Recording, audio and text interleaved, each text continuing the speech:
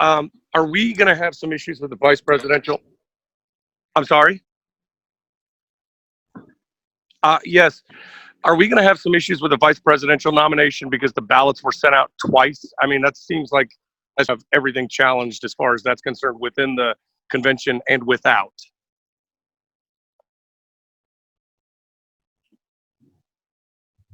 We're going to sort it out, Mr. Hicks. Thank you. All right. Oregon Delegate Carolyn Wade needs to be elevated to delegation chair. We are in order. I would recognize, we came to order at 10 a.m. Austin time. I'll recognize the chair of the Credentials Committee for an updated credentials report.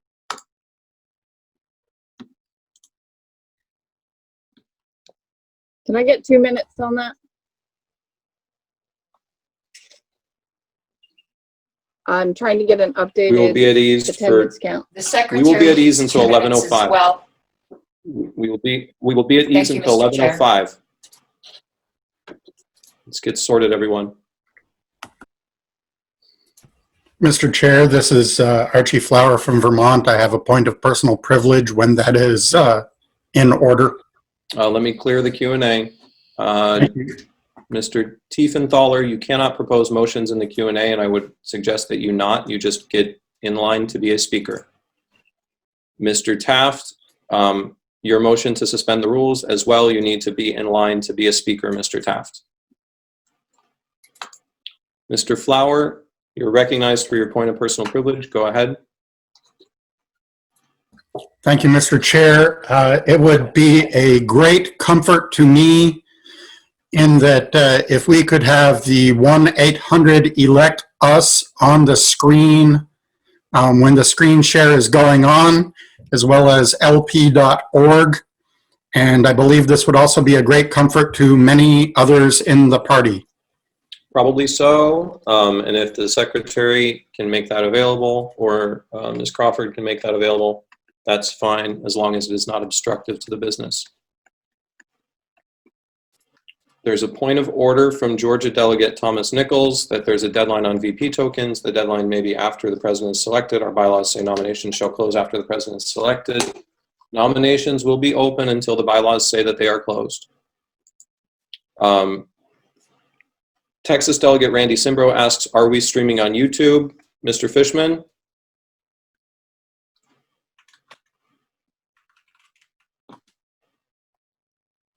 Mr. Fishman, are we streaming on YouTube? Let me start. Sorry. Thank you. Thank you, Mr. Fishman. It will be available from the party's YouTube as soon as the streaming is started.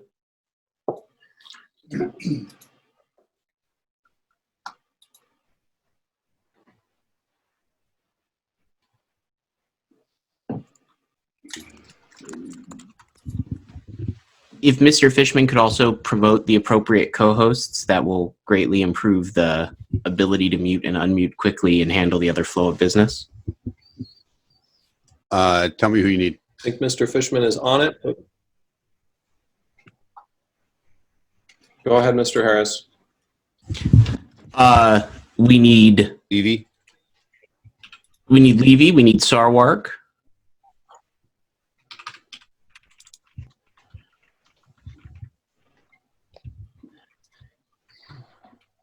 Michael Burns. You've got Crawford. Please.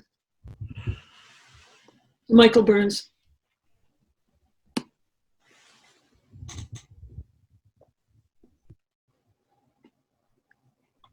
Pennsylvania Delegate Waldenberger makes a suggestion to Mr. Fishman that he add the phone number and join links to lp.org in the description or comments on the YouTube and Facebook streams. Washington Delegate is only by invitation. Washington Delegate Tiffany Diaz de Leon needs to be elevated to a panelist.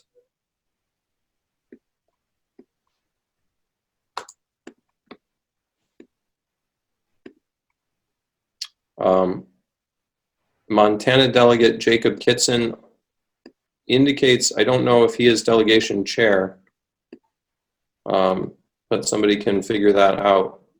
He was asking to be a panelist, and as well as Diaz de Leon from Washington asking to be a panelist. We are at 10:05. We will come out of being at ease. Ms. Hogarth, are you ready? I am not, Mr. Chair. How long do you need, Ms. Hogarth? I need another 5 minutes, so I'm sorry. All right, we will be at ease until 11:10.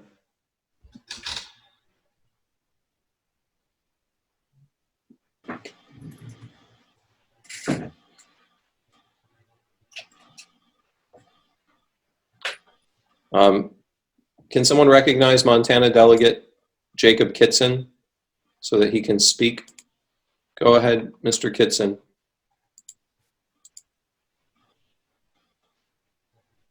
Jacob Kitson, Can you hear me? I can hear you. All right, Mr. Swarwack, I was just making sure that I was able to be heard because I waited for 5 hours yesterday to speak. So I just want to make sure I'm able to today. All right, you're not the delegation chair, are you, Mr. Kitson? Mr. Kitson, you're not the delegation chair from Montana, are you? No, Mr. Dowd is. Sid Dowd. Okay, thank you.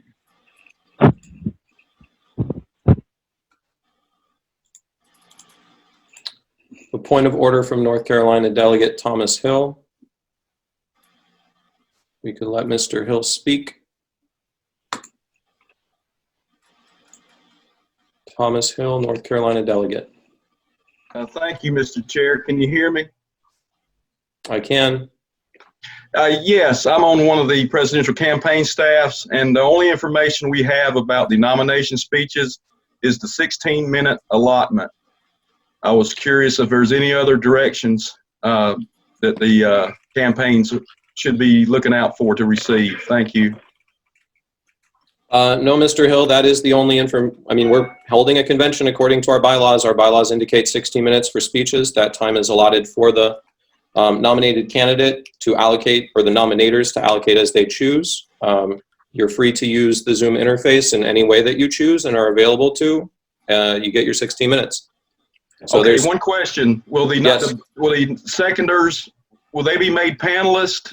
Or We will get your seconders on deck so that all of your seconders will be able to be panelists for the period that your candidate is being nominated and seconded. I appreciate that, Mr. Chair. Thank you so much. You're very welcome. Point of order.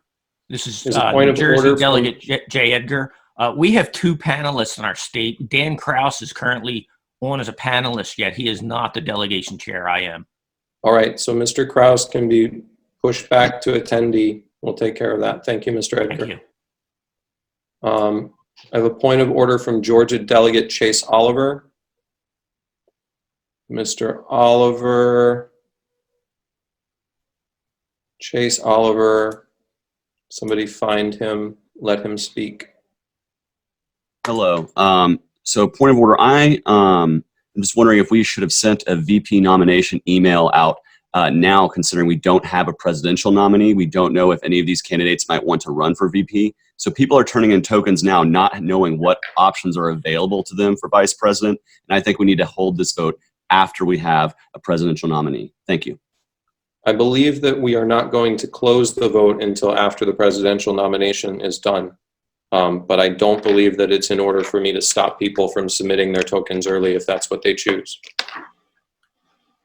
Mr. Fishman, does that comport with your understanding of how that vote will happen? It is. I need to basically set a deadline of 3 p.m., but I believe I can extend that. Let me check.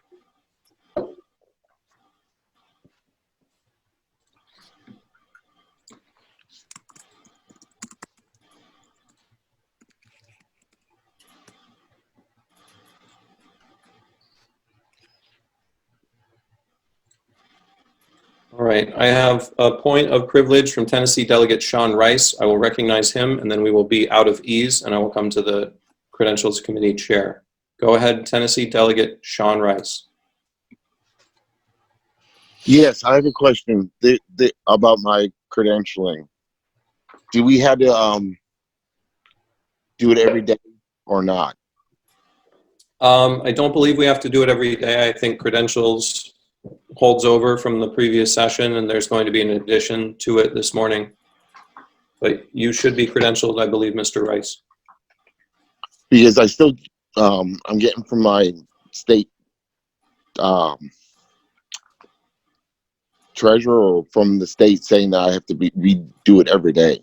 Well, I would do your best to do what they ask you to do. They said you're supposed to send an email. I've already done that, and I've not received a new one. Okay. Sean, I'll contact you. Okay. Mr. Eagle, thank you for taking care of that. Ms. Hogarth? Mr. Chairman, point of personal privilege. I don't, Dr. Ahmad? Yes. You have, wait, what's going to happen is I'm going to go through all the Q&A and then I'm going to recognize you for the point of personal privilege. Ohio Delegate Jedediah Hill has something that is not an interrupting motion and will not be recognized. Georgia Delegate Chase Oliver says he would like to have a new vote. That is debate. That will not be recognized. DC Delegate John LeBaume has a parliamentary inquiry. Please let DC Delegate John LeBaume make his parliamentary inquiry. Hi, Mr. Chairman. I was under the understanding that nominations for president or vice president could be made from the floor. Is that correct? They can. It is required under our rules that a nomination gets 30 tokens in order to be made unless there's a motion to suspend the rules. I don't know if we have the token results yet. Okay. So further parliamentary the other course of business would be suspend the rules if there's not sufficient tokens. Okay, thank you. Right. Dr. Ahmad, Chair, your point of personal... after Ahmad, this is Mimi. Yes. Dr. Ahmad, your point of personal privilege.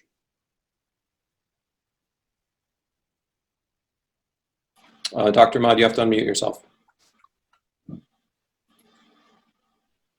Mr. Chairman, one of our alternates is asking about how to get into the session. Am I correct that an alternate can only be seated when I request they be substituted for a delegate? If you already have your delegation full, then yes, an alternate can only be seated with the substitution. If your delegation is not already full, I believe the alternate can be seated automatically. California Delegate Mimi Robson, do you have a point of order or personal privilege? It's a point of information for one of my delegates. They're asking for nomination speeches and seconding speeches for the president. Do they need to raise their hand, or do they arrange that with the candidate? They should arrange it with the candidate because the candidate's going to need to specify who the panelists will be who are going to be part of the order of nomination. Thank you. You're welcome. Ms. Hogarth, are you ready? Ms. Hogarth, are you ready? I am, and I apologize to the body, but I am. As of 9:30 a.m. Austin time, there are 857 delegates registered in attendance and entitled to vote. These are listed on the report that will be provided to the secretary. Quorum is 343. The simple majority is 429. 2/3 is 572, and 7/8 is 750. Can the total delegates? Yeah. Can this go back over the numbers one more time? Absolutely. Total delegates 857. Quorum of 343. Simple majority of 429. 2/3 of 572, and 7/8 of 750. So I just wanted to say that changes in do you have those numbers? Yes, sir. This is them on our screen. Okay. Go ahead, Ms. We are Hogarth. tracking. Yep, we are tracking people coming in and leaving in real time with Dan's help and the staff's help. And those changes are being reviewed and tracked by the Credentials Committee. On behalf of the Credentials Committee, I move that the revised roll of delegates submitted to be the official roll of the voting members of the convention. All right, I understand I have a that. point of order. I understand. All right, we're going to not interrupt me. That's how this is going to go today.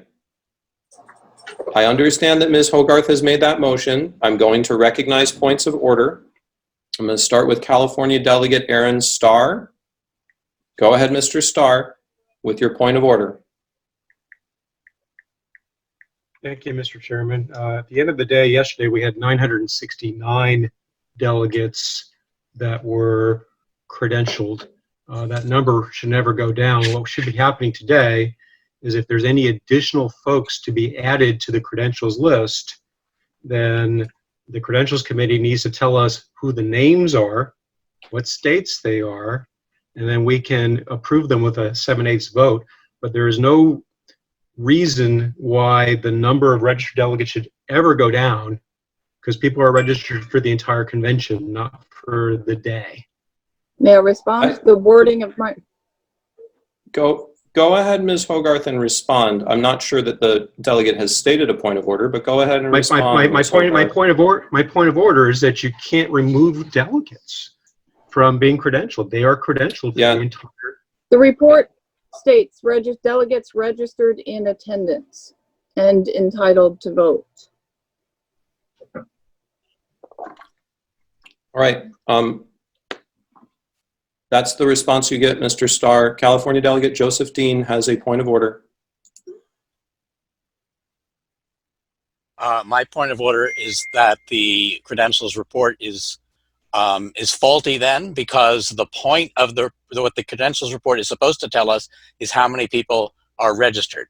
If the credentials committee also would like to give us the additional information of how many people are in the room at the moment, I don't see that that's a problem, but it is their job to tell us how many people are registered at this point. And if they're not going to do that, then they're not doing their job. Right. We need that number now. Order, Mr. Dean? Mr. Dean, because that sounds like a preference. No, it's not a preference. This is not a, my point of order is this is not a credentials report. Mr. Chairman, may I be heard? This is Mr. Brown. Mr. Brown. What a mess. What an Mr. Blitz, please mute yourself. I'm sorry, Mr. Brown, go ahead. Mr. Chairman, I tend to agree with the point of order that was raised by Mr. Starr and by the delegate from California, the other delegate from California. And unless there's been a change in your procedures that I'm not aware of, which may have happened, the credentials report of the registered delegate should not go down unless, following custom we've used in the past, they have actually checked out as delegates. It's my understanding they do not need to re-register every day. If this is a change in the procedure I'm not aware of, that could be, but the delegate count should not normally go down. It should be the delegates. Well, once they registered as a delegate, they remain registered through the convention. I can provide those numbers. Go ahead, Ms. Hogarth. I'm getting to them. Hang on one sec. Okay.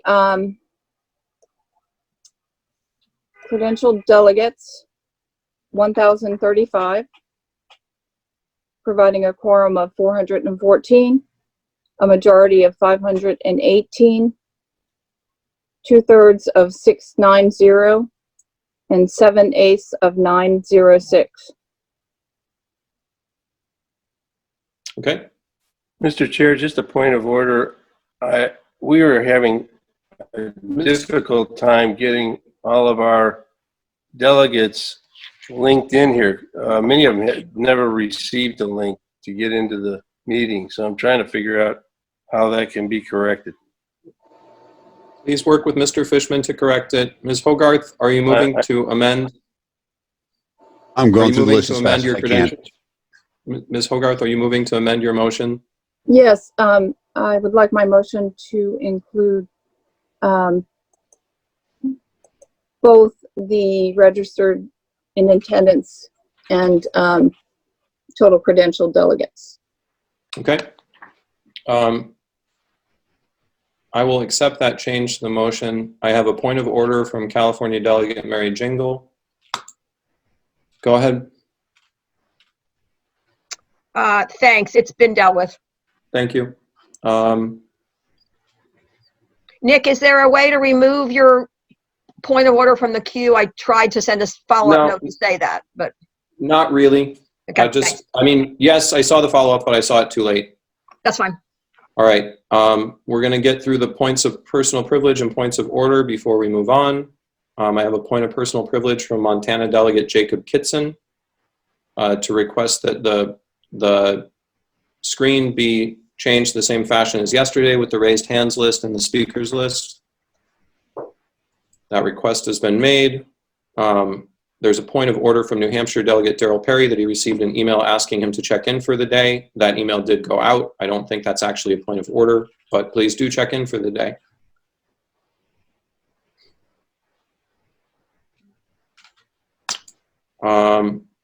There is a request for information from Virginia Delegate Matthew Choco. Will presidential candidates that decide to run for VP after they fail to secure the presidential nomination need to qualify with VP tokens as well? I'm under the impression that they are required to get VP tokens, but we've waived that requirement in the past. If a motion to suspend the rules to waive that requirement is done, then it will pass, I think, but until somebody makes that motion, people have to get tokens per the bylaws. All right, the Q&A is clear. The motion from Ms. Hogarth is to accept the amended credentials report. We will proceed to a vote on that motion. A yes vote will accept the amended credentials report. A no vote will not.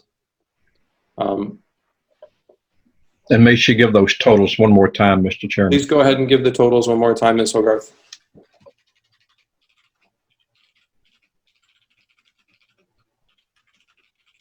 Point of personal privilege. Yes, South Carolina Delegate Sean Thornton. The poll popped up, but it says host and panelists cannot vote. That is correct for me too, Mr. Chairman. Correct for me too. That is true, and we will figure it out. Did that poll go for the entire 2 minutes? Okay, the poll is out again. I think there was some Mr. issue. Chair, Tennessee Delegate. Yes, Mr. Just for clarity here, how do we match our credentialing report? I've got a note saying that we have 21 of our 23 delegates credentialed, but I don't know who the 2 remaining are. I've messaged Dan on this and Karen, but I know they're swamped. Just be patient, Mr. Eagle. We will be able to poll the panelists if necessary. We can do that manually. I believe the poll was corrected, Mr. Chair. Okay, And so now the panelists should be able to vote in it.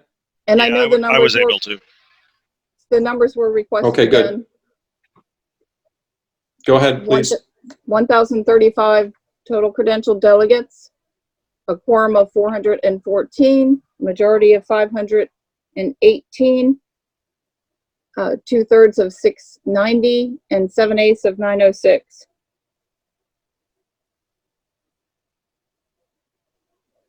Okay. can't- We're about a minute 20 into the poll. In Discord. I've been chatting or I've been messaging. She using a different name? No. She's on a phone. Jeinay LeBlanc. She's on the list. It's not finding her.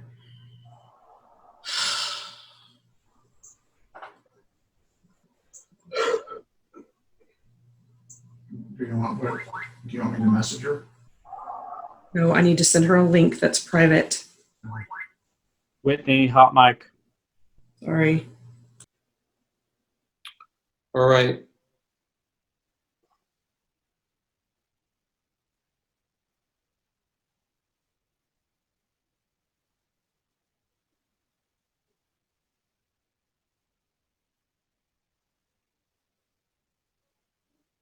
Polling is closed, Mr. Chair. Polling has closed. The motion to accept the amended credentials report has 748 yes votes, 38 no votes, and 33 abstentions. That being more than 7/8, the amended credentials report is adopted. A point of order. This is Jay from New Jersey again. We have one delegate, Rich Bowen, that does not have NJD in front of his name. I don't know if it matters. That's all. We can get that fixed, I believe. Okay, it's Rich Bowen. Thank you. All right. There is a point of order from Indiana Delegate Russell Brooksbank that I am supposed to not let panelists jump in line and clear the Q&A first. I will do that in the future. Thank you for reminding me. All right, with the accepted credentials report being adopted, I did say that I would recognize Mr. Pepitone first. Sorry, I gotta get my screen. Mr. Chair, can you hear me? working. Go ahead, Mr. Pepitone. You are recognized. Yes, Mr. Chairman. I rise this morning with a time-sensitive motion. Last night, Ms. Harlos expressed she would likely, at this time, sign the party's candidate nomination declarations, but that there were still issues that may prevent her from being able to do that in a timely manner. I believe Ms. Harlos' concerns are genuine. I also believe that the concerns of multiple state affiliates that are also genuine, that are concerned about ballot access, if they do not receive those signed nomination declarations quickly, they could lose ballot access placement for our presidential ticket. With that concern for both Ms. Harlos and the state affiliates, I move that Ms. Harlos be temporarily relieved of her duties as convention secretary only for the period and portion of the nomination of our presidential and vice presidential candidates for the duties of the convention secretary to be passed on to somebody like Mr. Pongstra. Okay, there's a motion to remove the convention secretary for the business of presidential and vice presidential nomination. Is there a second? I assume there will be, but I'm going to check the Q&A to see. And Mr. Sorry. Chair, if I Seconded. could address. Well, what we have now is we have a motion on the floor. It's been moved and seconded. Mr. Brown, is this debatable? Mr. Chairman, I believe it is not debatable because it is a suspension of the rules. Okay, so this is a motion to suspend the rules to consider this question? Mr. Chair, Yes, it is the suspension of the rules. Okay, so it is a motion to suspend the rules in order to consider the question of whether or not to vacate the secretary and replace the secretary temporarily for the period of the Chair. Ms. Harlos, I will get to you once I finish reading where we're at. Certainly. That's the motion Mr. Pepitone has made to suspend the rules. I'm going to get through the Q&A section. Well, mine will be a point of order, I suppose. It will be, and you will be recognized last as a panelist. As So I'm I've just said. letting you know. That's all. Thank you, Mr. Chair. Yes. I'm clearing out the seconds because those are not necessary.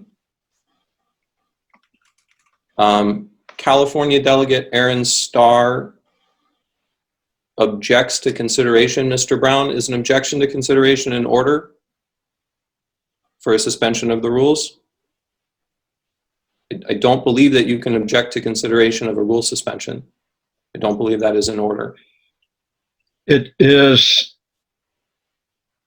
Mr. Chair, right at the moment, I do not know if a suspension of the rules would be considered a main motion. I think a suspension of the rules is an incidental motion, but it could be an incidental main motion. But I'd like to hear what Mr. Starr has to say. Mr. Starr, you will be recognized to state your objection and why you think it's in order. Can you hear me? Can you Yes, hear me? Mr. Starr. Thank you. It's Yes, a main Mr. motion. Starr. It's a main motion. You can object to consideration of a main motion. So if Mr. Suspension Brown of the rules is a main motion? Yes, in this case it is, because there's no other motion on the floor.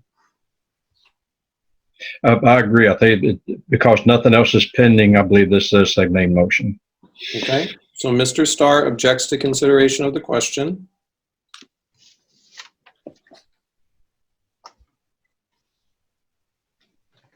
That is neither debatable nor amendable. So we're going to When does my point of order I'm come getting up? there. Please be patient with me, and I'll be patient with you guys. I'm going to go through the objections to consideration that have come in. I understand that lots of people are objecting to consideration.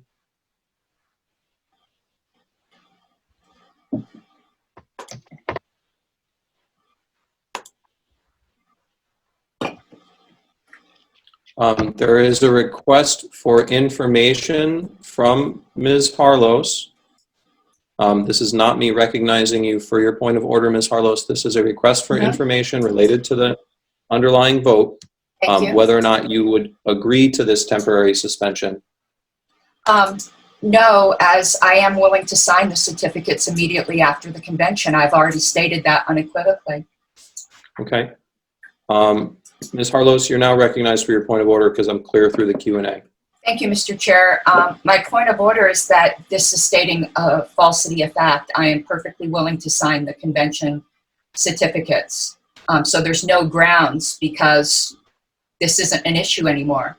I had already, on advice of counsel, said that I would sign the nomination certificates. So I am going to, if the body will indulge me, ask you for specific clarification because I requested an answer to exactly that question the other day on the business list, and I did not get an answer to that question. I got information about the fact that you would retain counsel. I got information about the fact that you believed that, in the opinion of Richard Winger, such language as we had previously used was not necessary. I got information about how you were willing to do it at this time, but you would wait and see what the delegates did.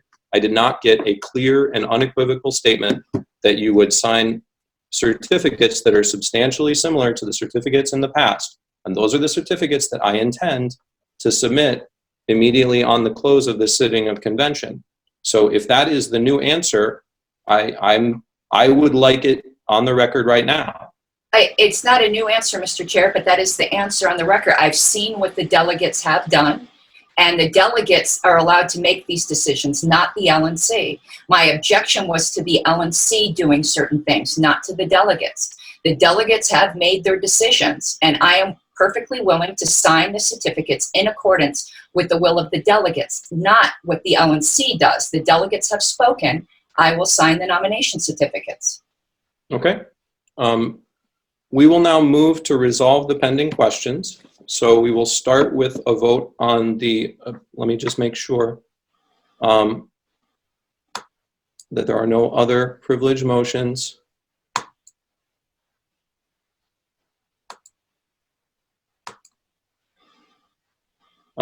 If we could, Norman Peterson needs to be set to be a Michigan delegate. All right. So having dispensed with all of the Q&A for points of order, we are going to proceed to a vote on the objection to consideration. So there's an objection to consideration. It is not debatable or amendable. It requires, I believe, a 2/3 vote against consideration. So how is this one phrased, Mr. Brown? It is phrased as, shall the motion be considered, with the motion being the motion to remove.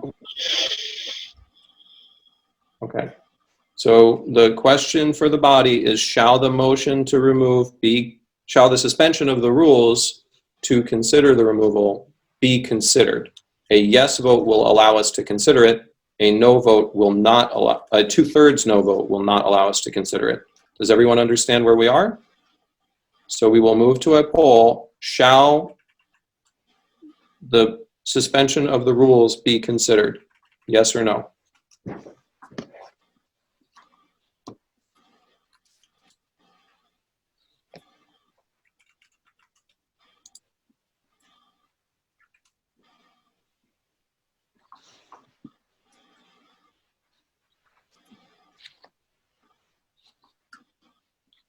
Did you get your poll? Oh, the poll just came up. We'll have 2 minutes. A yes vote will allow us to consider the motion. A no vote will not allow us to consider the motion if there are 2/3 in the negative.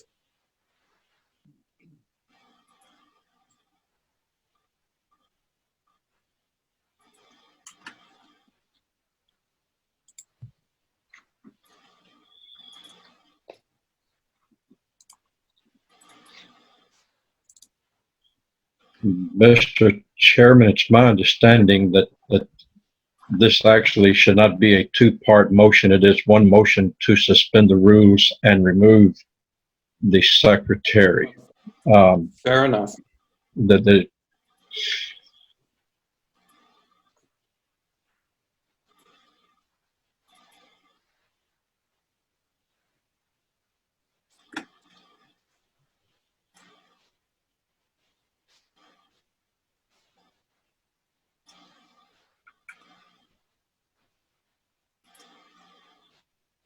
Okay, we are about 1 minute and 10 seconds in.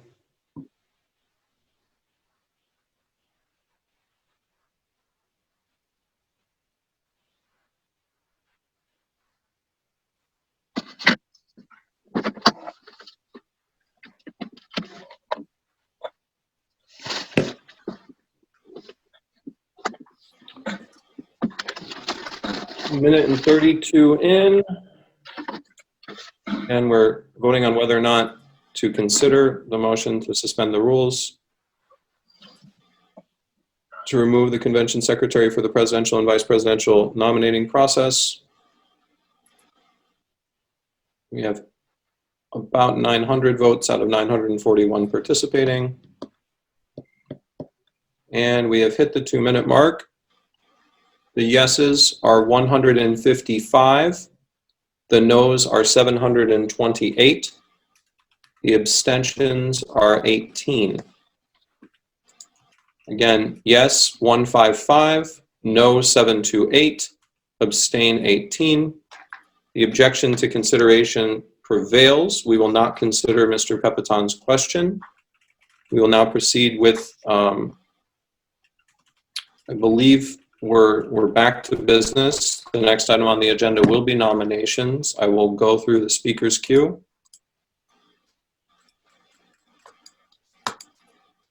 Florida Delegate Omar Requero.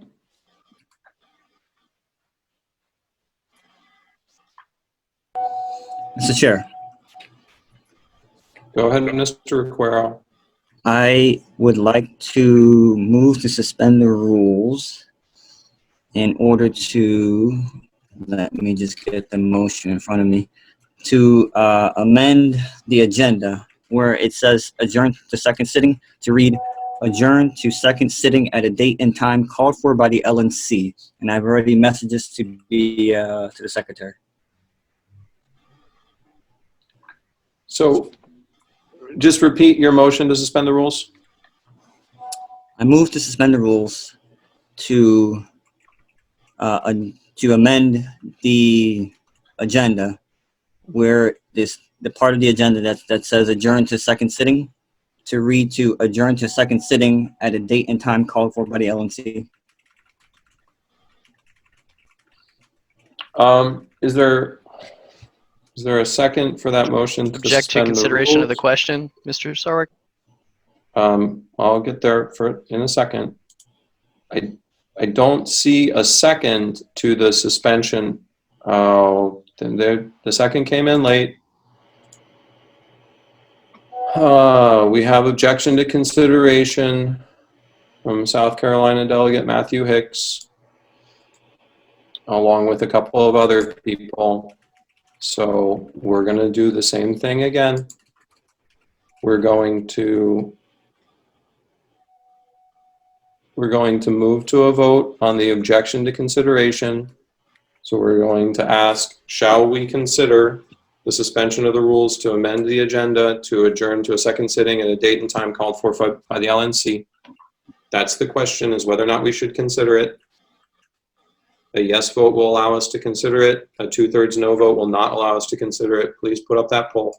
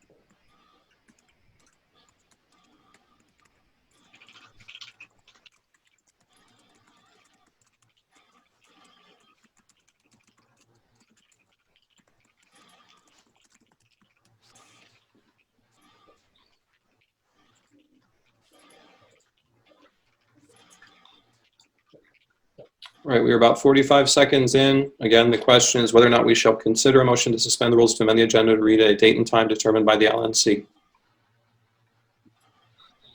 You have 1 minute left. A yes vote will allow us to consider it. A no vote will not, if there are 2/3 in the negative.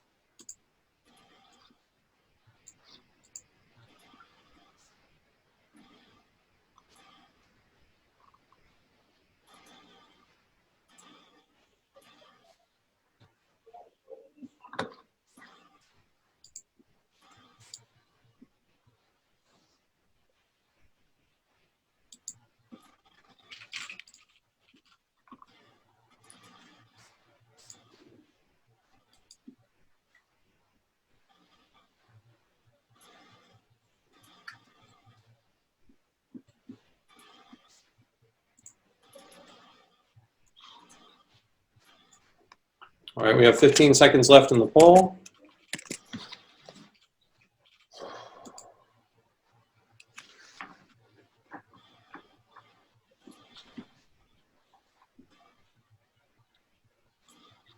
All right, 2 minutes has elapsed on the poll. 163 yes, 692 no, 46 abstain. Again, it's 163 yes, 692 no, 46 abstain. We will not consider this question.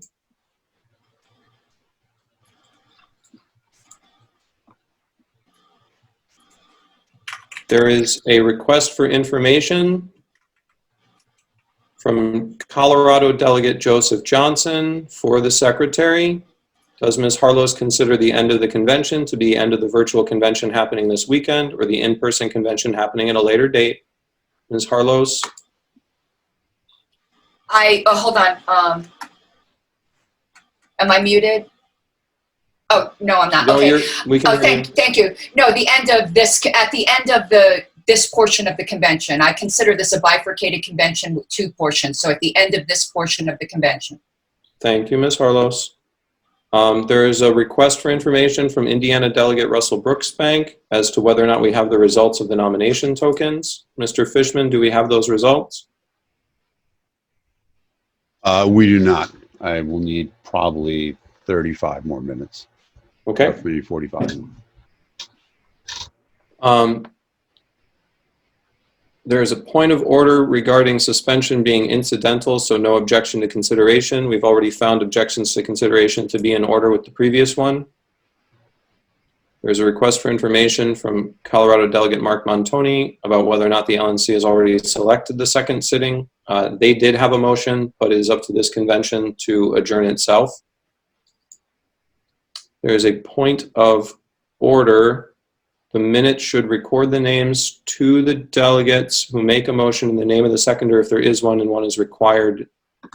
If the secretary can attempt to do that, that would be helpful. Mr. Chair, per Roberts, the names of seconders are not recorded, and we don't traditionally do that ever. Okay. Ms. Harlos is correct on that. Okay. Well, then we'll go with that. There is a request for information from South Carolina Delegate Stephen Dosbach.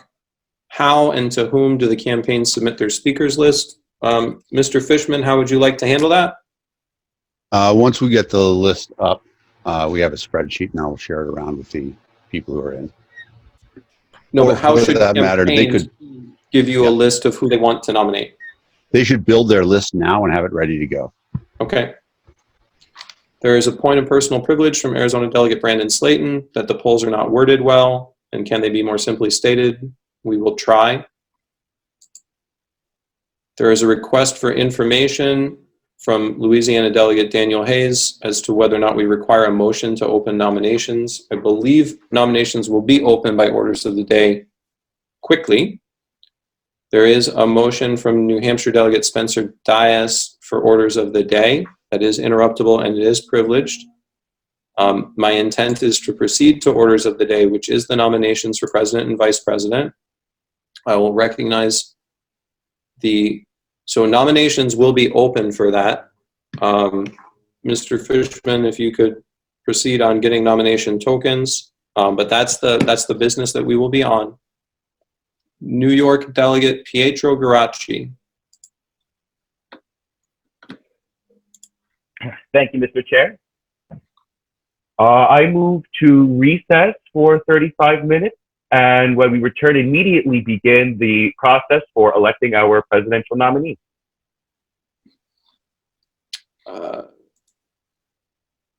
Mr. Garacci has called to, I would say, stand at ease. It is 11:46. Mr. Garacci, would it be acceptable to go until 12:15 for you? Yes. Okay. There's a motion to stand at ease until 12:15 to allow nomination tokens to be collected. Second. I think we're going to be at ease until 12:15. So we are at ease.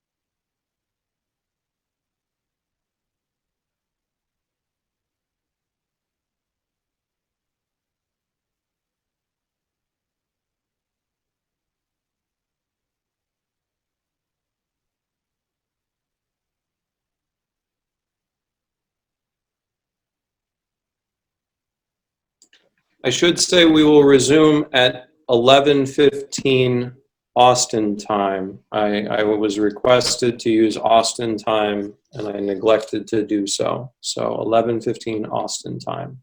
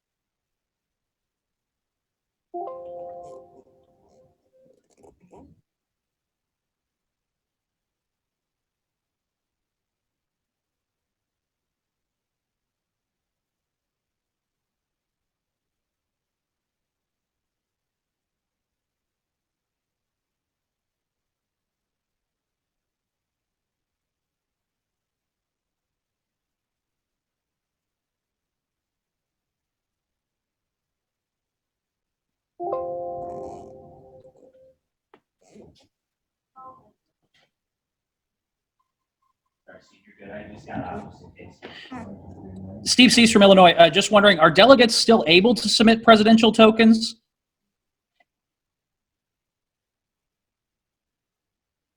No, closed at 11 o'clock.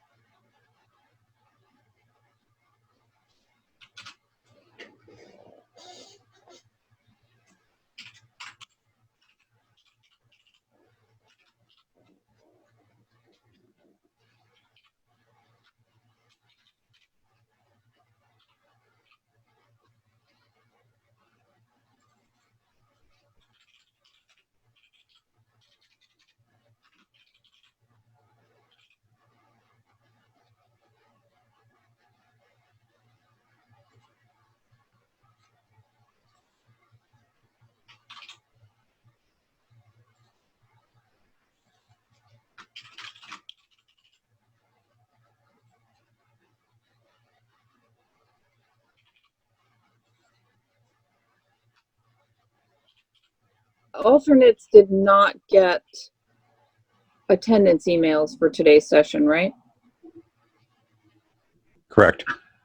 That's what I thought. Okay.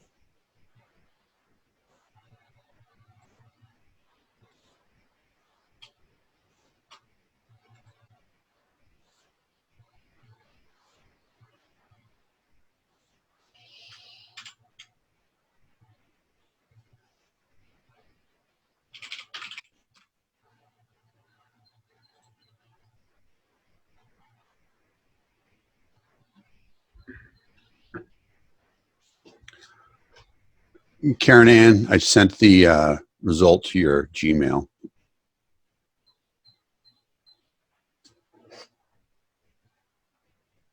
I'll be working on totaling up the different people who only got 1 vote. There's a large smattering of those, but I wanted to get the multiple vote getters to you.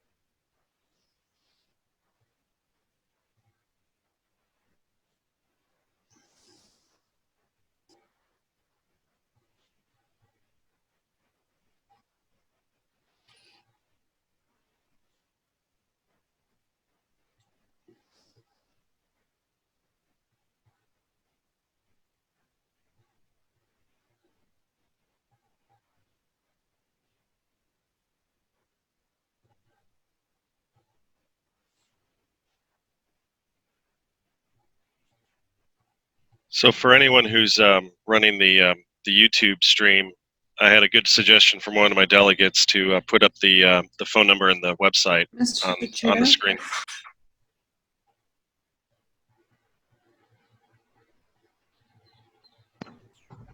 Thank you, Tim. We're working on that.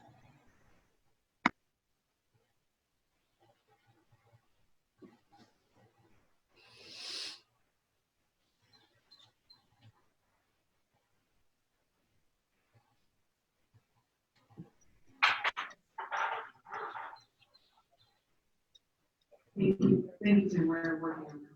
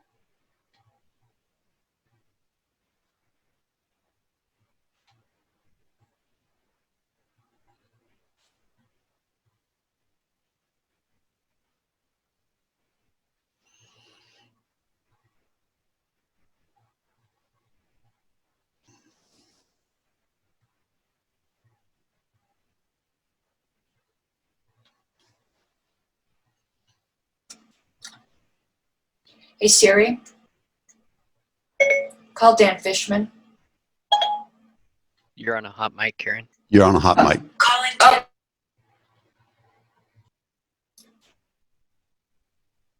Dan. Yeah, just call me.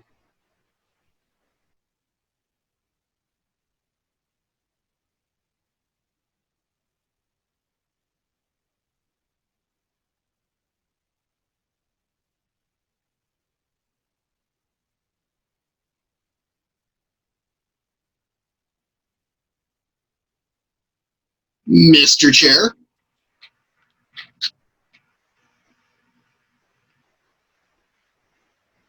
Who said Mr. Chair? This would be Dan Reel from Connecticut. I did see something in the Q&A, and I thought it would be a good idea to bring it up, and it's a comment that says, while we are at ease, would it be in order to recognize the extraordinary efforts staff and volunteers have put in place to make this convention happen? I think it would be appropriate to recognize that now and later and for the rest of the day and for the rest of our lives. If that needs a second, I heartily second it. Thank you, Mr. Flower. I think everybody. Third it, fourth it.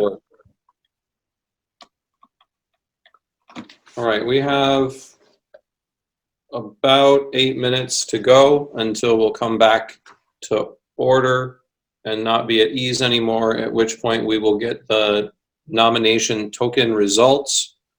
I anticipate that I will then end up receiving motions to suspend the rules to add nominees who did not get the full amount of tokens. We'll consider those as they come. That's just what I expect. So figured I'd let you guys know ahead of time what I expect to happen, and we'll see whether my predictions are correct. I will try and deal with some of the requests for information that we have while we are at ease. There was a request for information from Oklahoma Delegate Aaron Adams about whether a candidate, if they've received the minimum number of tokens, does someone still need to get in the queue to place them into consideration? I don't think anyone needs to be in the queue to place a candidate in consideration if they receive the tokens. We can probably save ourselves some time. Montana Delegate Nathan McKenty has a point of order to request. It's actually a point of personal privilege. Mr.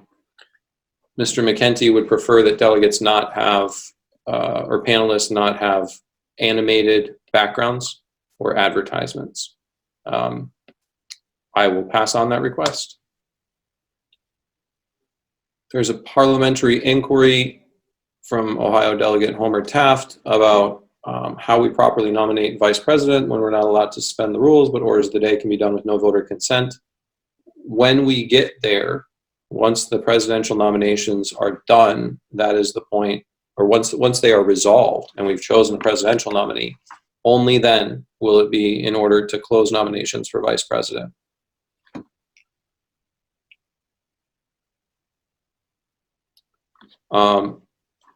Virginia Delegate Juanita Billings has a point of information about the assignation of tokens to VP candidates. There was an initial ballot that was then closed. She is not sure. My advice to Ms. Billings and any other delegate is vote on all the ballots that you get.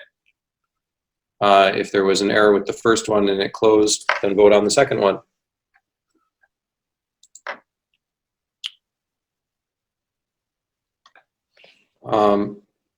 There is a request for information from Colorado Delegate Mike Seebeck about how many people are speaking for candidates versus other items. We're going to get through the speaker's queue as soon as we come back to order. There's a point of personal privilege about people not having hot mics while we're at ease. That would be preferred.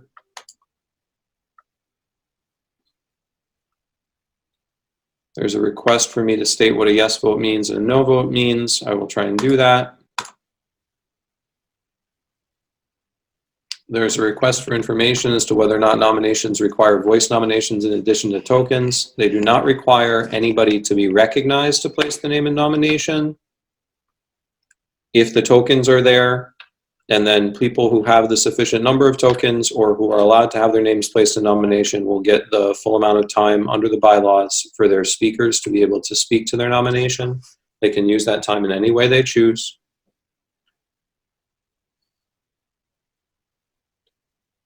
There is a point of order as far as whether or not I was correct to have us at ease until 12:15 as opposed to dealing with the motion as originally stated by the delegate. I understand that point of order.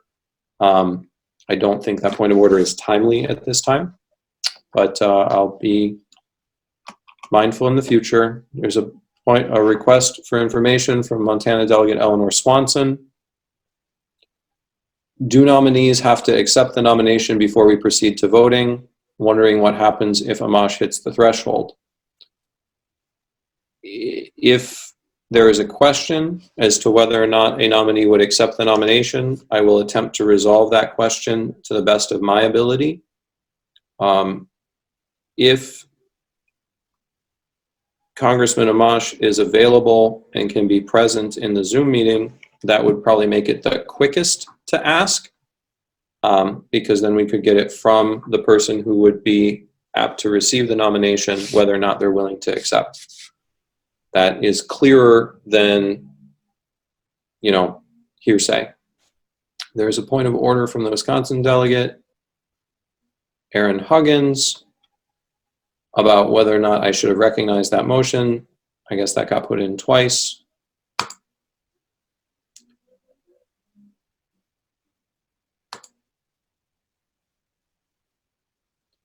There is a point of personal privilege that panelists who are visible during the breaks, please be mindful that they are visible.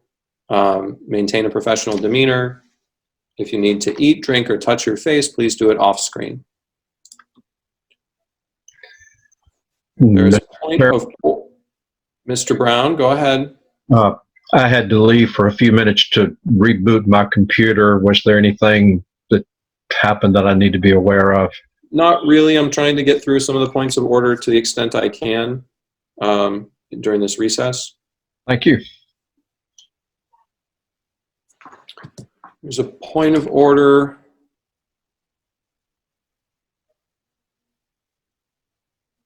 There's a point of order from California Delegate Aaron Starr that a recess is strictly speaking an intermission, but they're supposed to remain nearby, whereas we stand at ease if we allow a pause without a declaration of recess. Technically, we're still in the meeting.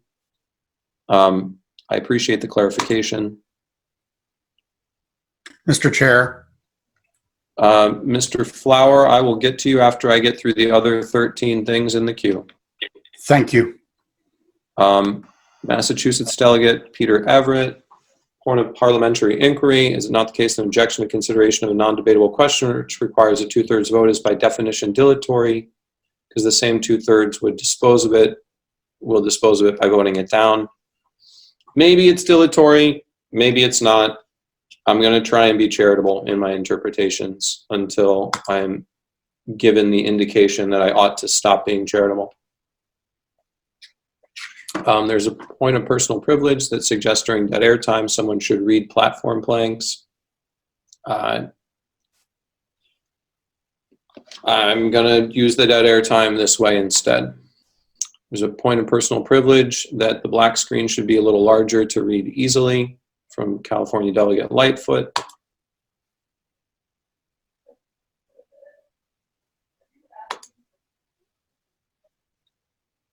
California Delegate Bruce Dubner would like to know where he can find the latest adopted convention agenda. I believe the only thing on the agenda for today is nominations for president and vice president. There is a request for information from Delaware Delegate Dale Thomas that election buddy results be displayed for public accountability. It is now 11:15 Central Time. We will no longer be at ease. I will resolve the rest of the Q&A for privileged motions and then go to Vermont Delegate Archie Flower for what I assume is a privileged motion, then return to the list of people and the orders of the day. So there's a request for information from California delegate Andy Craig about whether it would be in order to suspend the rules to lower the threshold from 30 to 20 tokens. That motion to suspend the rules will be in order at such time as I recognize somebody who makes that motion. Starchild would like to be recognized. He should be able to raise his hand to get in the queue. As far as whether or not he's able to vote in the poll, I don't know whether or not that technical difficulty has been resolved, but I would suggest that he deal with his delegation chair to try and resolve it. There is a request for, or there is a, Indiana delegate Sam Goldstein has information to provide that the chair and the entire LNC are in possession of the final revision of the contract approved by the hotel and the Convention Oversight Committee. That contract is confidential. Don't start asking questions about details, but it's probably more favorable to the LP than any other I've seen in my years on the LNC. The convention hall will be 83,000 square feet and meals will have room for social distancing.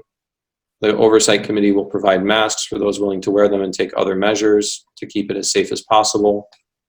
I will confirm for the delegates that as of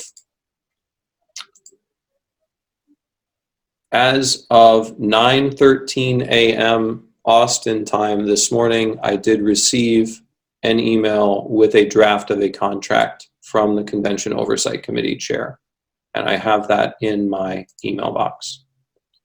There's a request for information from Texas delegate Elliot Sherman asking about whether or not we'll be using approval voting for the presidential and vice presidential candidate nomination. We will not be using approval voting absent a suspension of the rules. We will be using our standard procedure under the bylaws, which will be rounds of voting until there is a majority. There is a request for information as far for Illinois delegate John Phillips about Representative Amash being unable to join because he may not be a Michigan delegate. I'm going to ask the Michigan delegation chair, Mr. Stempfel, is Mr. Amash a delegate from Michigan and does he fit under your cap? Justin Amash is an alternate to our delegation at this time. Would he be able to participate at this time as a delegate, or do you already have as many delegates in as Michigan is allotted? We have allotted 34. He is our 40-something ranked alternate at this time. So at this time, he would not be able to participate as a delegate. Is that correct? Yes. Okay. If Mr. Amash would like to be available to address the delegates to answer the question of whether or not he would accept the nomination, can you please work with Mr. Fishman to make that possible? Yes, I will do that right now. Thank you. There is a point of order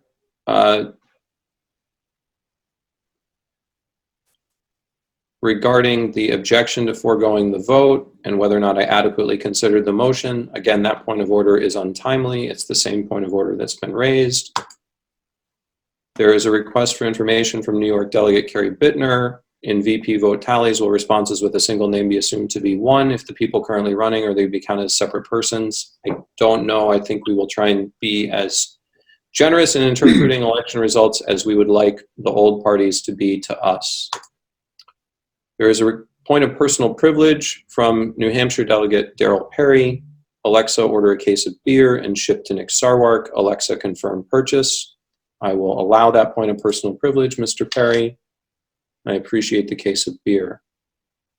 New Hampshire delegate Justin O'Donnell asked whether or not there is a vacancy available in one of the states. I don't know, but I don't think it's necessary to make him a participating delegate in order to have him answer a question.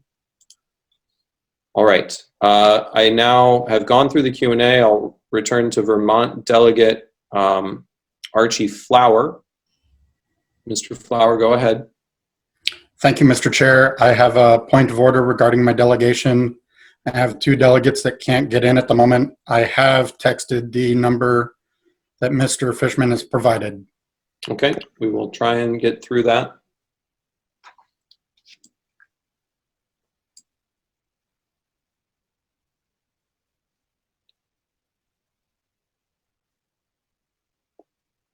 All right.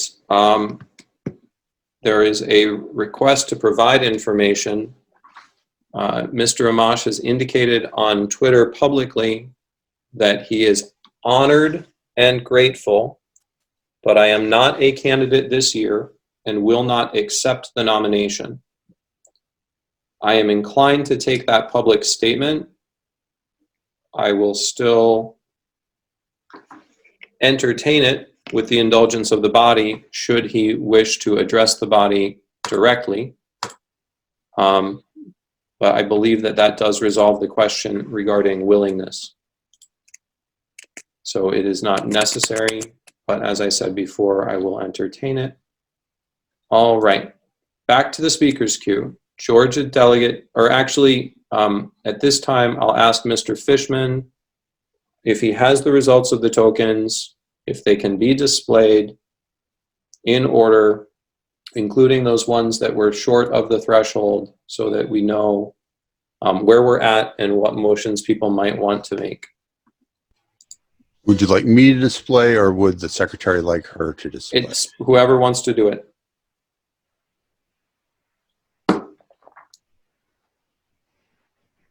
And while we're getting that up, there's a request for information from Michigan delegate Scotty Bowman about there being a schedule posted that says VP nominations are tomorrow. I said it's today. What's going on?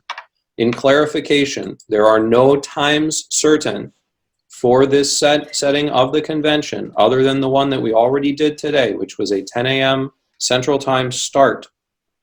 Any schedule that's posted on the convention website is at best a guess about how long our business will take and how long we will continue until we adjourn. Until we are adjourned as a convention, the delegates have control of this convention. So that is where we're at. If we can get through all the nominations today, we will, and if we can't, we won't. And that's where we're at. I'm getting there, Mr. Chair. I'm just getting my share up right now. Thank you. There would be an objection from Arizona Delegate Mike Shipley to hearing from Representative Amash should he wish to be heard. Understanding that there is an objection to it, I will take a vote before we allow it, and we will see whether or not the body wishes to hear from him should he be available to be heard from. All right, we have the results on the screen from the tokens. Jacob Hornberger received 218 nomination tokens. His name is eligible to be placed in nomination and have the speeches. Jo Jorgensen received 193 nomination tokens. Her name is eligible to be placed in nomination and she will receive the speech time. Vermin Supreme received 103 tokens. His name will be placed in nomination and he will be eligible for speeches. John Mons received 95 tokens. He will be eligible and his name will be available for speeches. Judge Jim Gray received 89 tokens. His name will be placed in nomination. He'll be eligible for speeches. Adam Kokesh received 58 tokens. His name will be placed in nomination and he will be eligible for speeches.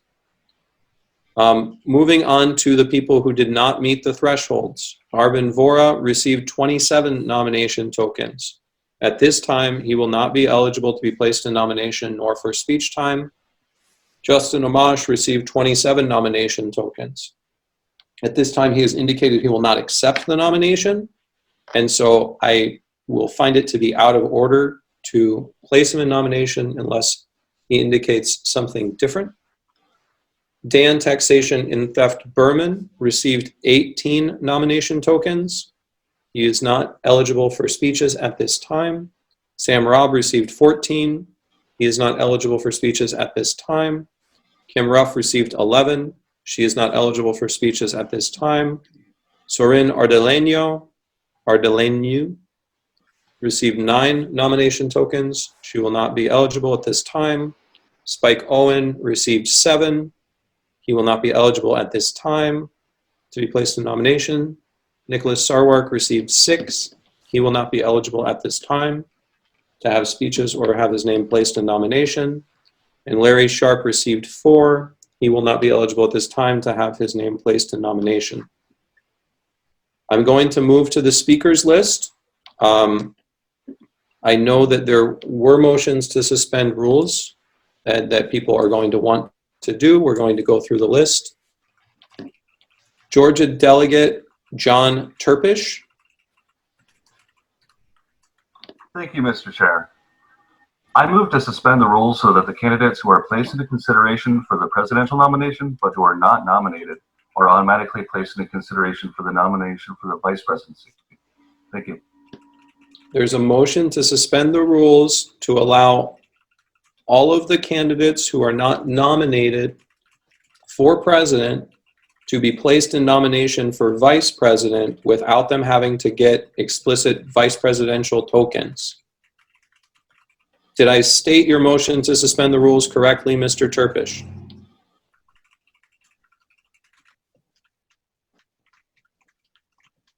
I believe I did. That is the motion to suspend the rules. The effect of that would be to allow candidates who were nominated for president, whose names were placed in nomination, who got the speeches, to be nominated for vice president, assuming they will accept without getting tokens. Correct. There are objections to consideration of this motion. Because there are objections to consideration of the motion, we will proceed to a vote on the objection to consideration of the question, as we have on the other objections to consideration. So the way this is, privilege. Dr. Ahmad has a point of personal privilege, and there is no one in the Q&A. Dr. Ahmad, go ahead. Mr. Chairman, some of our delegates are unable to read, including myself, are unable to see the entire list as it's currently on the screen. Could something be done about that?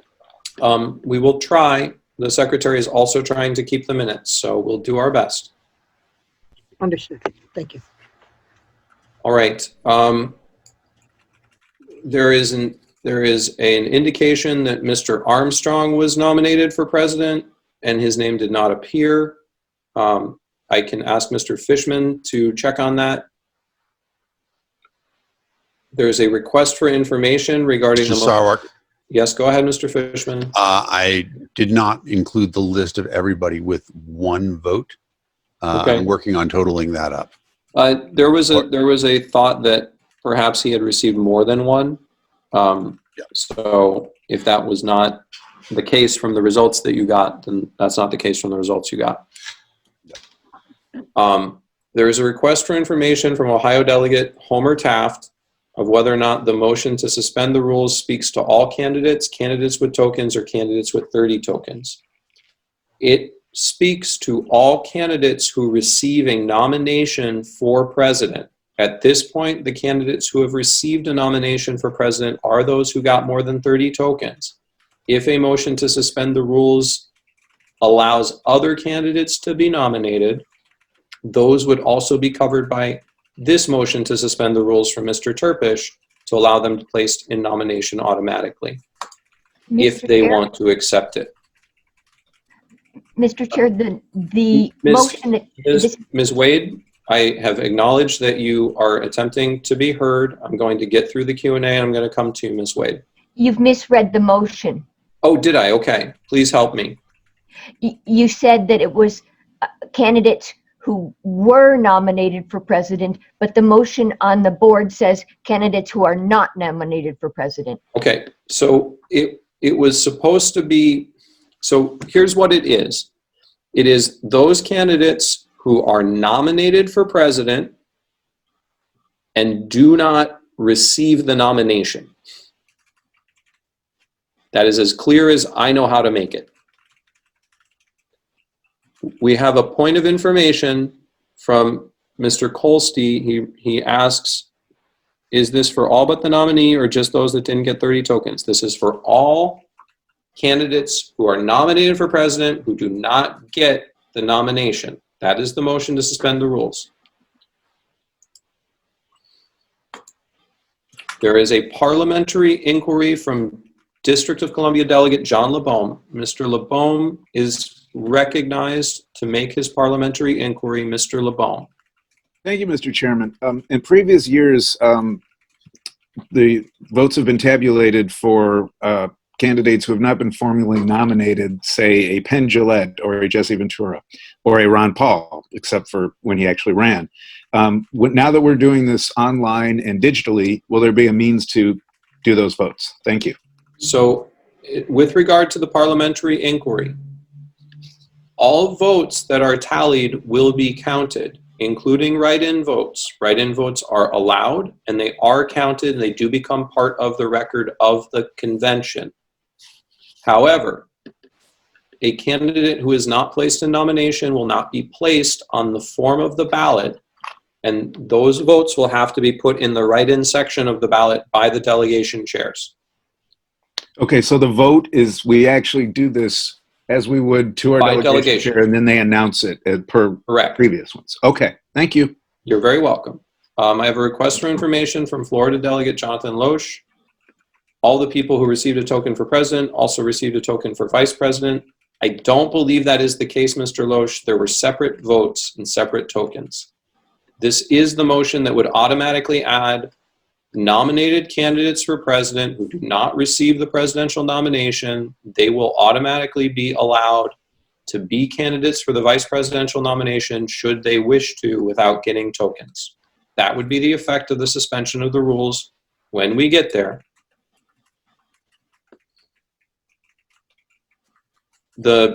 Grammatically, it should be suspend the rules to allow all of the candidates who are nominated. There is a request for information. If we move all failed nominations to the vice president, how will they be ranked? There's no real ranking. We do random order for nomination speeches. There is a request for information from Delaware Delegate Will McVeigh regarding the nature of the pending motion. I will take that request for information. Mr. McVeigh, go ahead and ask. As soon as Mr. McVeigh is recognized, he can ask his request for information. I'm sorry, Mr. Chair. I know you've tried to cover this. I'm just still a little bit unclear on what exactly the nature of the thing is here with the words nominated as in our current convention context versus nominated for our ballot access context. So candidates who have at least 30 tokens are considered nominated for the first clause here. So let me try and be clear. I'm going to try and clarify it for you, and then you can ask if you need further clarification. Thank you. The motion to suspend the rules, as I understand it, will allow for all candidates whose names are placed in nomination and eligible to be printed on the ballot and have the speeches. All of those candidates who are not nominated for president, who are not chosen by a majority of this convention to be the presidential nominee, will be allowed to have their names placed in nomination for vice president if they accept that nomination without having to get separate tokens. Does that clarify for you what the nature of the pending motion is? I believe so. If I can just ask one quick hypothetical to make sure I got it. So if you are not going to be winning the presidential nomination today, I'm fairly certain. Your name would not automatically be placed into consideration for vice president because you didn't receive the requisite 30 tokens. So I will use myself as an example because that's the question you asked. If, for example, there was a motion to suspend the rules and my name was placed into nomination, even though I did not get the 30 tokens, then this suspension of the rules would have my name automatically placed in nomination for vice president, because the consideration is whether or not the delegates have chosen to place the candidate in nomination. That, if they're placed in nomination and they don't win the president, then under the suspension of the rules, they could be vice presidential candidates without getting separate tokens. But as of right now, I would not automatically be placed in nomination for vice president because I have not been nominated by the 30 token threshold, and there has not been a motion to suspend the rules to nominate me anyway. Is that clear, Mr. McVeigh?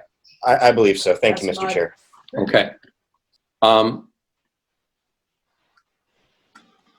Those who Mr. have Chair, point of parliamentary inquiry, please, when that's appropriate. Go ahead, Mr. Flower. You can make your parliamentary inquiry. Go ahead. Is it at this time in order to amend that motion so that it only applies to someone that has received 30 tokens? No, it's not in order right now, because where we're at right now is the motion to suspend the rules has been made. That is not normally a debatable motion. An objection to consideration has been made. That is not normally a debatable motion. So we need to resolve those two pending things before it would be in order to amend the motion to suspend. We need to resolve the motion to suspend as it was made by Mr. Turpish. Thank you for the clarification, Mr. Chair. You're welcome. California delegate Gail Lightfoot has a request for information.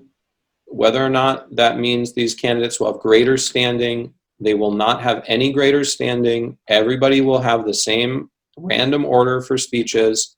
All this does, if it passes, is it allows those people to if they have been nominated for president, they can automatically be nominated for vice president if they don't win the presidential nomination without having to gather tokens. That's all that it means. It doesn't mean anything else. Mr. Chair, request for information. Yes, Ms. Harlos, go ahead. I was clear, and then another answer you gave made me unclear. Okay. Does the names that are automatically placed in nomination for vice president, is it all of the names on this list or just those who received 30 tokens and did not get our nomination? It is going to be all of the people who are nominated for president who do not receive the actual presidential nomination. I understand now. Okay. Mr. Chairman, I have a point of information, please. A request for information from Oregon Delegate Carolyn Wade. Go ahead. My delegates and I have been discussing this and think it would be helpful to have a very clear definition of what nominated means. It means those who have received more than 30 tokens or anyone who is nominated from the floor? Yes, it would mean anyone who receives over the 30 tokens and thus their name is placed in nomination by the rules as they stand, or anyone that was nominated from the floor through a suspension of the rules that was nominated in a suspension of the rules with less tokens. Is that clear? Yes, thank you. You're welcome. I have a request from information from Ohio Delegate Homer Taft. Does the candidate have the right or obligation to accept nomination as VP if placed in nomination for president? The procedure that I would go through is after the presidential nomination is resolved and after the presidential nominee has their time to address the delegates about who they would prefer for vice president, at that time, I would ask any of the people, assuming this suspension of the rules goes through, who would automatically be eligible to have their name placed in nomination, whether or not they would like to have their name placed in nomination. I am aware of candidates who would prefer not to run with other candidates, or, you know, even if they would prefer to run, they would defer to the candidate's preference or whatever. So we will have the opportunity to ask whether or not people would be willing. Point of order, Mr. Chair. Mr. Nicola, I will accept your point of order. Since the Q&A is clear, go ahead. Thank you, Mr. Chair. I just have a point of order from Florida. Ms. Soroya Foss has notified me that she has at least 2 votes according to the list here, and she should technically be on the list. If Mr. Fishman or Ms. Harlos can confirm that Ms. Foss has 2 votes and put her underneath Mr. Sharp, I'm happy to amend what is displayed. I can confirm that indeed she does have 2 votes. All right. If the secretary can just put that down there. Thank you, Mr. Chair. Point of order. There's a point of order from where? This is Tony DeRazio from New York. Go ahead, Mr. DeRazio. I am told by the Ken Armstrong campaign that Ken Armstrong received 5 votes in that 5 tokens, and therefore should also be on the list. If Mr. Fishman can confirm that. Indeed true. then the secretary can put Mr. Armstrong in between myself and Mr. Sharp. Thank you. With 5. All right. Assuming there are no further interrupting motions or requests for information,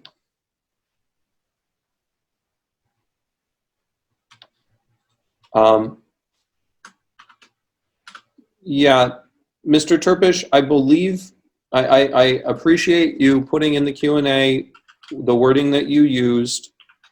I believe the wording you used matches what I was talking about. I was clarifying for people that if, sorry, I'm going to read Mr. Turpish's thing.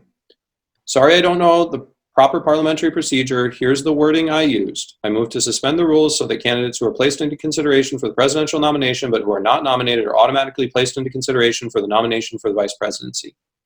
The intent was that the candidates who have the tokens but do not win are equivalent to candidates who had 30 VP tokens. I understand that.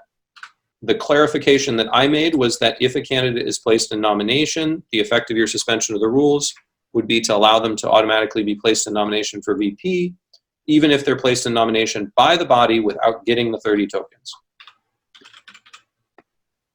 I am going to try and clear through the parliamentary inquiries because I would really like to get to the actual voting on the 2 pending matters.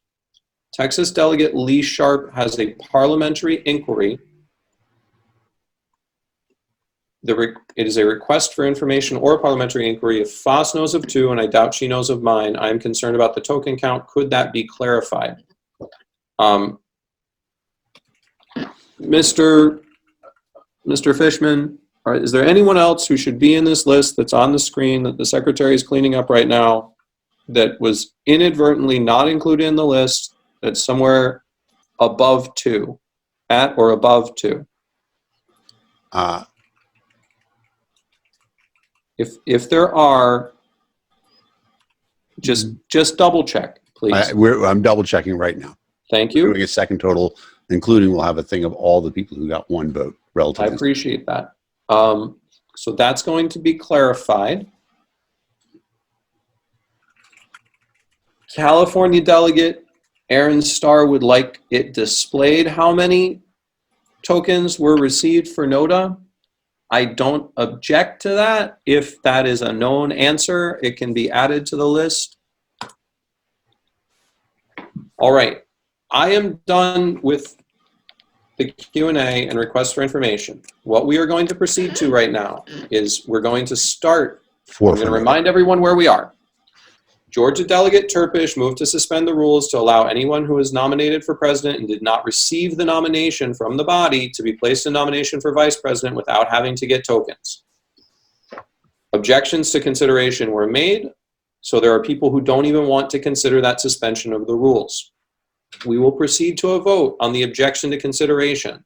Okay, Mr. Chairman, I Mr. Brown, need to interrupt and go ahead.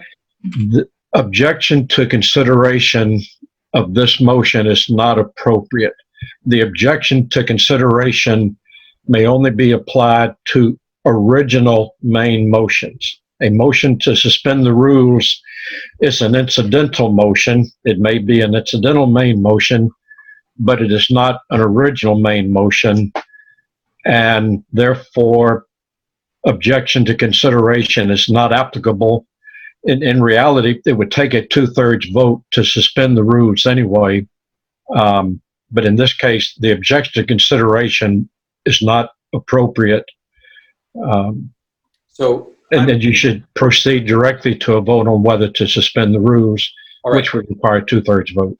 So let me clarify for everybody. We have done this objection to consideration before because I received an argument that as an incidental main motion, the motion to suspend the rules could be objected to consideration, and that it was in order. We previously proceeded in that fashion on a different question. So I don't enjoy inconsistency. It's not my favorite thing, but I do think that explanation you just made makes sense. And so my intention will be to proceed to it. We are going to have a vote on the suspension to the rules, and we are not going to have a vote on objection to consideration. because there are both 2/3 and because this is an incidental main motion and not a main motion. Nominations are the main motion. So we will now proceed to a vote on the question. Shall the rules be suspended to allow candidates who are nominated for president and do not receive the nomination to be placed in nomination for vice president without the need to obtain the needed number of vice presidential tokens? Shall the rules be suspended for that? There we go. That poll is out. A yes will suspend the rules in that manner. A no will not suspend the rules in that manner. Again, a yes vote on this question, if it receives 2/3, will allow people whose names are placed in nomination for president to automatically be placed in nomination for vice president should they choose to accept without needing to gather other tokens. As a point of information, this has customarily been done in previous conventions, but it has not been done in all conventions. So it is not something that is required for the delegates to do. It's not something that's required for the delegates not to do. It is up to you who you allow to be placed in nomination and what procedures you want people to go through.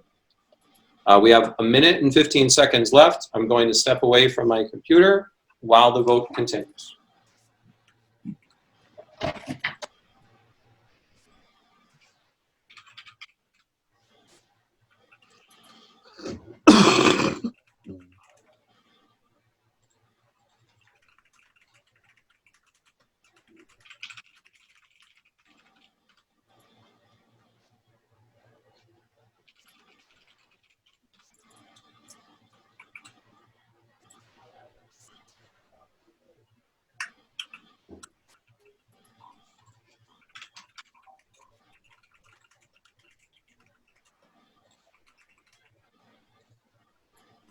Thirty seconds left.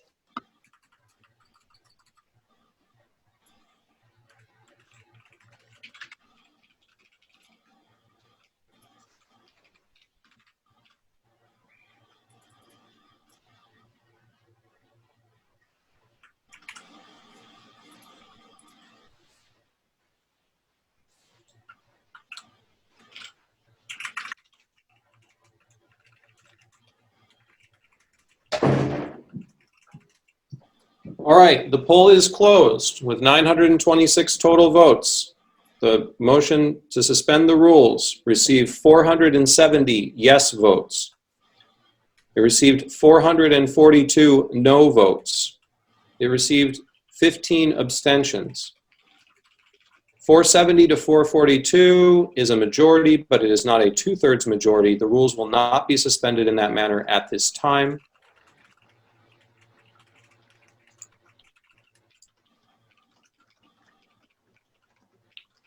I'm going to go through the Q&A and make sure there's nothing privileged.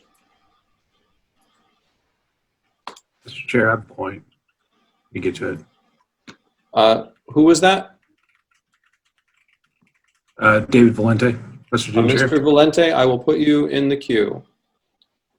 New Hampshire Delegate Justin O'Donnell has a request for information regarding speeches for NODA. If NODA had received enough tokens to have speeches, then NODA could receive speeches per our bylaws. At this point, NODA has not received that many tokens, and so there will not be speeches for NODA unless nomination for NODA, or unless there's a motion to suspend the rules that's successful.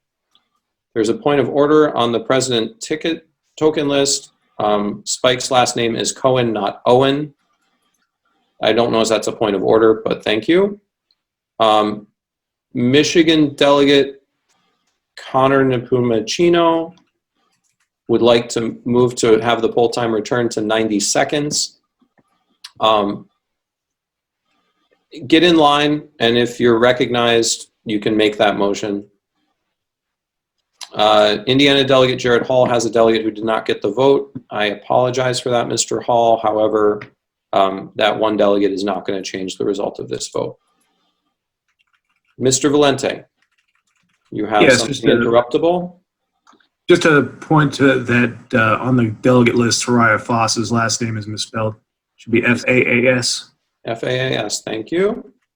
All right, my next speaker is Texas Delegate Pat Dixon.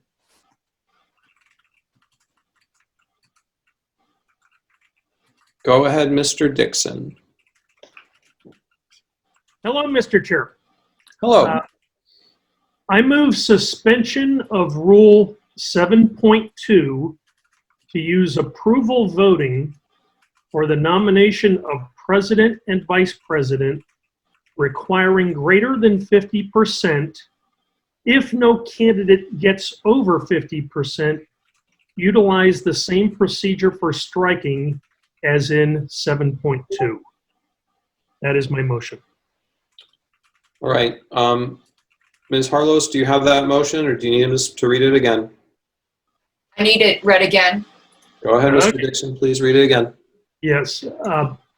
I move suspension of Rule 7.2 to use approval voting. Object to consideration. Stop with the objection to consideration. Okay. Go ahead, Mr. Dixon. Thank you. To use approval voting for the nomination of president and vice president. All right, very good. Requiring greater than 50%. If no candidate gets over 50%.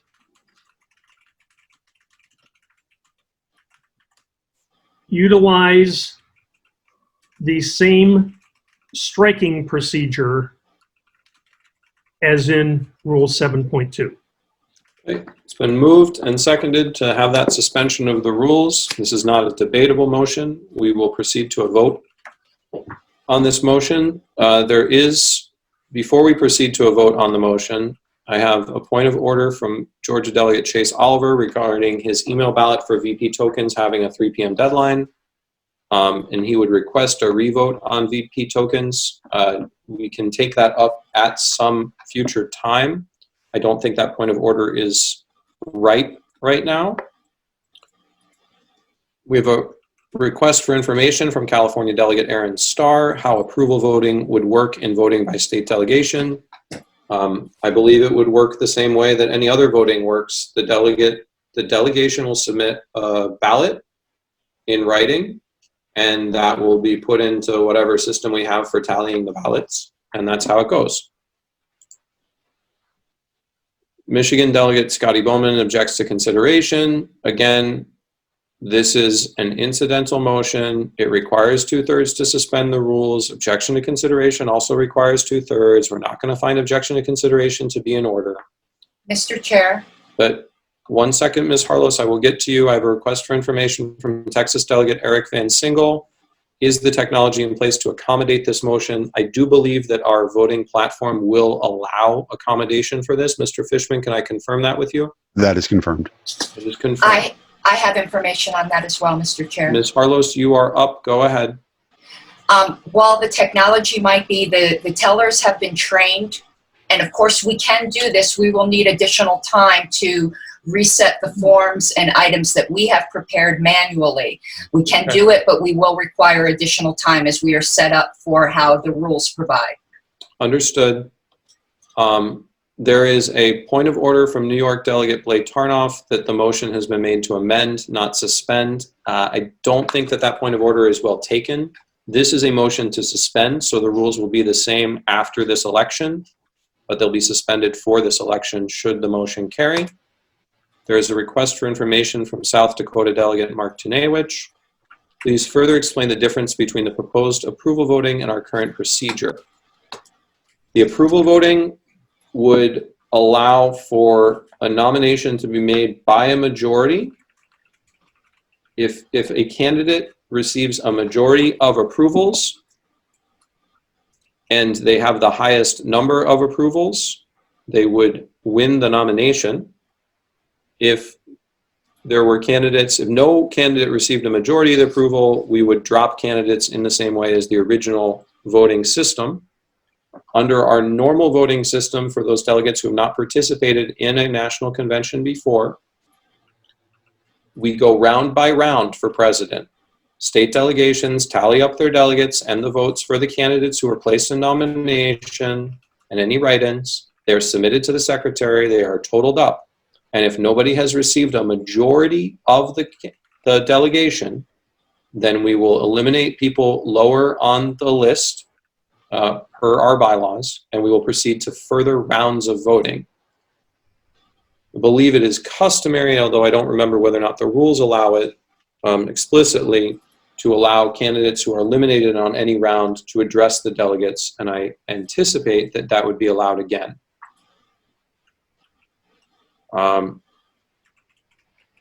Mr. Kokesh makes a point of personal privilege that he would be honored to serve as VP should he be nominated. I don't know if that's necessarily a point of personal privilege or that it's ripe yet, but I've said it now. There's a request for information if we can go back to the list of tokens before the poll. Again, the tokens in the list start out with Hornberger, 218, Jorgensen, 193, Supreme, 103, Mons, 95, Gray, 89, Kokesh, 58, Vorat, 27, Amash, 27, Berman, 18, Rob, 14, Ruff, 11, Ardeleno, 9, Cohen, 7, Sarwark, 6, Armstrong, 5, Sharp, 4.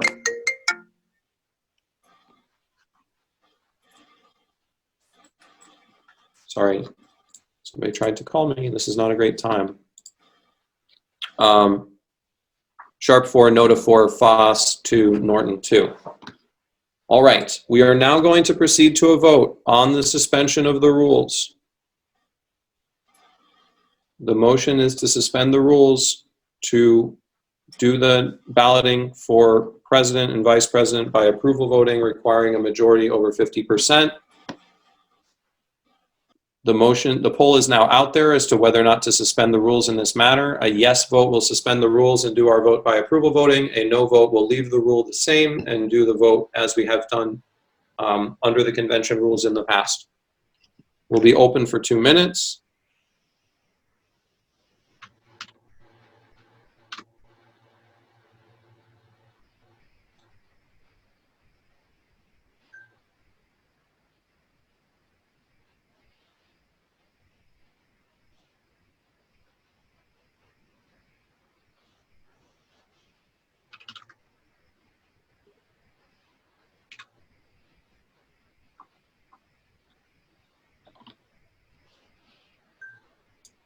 We have 1 minute and 10 seconds left.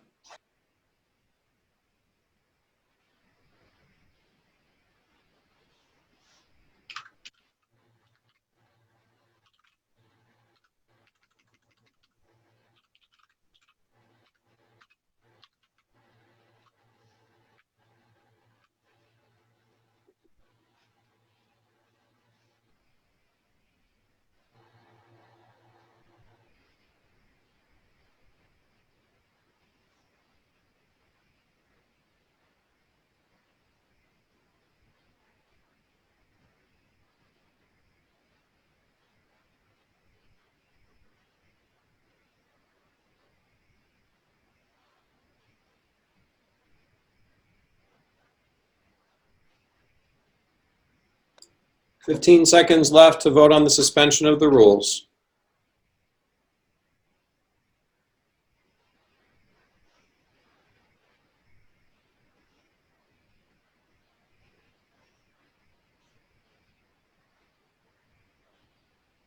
Okay, 2 minutes has elapsed. The vote on the suspension of the rules, 211 yes, 700 no, 22 abstentions. 211, 700. The motion to suspend the rules fails. There is a request for orders of the day from Maryland Delegate Tyler Rowe. We are actually on orders of the day.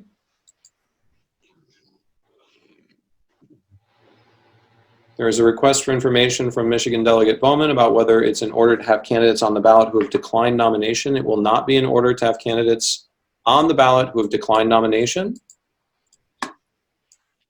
The next speaker to be recognized is Wisconsin Delegate Jake Boldig. Mr. Boldig, you are recognized. Thank you, Mr. Chair. I move the adoption of the following resolution. Resolved that it is the desire of this delegation to not make nominations for any positions other than the nominations for POTUS and Vice POTUS prior to the in-person portion of this convention in Orlando on July 9th. I will post that in the question and answer. I believe that resolution is out of order at this time, but I'll ask Mr. Brown whether or not it would be in order. No, I think it's not in order. I think that the adopted order of business already precludes anything else as it stands now. So I'm going to find the resolution to be out of order. It would require a suspension of the rules in order to make it be in order. I will advise you, Mr. Boldig, that I do not think that such a suspension of the rules would be successful, but you are free to make a motion to suspend the rules to consider that resolution if you would like. No, thank you. Okay. All right. Nevada Delegate Louis Pombo.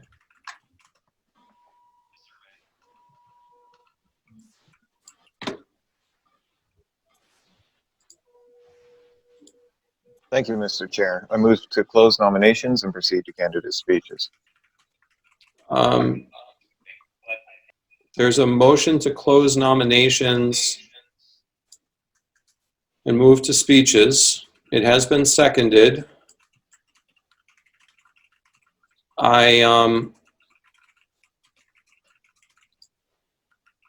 If the secretary can just scroll up to the list, I'd like to see the list real quickly.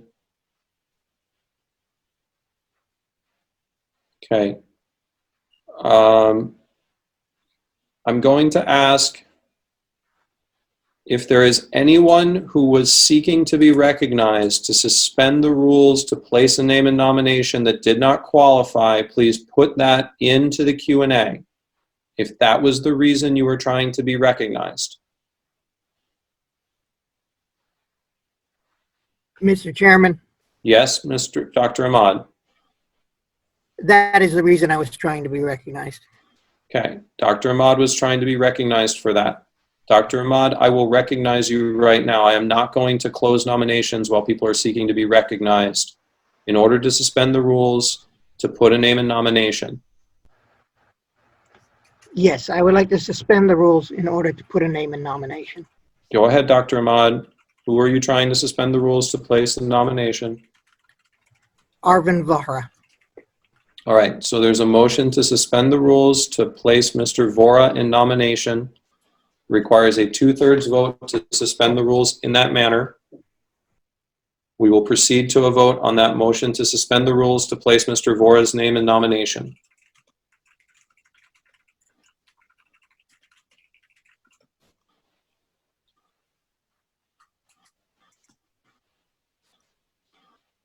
It has been raised as a point of order that there is a motion to close nominations. I am not going to find that motion to close nominations in order until everyone seeking to suspend the rules to place someone in nomination is recognized.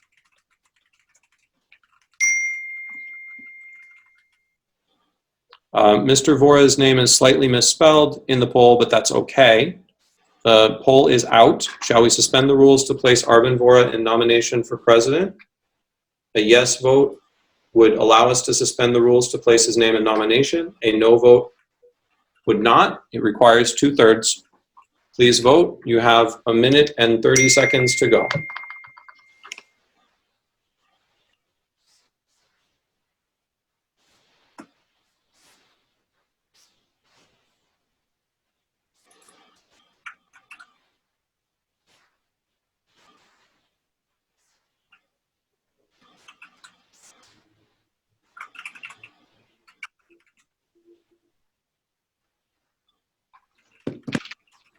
All right, we have approximately 1 minute to go. There is a point of personal privilege that token numbers might be wrong and it's verifiable, and how can we close nominations? I'm not closing nominations until we entertain any motions to suspend the rules.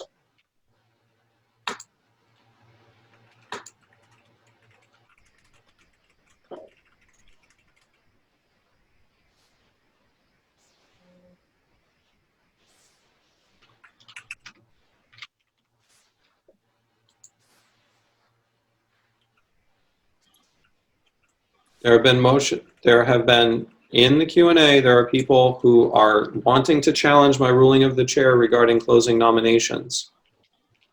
We could do that, but I basically have 3 suspensions, and we could just finish the 3 suspensions and probably go a lot faster than appealing my ruling.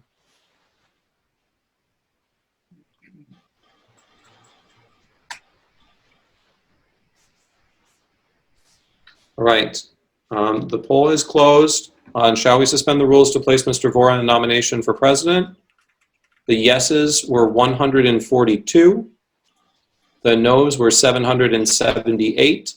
2/3 not being reached. We will not suspend the rules for that purpose. Can you please repeat? Somebody needs to display it again for me because I closed the window. Is it 142 to 748? Is that right? 142 to 778 with 13 abstentions. Thank you. All right. I next had a motion to suspend the rules from Virginia Delegate Cholko. Mr. Cholko, you are recognized for your motion to suspend the rules.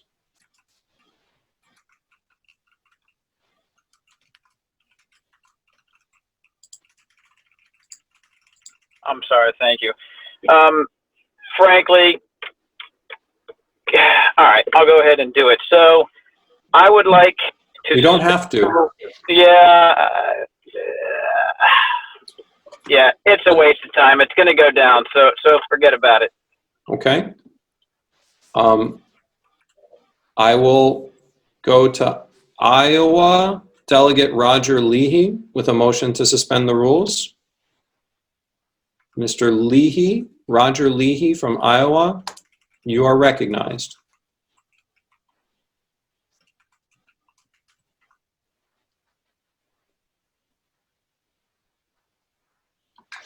Mr. Leahy from Iowa. Can you spell that last name, Mr. Chair? Leahy. Mr. Leahy, go ahead. Yes, I would like to move to suspend the rules to put Dan Taxation Estep Behrman in nomination for president. There's a motion to suspend the rules to place the name Dan Taxation Estep Behrman in for nomination for president. We'll do a poll. We'll do a poll on that.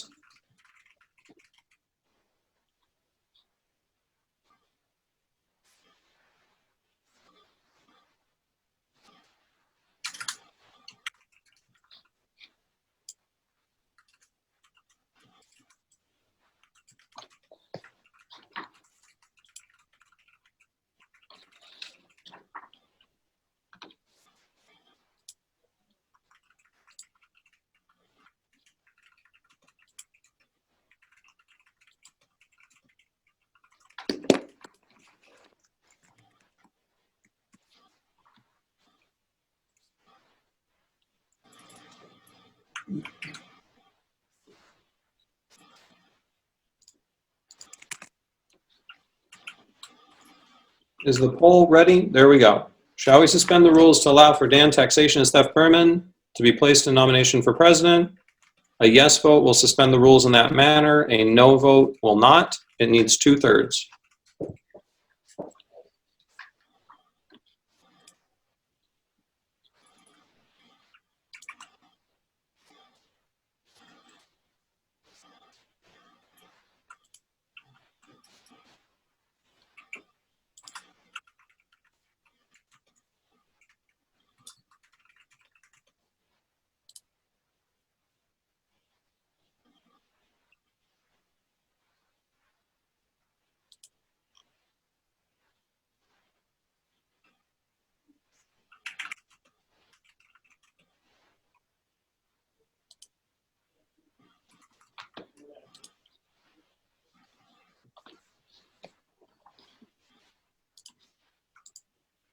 Okay, we've been about a minute through the poll. Again, the question is, shall we suspend the rules to allow Dan Taxation Estep Behrman to be placed in nomination for president?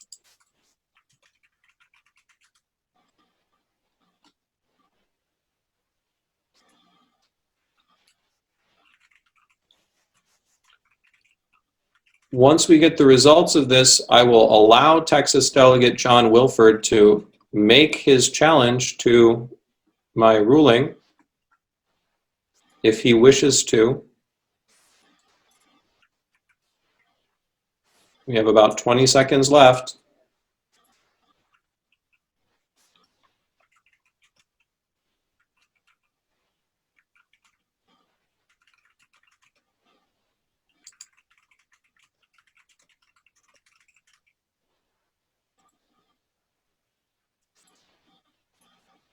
Two minutes has elapsed.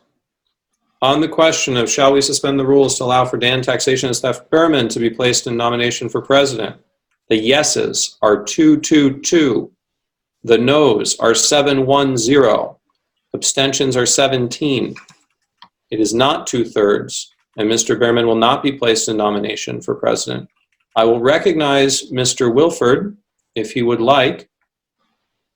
I am willing to withdraw my challenge if there are no other suspensions, but I would request a point of personal privilege that the chair stop ignoring these challenges as well as calls for previous question for what he thinks is expedient at the moment. Your request is noted, and that's why I recognized you. I am going to tell you I believe that there is one more motion to suspend the rules if people still want to make it. And so my intent is to recognize that person if they want to make it. Florida Delegate Omar Requero. Thank you, Mr. Chair. I do wish to move to suspend the rules to add Soraya Fass to be considered. Okay. Mr. Requero moves to suspend the rules to place the name Soraya Fass into nomination for president. We will proceed to a vote. Requires 2/3.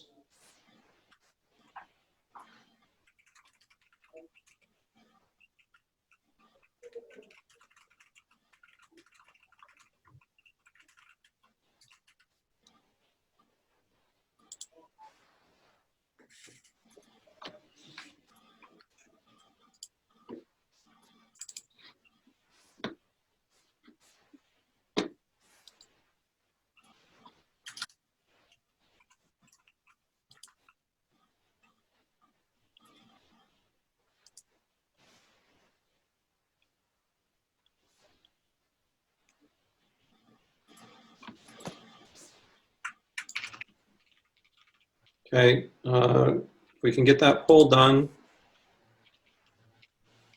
that would be good.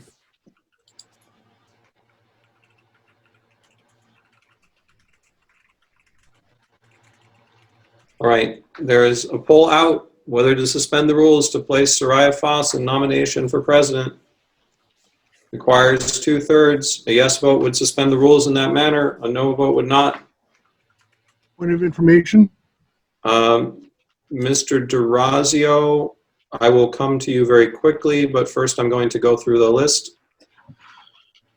I was just pointing out a misspelling. Oh yeah, I apologize for the misspelling.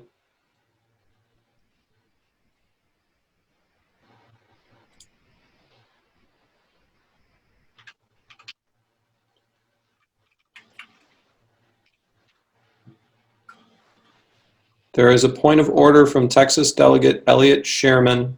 Go ahead, Mr. Sherman. What's your point of order?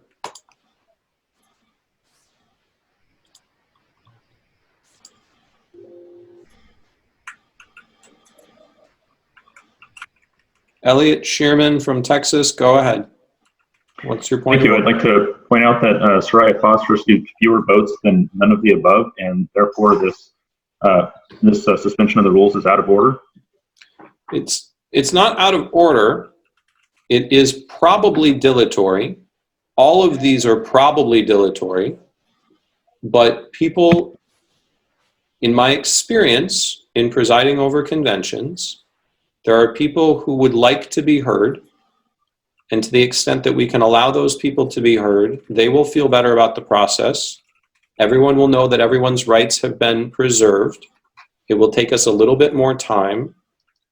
but I think it will be helpful.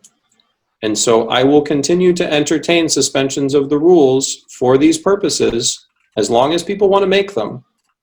But I would ask that the people who seek to be recognized recognize what the votes have been like. And I will read out the results of the motion to suspend to place Soraya Foss in nomination. 86 yes, 804 no, 11 abstentions. Ohio Delegate Homer Taft, you are recognized.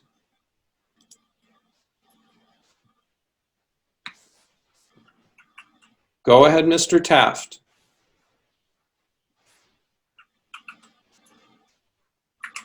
Mr. Taft, go ahead. You have to unmute yourself now, Mr. Taft. You should be able to be unmuted. And you are recognized, Mr. Taft. And we're going to move on. Ohio Delegate Jedediah Hill, you are recognized. Ohio Delegate Jedediah Hill is recognized. Mr. Hill? Hello. I would like to motion to suspend the rules to nominate Serene because I know not all the tokens were counted. Even myself, when I tried to nominate myself, votes were not counted. So, Right, Mr. Hill moves to suspend the rules to place Serene Ardelenu in nomination. We will get a poll up for that motion to suspend the rules.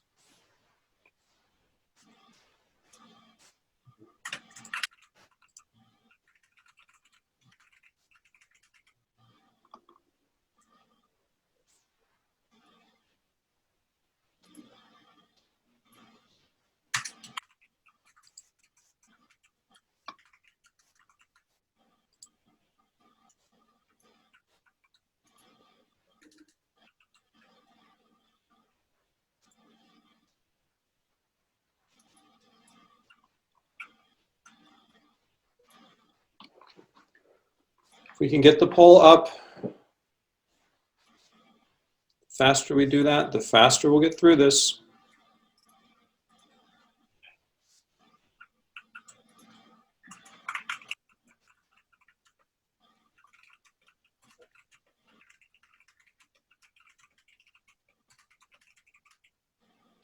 All right, there's a motion to suspend the rules to allow Serene Ardelenu to be nominated for president. Apologize for any misspellings. That poll is up. It'll be open for 2 minutes. Please vote.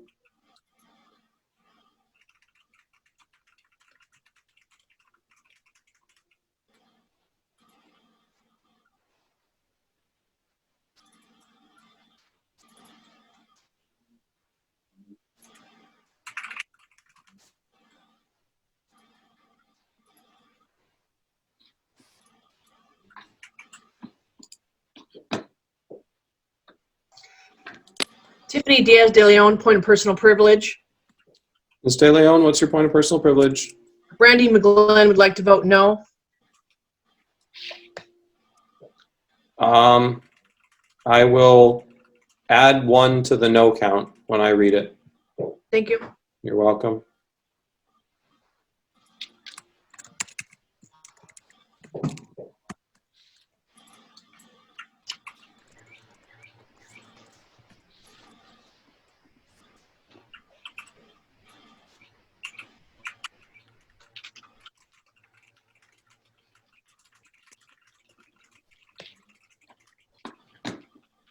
All right, the poll has 30 seconds to go.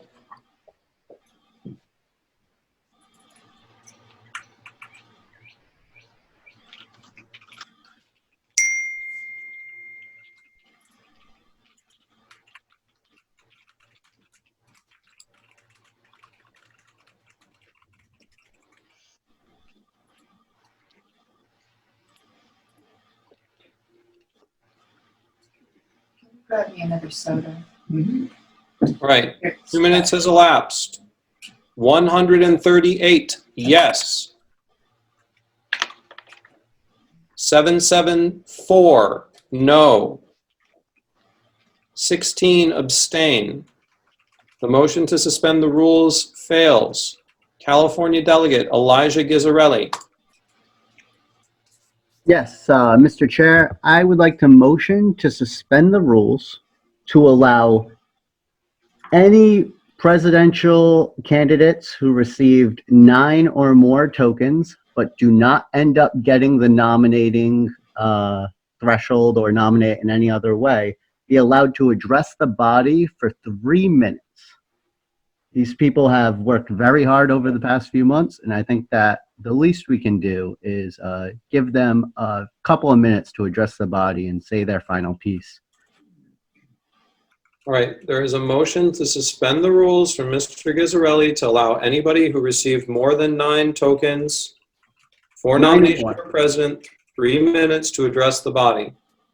Seconded by Nikela. I figured it would be seconded. We're going to move to a vote on that suspension of the rules. Mr. Chair.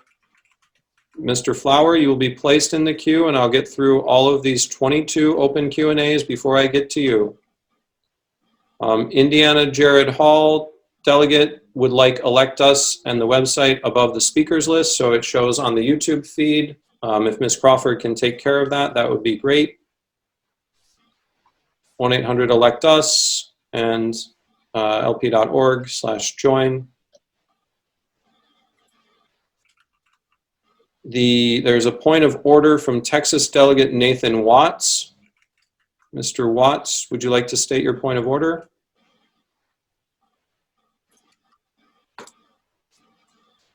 Yes, thank you. I was just making a point of order that John Wilford's motion to appeal the ruling of the chair was not considered, even though there were still suspensions of the rules pending. I think we're past that point now, though. Okay. There is a point of order from Pennsylvania delegate Roy Minette that the chair should rule as dilatory all motions to suspend the rules to place a candidate in nomination, that any candidate who cannot get 30 tokens will never achieve the much higher hurdle of 2/3. I am inclined to agree that these are going to be dilatory, but I'm also inclined to understand that people will feel like somehow their rights have been violated if they are not given a vote. And that is the place that I'm at between those two things, and I'm trying to balance them as best possible. Can I launch the poll, Chairman? Yes, go ahead and launch the poll regarding whether or not we should allow them to have 3 minutes to address the body. Again, this is a suspension of the rules to allow candidates who receive 9 or more tokens for president 3 minutes each to address the body. Requires 2/3. Ohio delegate Homer Taft has a point of order. Mr. Taft, we did try and recognize you. You were not recognized before. Mr. Taft, go ahead. Can you hear me? I can. Sure, sir. Work. I wanted to make a motion to suspend the rules respecting vice president, which I assumed I would have to wait to do until after the motion on nominations to close. But is it in order now? It is not in order yet. I would suggest you hold that motion to suspend the rules about vice presidential nominations until we get through the presidential nominations. As a point of order, sir. Yes. The nature of my motion, I believe, has to do with consideration of the nominations for president, and therefore I'm uncomfortable with waiting until after the nominations are completed. Tell me your motion. The motion is the one that I posted some time ago on the line, but an executive summary. It would say that any candidate, and it's not the same as the delegate from Georgia's motion, any candidate for president who receives 30 tokens or more may be nominated for vice president if they so accept without further tokens. I'm going to rule that out of order, Mr. Taft, because I think it's too close to the Georgia delegate's motion. It is not the same, sir. I know it is not the same. But the other issue is it is not necessary to do this prior to the completion of the presidential nomination. but you were closing the tokens at the close of the presidential nomination, if not before, or it was actually said it before. Right, but what I'm saying is we can always suspend the rules to place those candidates in nomination. It doesn't have to be done now. Then I will ask recognition for that time. Okay, thank you.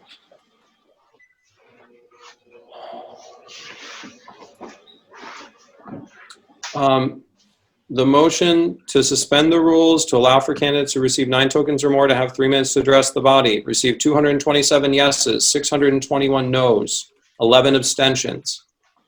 Right? It does not receive 2/3. We will not suspend the rules in that manner.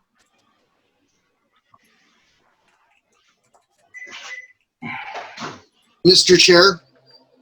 Mr. Reel, you are now behind whoever else was in the list. It's a question of privilege. Several in the Connecticut delegation have expressed concern that continued attempts to be dilatory and add candidates is ending up at the same result and delaying the process of these proceedings. And this is delaying it further. So let's get through it. It's just as much fun for me as it is for you. Maine Delegate Wyatt Ford. Mr. Ford, you are recognized. Please consider what you do.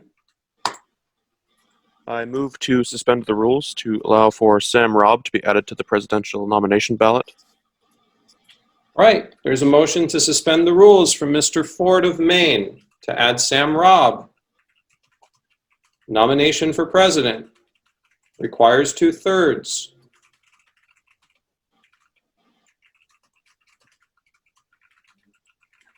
We'll start a poll. Mr. Merced, you're in charge for a moment while I walk away from my computer. Ms. DeSisto, please do the poll.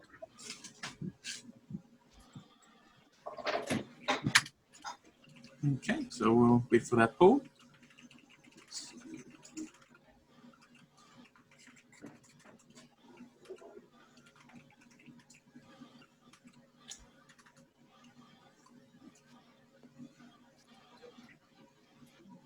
Poll is launched. Okay, so the poll will be up for 2 minutes. Everyone cast your vote. Whether to suspend the rules to allow Sam Robb to be nominated for POTUS.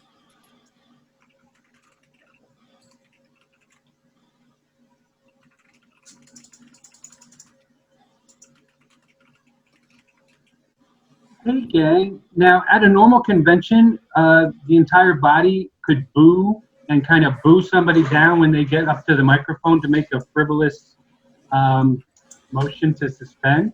I suggest we do that tradition here. At Who least is the speaking? panelists can do so. No. Who is speaking? Can you guys hear me? We can hear you, Alex. Okay. We can hear you, Alex. Please do not speak unless recognized. But let's see here. Should be another 1 minute left on the poll. 1 minute left on the poll.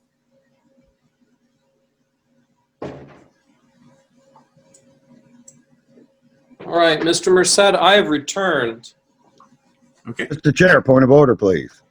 I don't think we're going to get there for a minute. Who was that, though?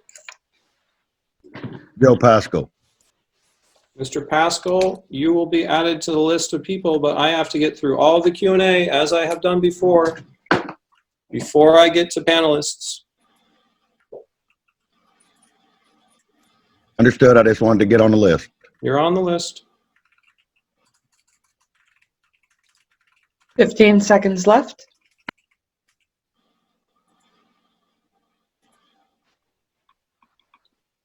All right, we have 15 seconds left on this motion to suspend the rules for Sam Robb.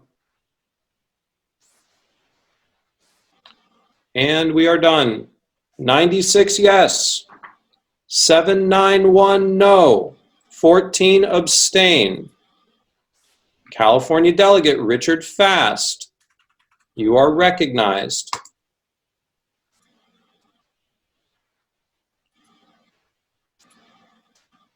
Can you hear me?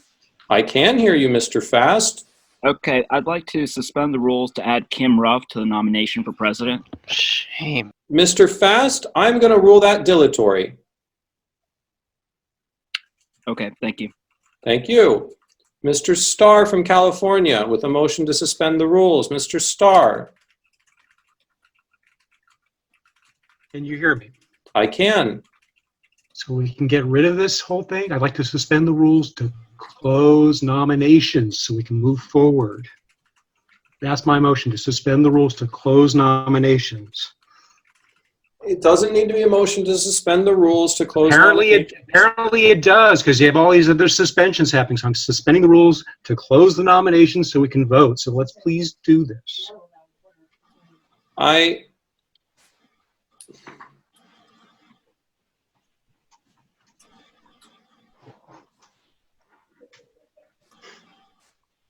Mr. Starr, I am not going to take up that motion to suspend the rules. I think you were out of order not to accept the motion to close nominations before. So I don't know how to handle this otherwise. Were you raising a point of order that I should accept a motion to close nominations? You should. I will make that motion to close nominations if you'll let me. Well, unfortunately, you're in an interrupting posture, and so I will not let you right now. But as I move through the people, I will entertain motions to close nominations at this time. Yes? Who said Mr. Chair? I object to the ruling of the chair. This is Chris Lucchini from New Mexico. Mr. Lucchini, your objection will be taken up at such time as I'm ready to take it up, which will be after Mr. Pascal. All right.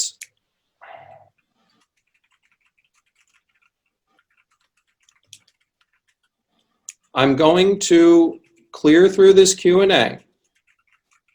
I recognize there are people who want me to stop taking suspensions of the rules. That objection is noted and will be dealt with. I am going to find that Ohio Delegate Donald Kissick's motion to suspend the rules to place Jedediah Hill into nomination would be dilatory, and I will not recognize Mr. Kissick for that reason.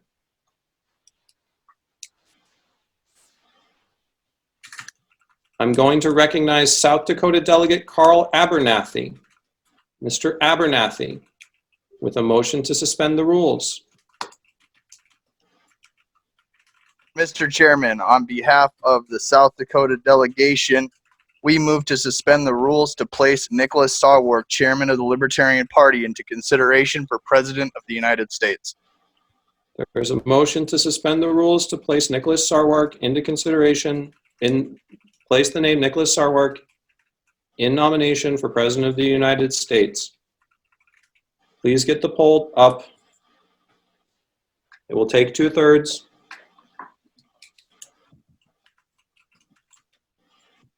Mr. Chair, Joe Pascal here. I don't know if you called my name. I lost connectivity for a second. I have not yet, Mr. Pascal. I'm trying to get through the Q&A before recognizing people on the panel. As I stated at the beginning, I would do.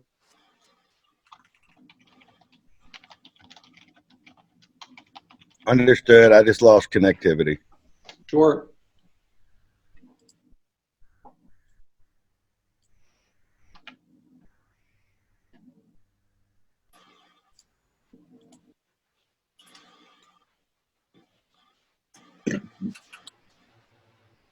Okay, there's a motion to suspend the rules.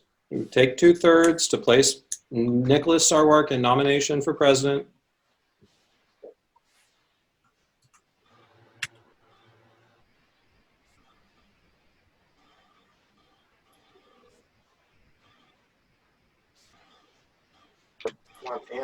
Mr. Sarwark, wouldn't that motion be dilatory, as you have ruled that other such motions have been dilatory previously at this venture? May be dilatory, but I am trying to proceed out of an abundance of caution with Mr. Abernathy in particular, since he's had concerns with me not recognizing him in the past. Understood, Mr. Chair. And would Mr. Sarwark accept the nomination if the motion passes? I would.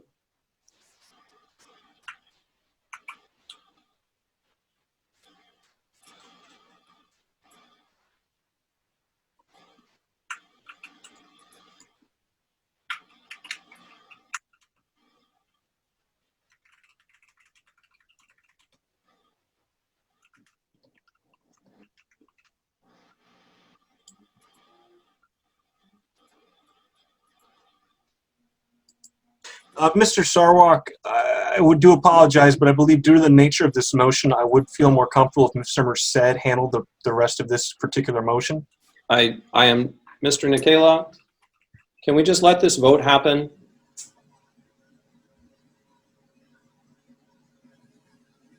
Fifteen seconds.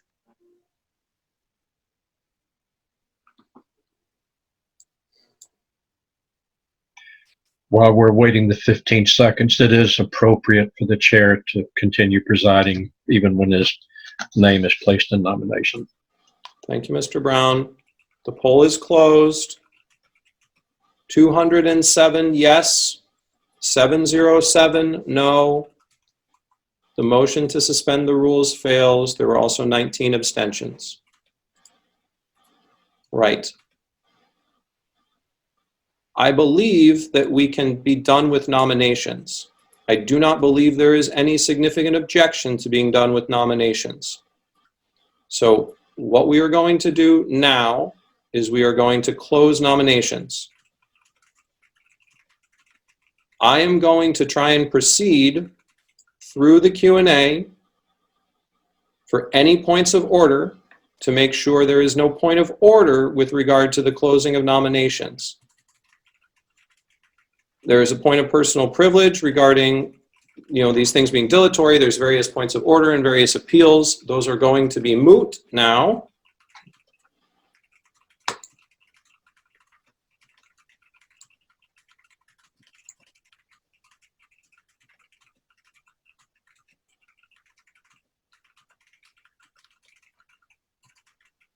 There's a point of order about my count for Ardaleno.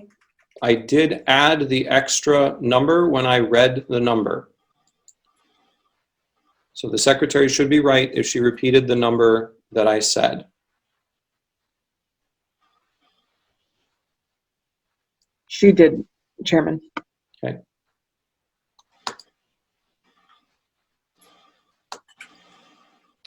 I'm informed in the Q&A, and I did not see it at the time, that Ms. Ruff would have declined the nomination anyway.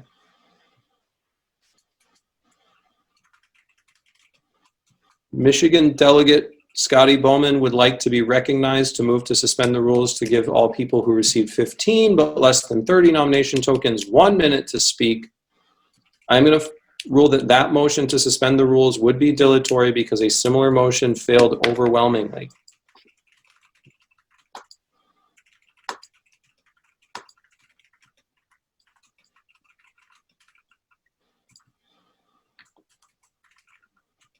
There is a point of personal privilege from Kentucky Delegate Ken Molman that he wants to note that Kentucky Chair Chris Wiest won another injunction against lockdown orders. Congratulations, Mr. Wiest.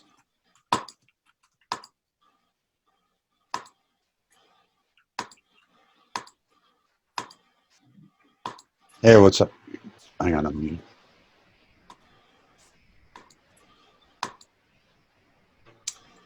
Mr. Wendt from Montana had a point of order. Mr. Wendt, go ahead.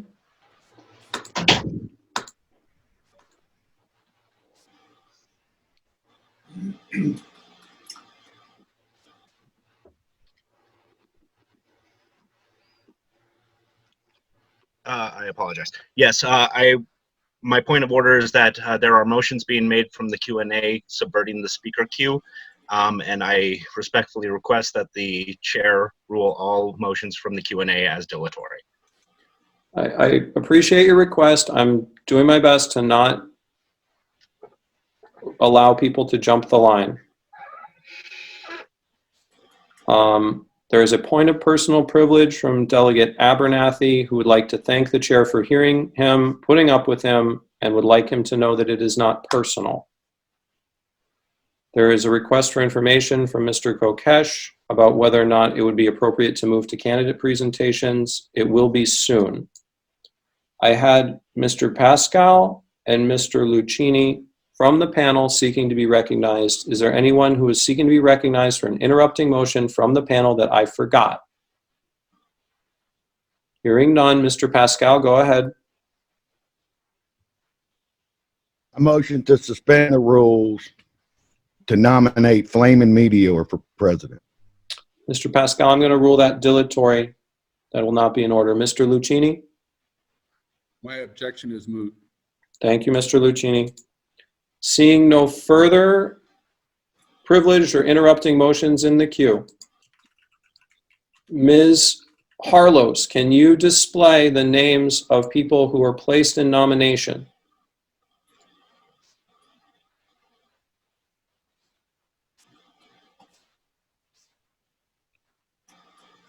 All right. So no names have been placed in nomination other than people who got the tokens. Jacob Hornberger, Joe Jorgensen, Furman Supreme, John Mons, Jim Gray, and Adam Kokesh will be placed into nomination, and nominations will be closed at this time.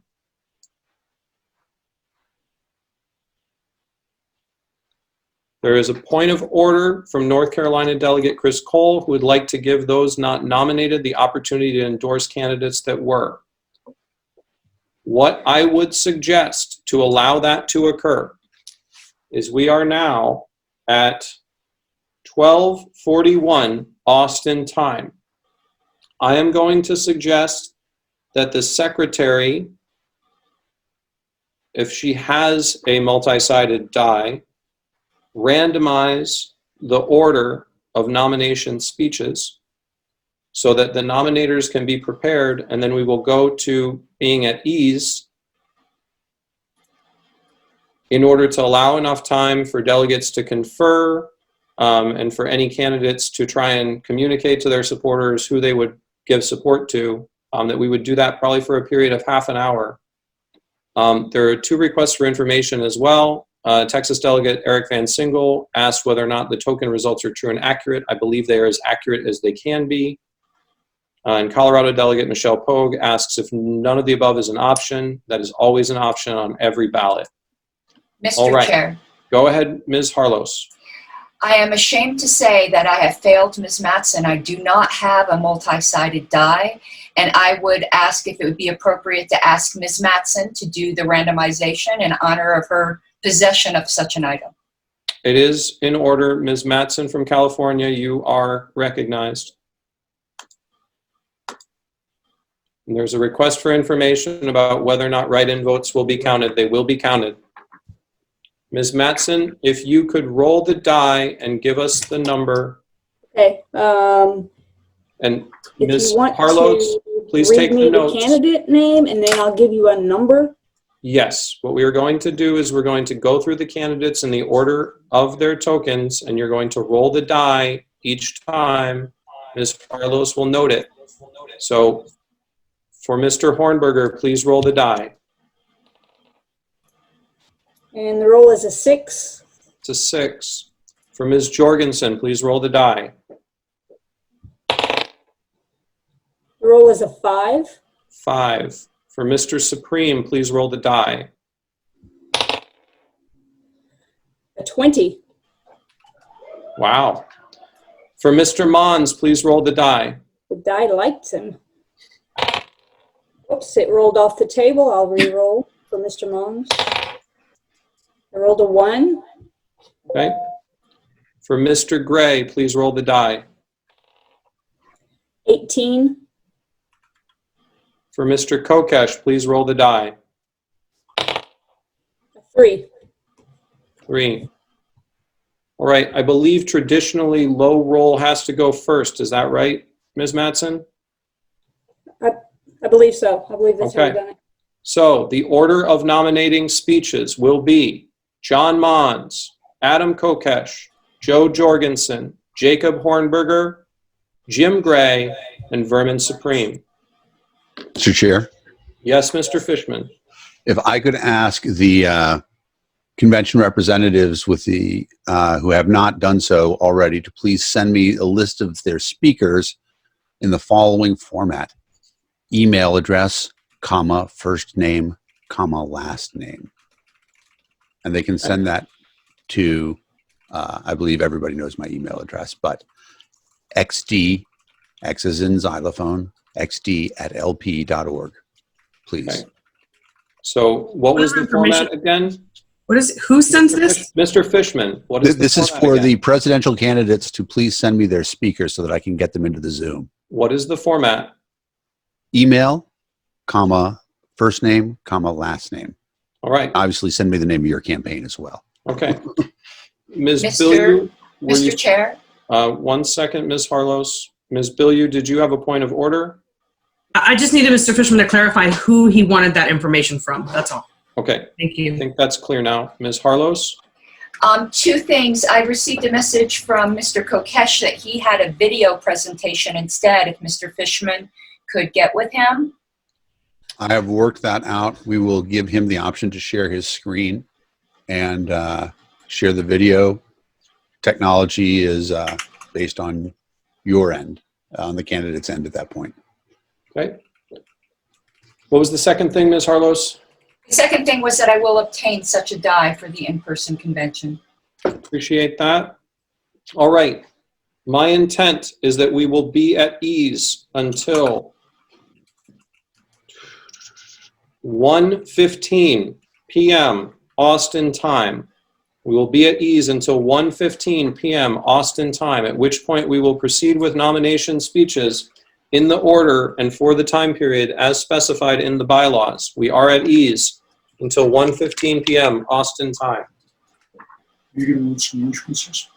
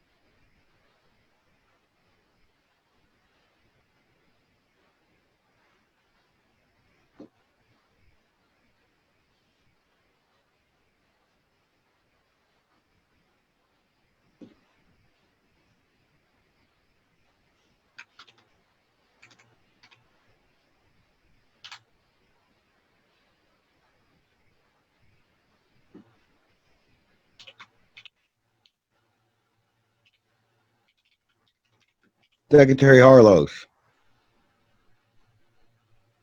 I think it's VA, not VI.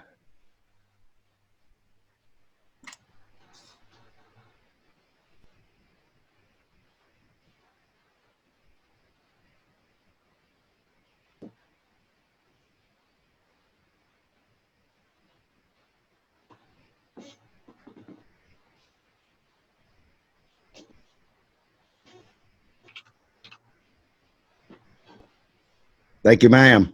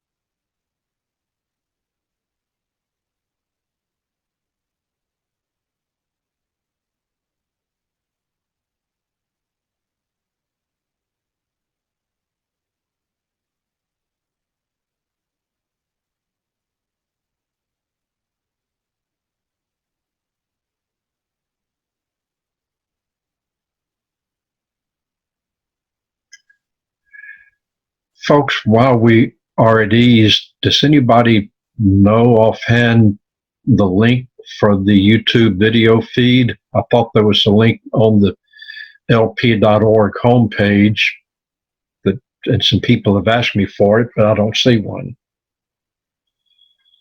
I do. YouTube.com/Libertarian Party.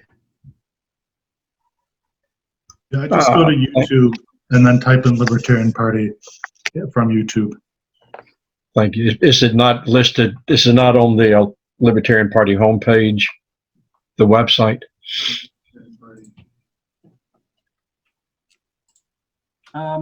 This is Ned Kelly in Kansas. I noticed that the live stream on YouTube did stop and then get restarted, so they might just need to.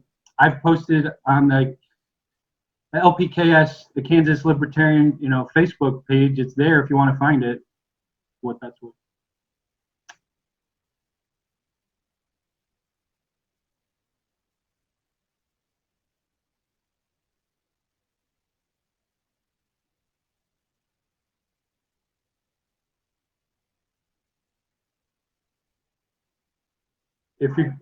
If you're going to that one on the LPKS Facebook page, you have to go down to the comments.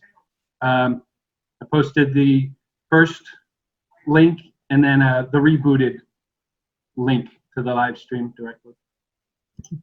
I'm going to first try finding it through the Libertarian Party's YouTube page, one way or the other. If that fails, I'll go to the Kentucky Party or Kansas.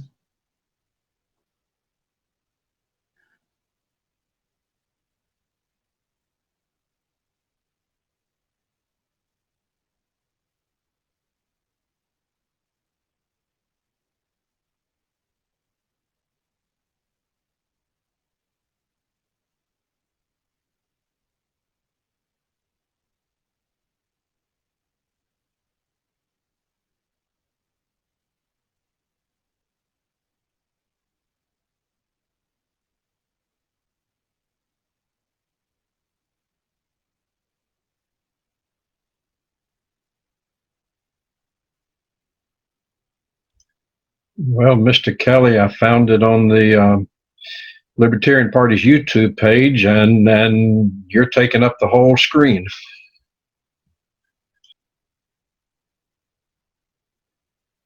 Yeah, and then you were taking up the whole screen. But here's some of the Kansas delegation coming at you.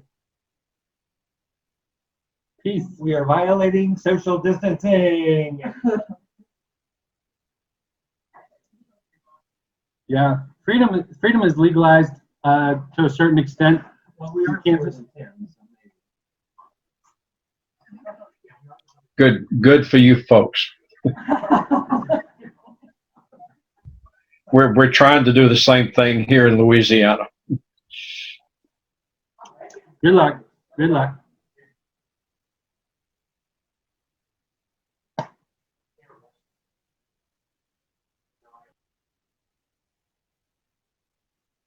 Mr. Brown, what part of Louisiana are you in?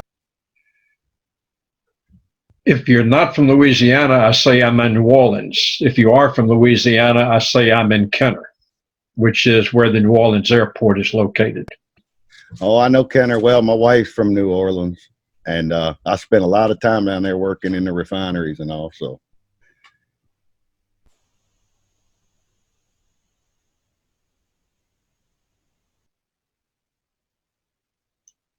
But you're Okay, now I've got to try to find an easy way to send this link to friends who want to know how they can watch. In fact, I've got some libertarian friends here who don't know how to find it.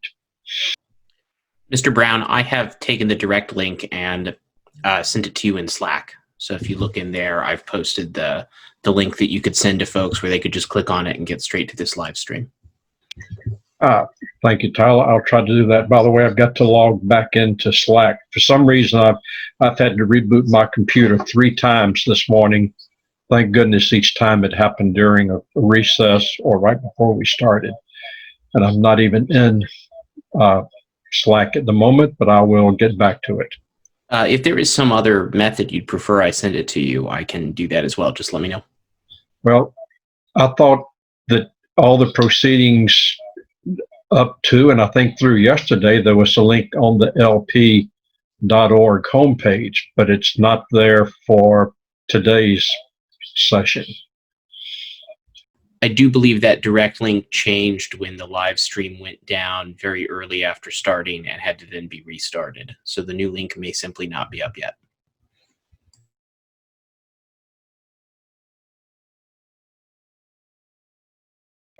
Yeah, I'm going to try to get Slack back up without my computer freezing up and see what happens.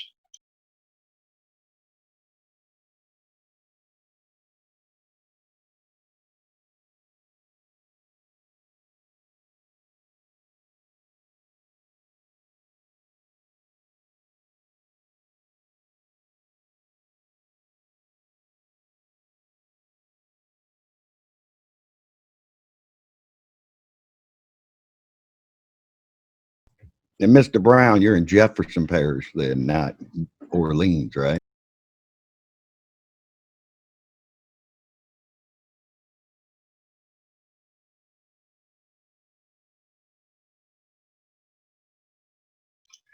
That is correct. I'm in Jefferson Parish.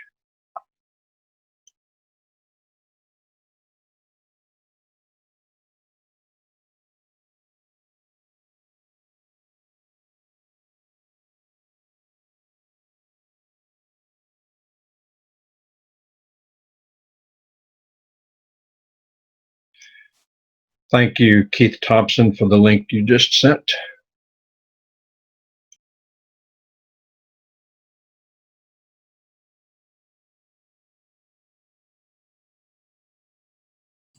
While we're at ease, I'll remind everybody in this session and watching on the live stream that they can support the Libertarian Party and the work we do by going to lp.org/donate.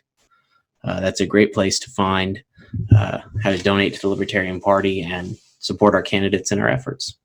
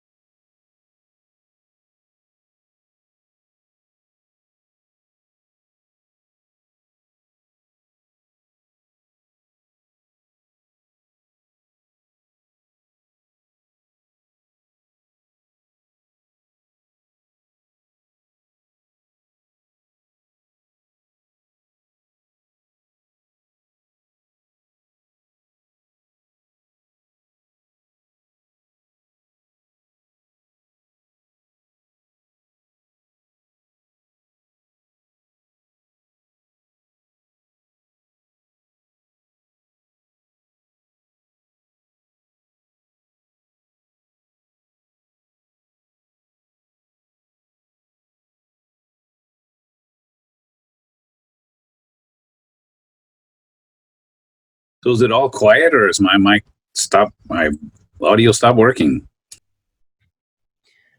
Your audio should be working fine. I think it's just that we're all quietly working while at ease.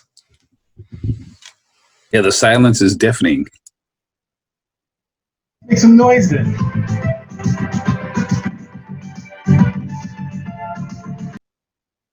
LP karaoke. Not to be the downer in the room, but let's keep the music to a minimum just so we don't get kicked off of YouTube. We don't want any copyright violations. Hey, all Virginia delegates that may be listening, we still got a lot of people that haven't logged into the e-ballot. Please do if you have not We will already. be coming back That's important into order going forward. in 3 minutes.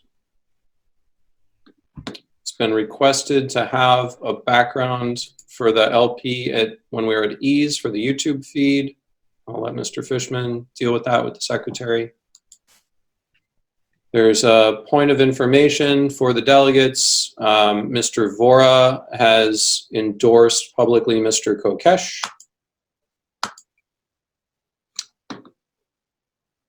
We will proceed with speeches. If the secretary has those in order, I think they were posted, but let's just go back over them so that I know. There's One sec. another I'm getting piece the of screen back up. information. Kim Ruff has endorsed Vermin Supreme. Ms. Harlos, the order, okay, we have Mons, Kokesh, Jorgensen, Hornberger, Gray, and Supreme. Each of those get 16 minutes, I believe, under the rules. I will ask Mr. Fishman to keep track of time and break in at the point that people go overtime. Can you do that, Mr. Fishman? Mr. Chair, I would prefer if somebody else were given that task. Perhaps, I am, perhaps the oh, secretary. shoot, sorry. I had my thing muted, so I was just talking. That's weird. No, I can hear you. I couldn't hear anybody. Mr. Fishman, are you able to do that? I would prefer Ms. DeSisto to keep track of time. Okay, Ms. DeSisto, will you I will keep be track of lining the up the time? speakers. Yes, Mr. Chairman, I'm available. Okay. For information, Dan Taxation is Theft Behrman is endorsing Vermin Supreme. Mr. Chair, Sean Goward from Delaware, request for information. Go ahead. So while we were doing the candidate videos, would it be possible to get the first round ballot information sent out by Mrs. Harlos so that we can collaborate as delegations to fill out those requests and send them out, or those ballots and send them out in accordance with the instructions already outlined by the LNC staff? Mr. Chair. Ms. Harlos? They're ready to go. The reason not sent yet is theoretically people can still suspend the rules and add people. No, there will be no suspensions Okay. entertained to add people. I think it's okay to send them out to the delegation chairs. You know, I would encourage delegates to listen to the nominating speeches, but Okay. I cannot require that, and I don't want to delay the balloting to the extent that state delegations want to have the ballots and start filling them out. It is now 1:15 Austin time. We are back in order. I'm going to clear up the queue real quickly, and then we are going to proceed to the first nominating speeches from the Mons campaign. So be ready. We are live streaming, as far as I know, on YouTube.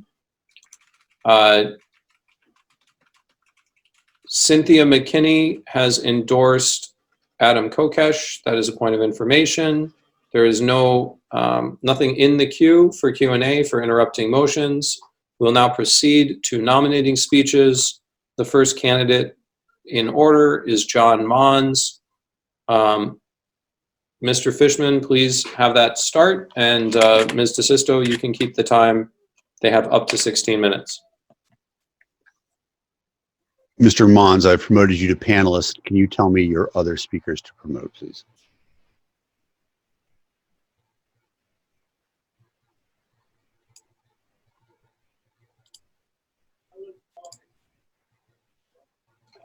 Mr. Chairman, should I Yes. be providing any sort of warning? No,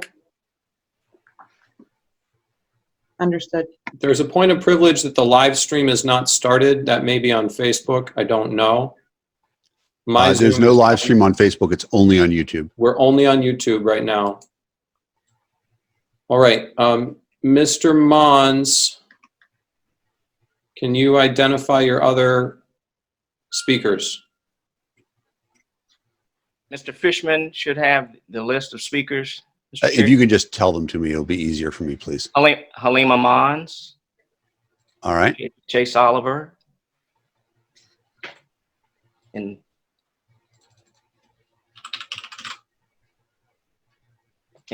Paige. Oliver's done. Who is the next one? Paige. Paige Sexton? Yes. Okay.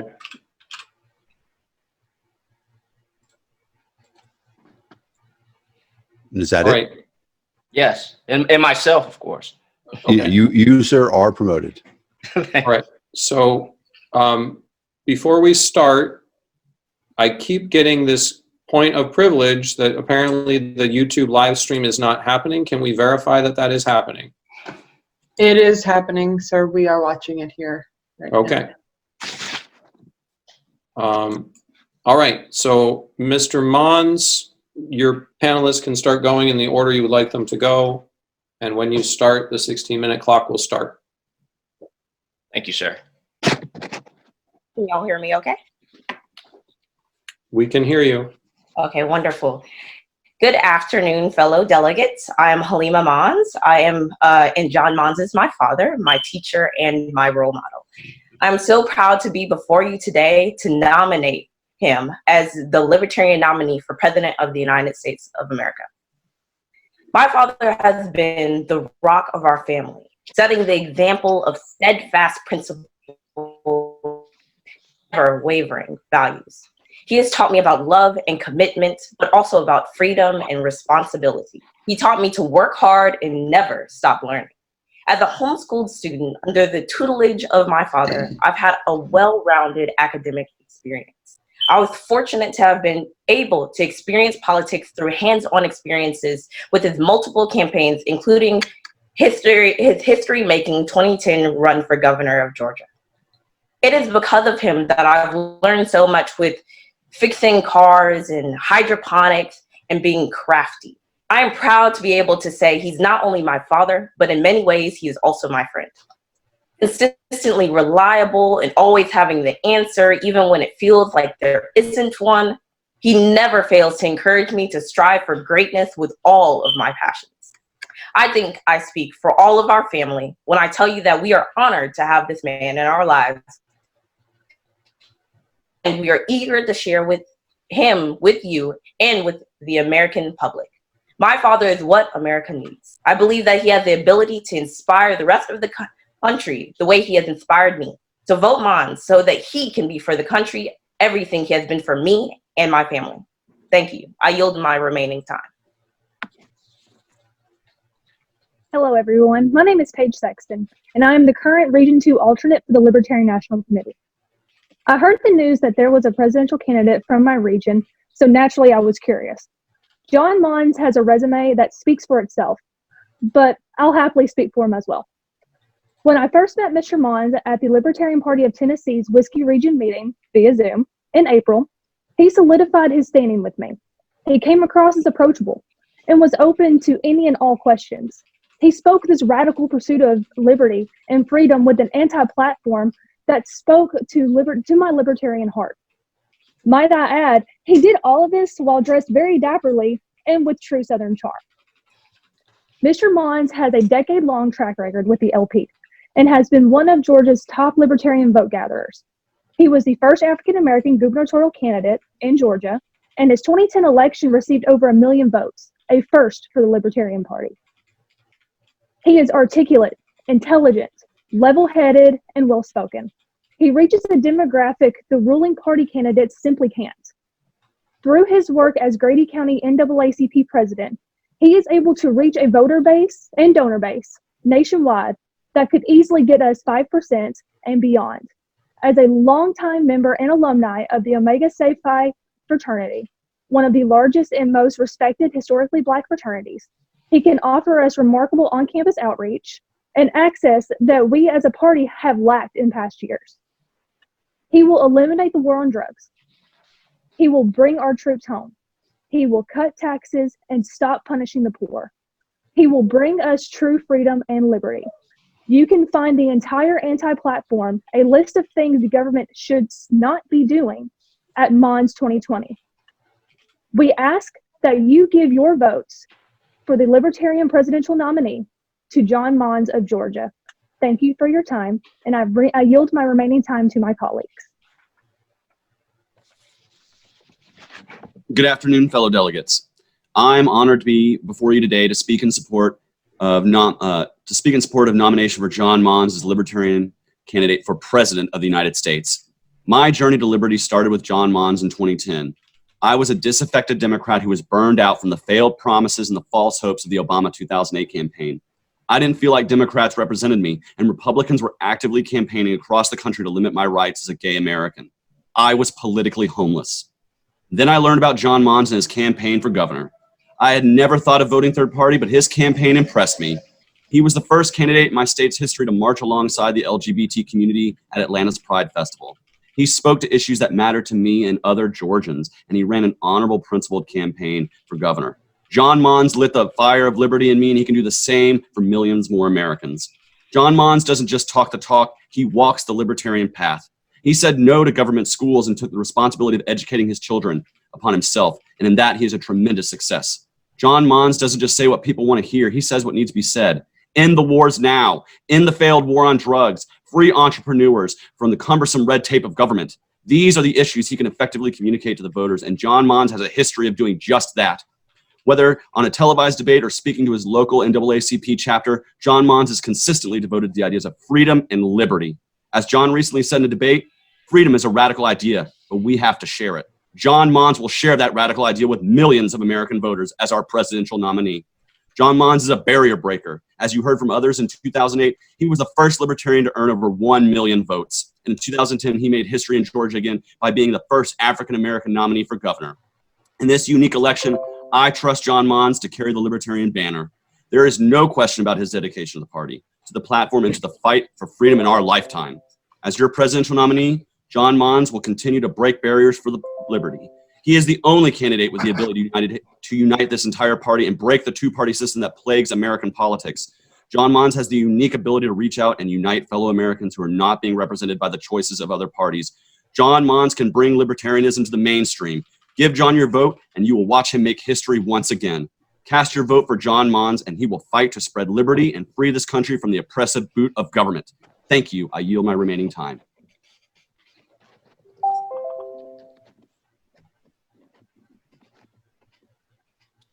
Mr. Chair, I accept the nomination to place my name in consideration for President of the United States of America on behalf of the Libertarian Party. For those delegates who may not have heard from me or about me, I'll give you a little bit of my backstory. Native of Detroit. After 15 years, my family and I moved to Florida, where I graduated high school with honors. From there, I moved on to Atlanta, Georgia, and attended Morehouse College, where I received a banking and finance degree.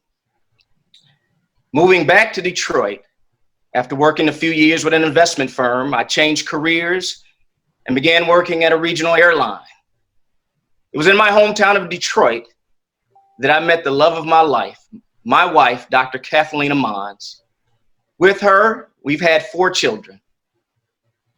And we decided to move to Georgia, back to Georgia, and raise them.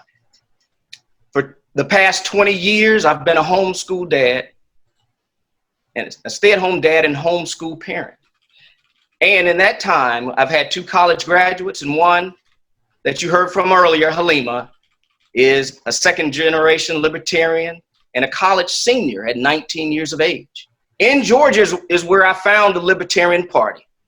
And for the last 15 years, I've been acting from day one. In my 4 previous races, I've had 1.8 million votes cast for the LP. And I don't say that to brag. I say it to inspire other candidates to be involved. 2 of those races were ballot access races to maintain that in Georgia. I understand ballot access. I'm involved in a federal lawsuit right now to help Georgia hopefully overturn a statute that has kept our U.S. House candidates off the ballot since 1940s. That is to the Federal Court of Appeals. I've been on the Georgia XCOM for years. I've started local affiliates. And from there, in this experience, I'd like to lend my race for president. What do I bring? I call my race and my candidacy the total package. I understand what's important. I understand ballot access. I understand that messaging is key. You don't see any wavering in my statements on ending the wars, bringing the troops home, the drones home. You don't see any wavering on ending the income tax, ending the drug war, and pardons and commutations of nonviolent offenders in federal prison. That's what I've done for 15 years, that I've been consistent. And that's what I want to continue to do. And I know the plan for me is to go state by state, not in a top-down manner, dictating what everybody needs or wants from the candidate, but asking those states across the country, what do you need from me? How can I help your down ballot candidates? How can I help your ballot access issues? That's what I bring to this race. I have broad appeal, whether it's from the Mises Caucus or the Pragmatic Caucus, the Radical Caucus, or even the Waffle House Caucus. And the reason I get that is not only because of my message and how I believe in the party, but also because I treat people, all people, candidates, outside of the party and the party with respect. And I think that's what we all need to do. And the message for freedom is so key to me. And one of those reasons is that I am a descendant of slaves here in Georgia, Columbus and Mourning Ferguson, who were my inspiration for joining this race. In previous races, the party would ask me, did I want to run? Could I help? But in this particular race, I was inspired by my great-grandparents because I know how much freedom is important, not just for me and my family, but for yours as well. Now is the time. We can't revise history and say, well, if I lived in 1776, I would have been one of the revolutionaries.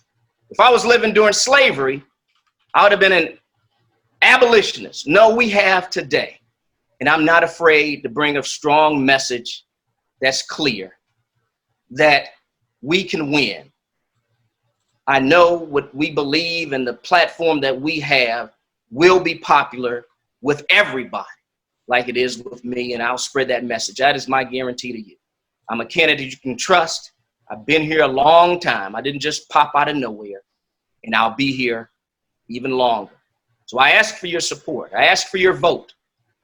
If I'm not your first choice, let me be your second, and I'll make sure to do you proud. My website is mons2020.com, and I look forward to representing this party in a way that will make us grow with membership, votes, and success. And I yield back my time. Thank you, Mr. Chair. Thank you, Mr. Mons. And the speakers for Mr. Mons. Mr. Mons' name is placed in nomination. To answer many of the points of privilege, I am attempting to make it so that the screen share is not done when the presenters are up, and I'm placing them on spotlight video as they speak. I cannot control how people's Zoom clients display people, but we're doing the things on our end to try and highlight the speakers. Different Zoom clients have different view options, and there's only so much I can do. But thank you, Mr. Mons. We'll next move to the speakers for Mr. Kokesh. Mr. Fishman, if you need to verify who is presenting and when and how. I have the video ready, Mr. Fishman. You have the video, Ms. Harless? I do. All right. Mr. Kokesh, let me promote 1 second. Mr. Hicks from South Carolina has a point of order. I'm going to recognize Mr. Hicks from South Carolina. I'm not sure what point of order would be applicable right now, but we'll find out.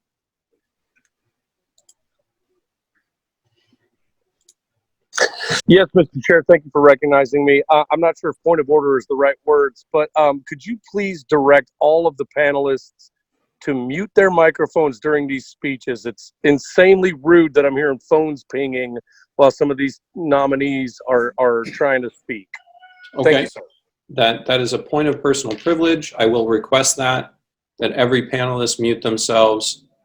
And if you are if you are a speaker, after you're done speaking, please mute yourself, and we'll try and get this done. So with that, I believe we are going to move forward to the Kokesh nominating time.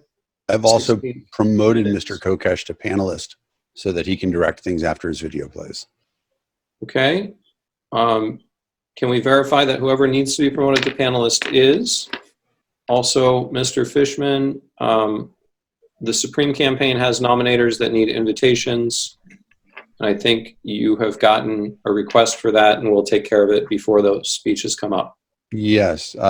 Mr. Kokesh, are there other people that you need promoted to panelist?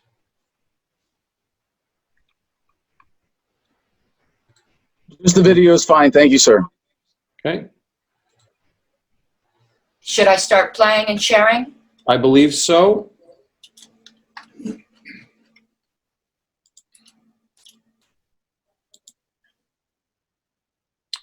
We don't have sound, Ms. Harlos.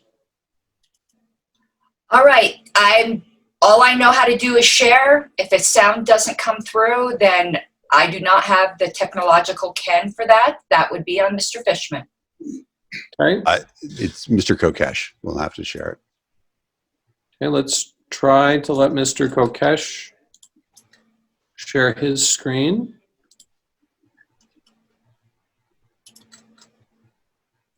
Mr. Kokesh, go ahead and try and play that video, and we'll see whether or not the sound comes through.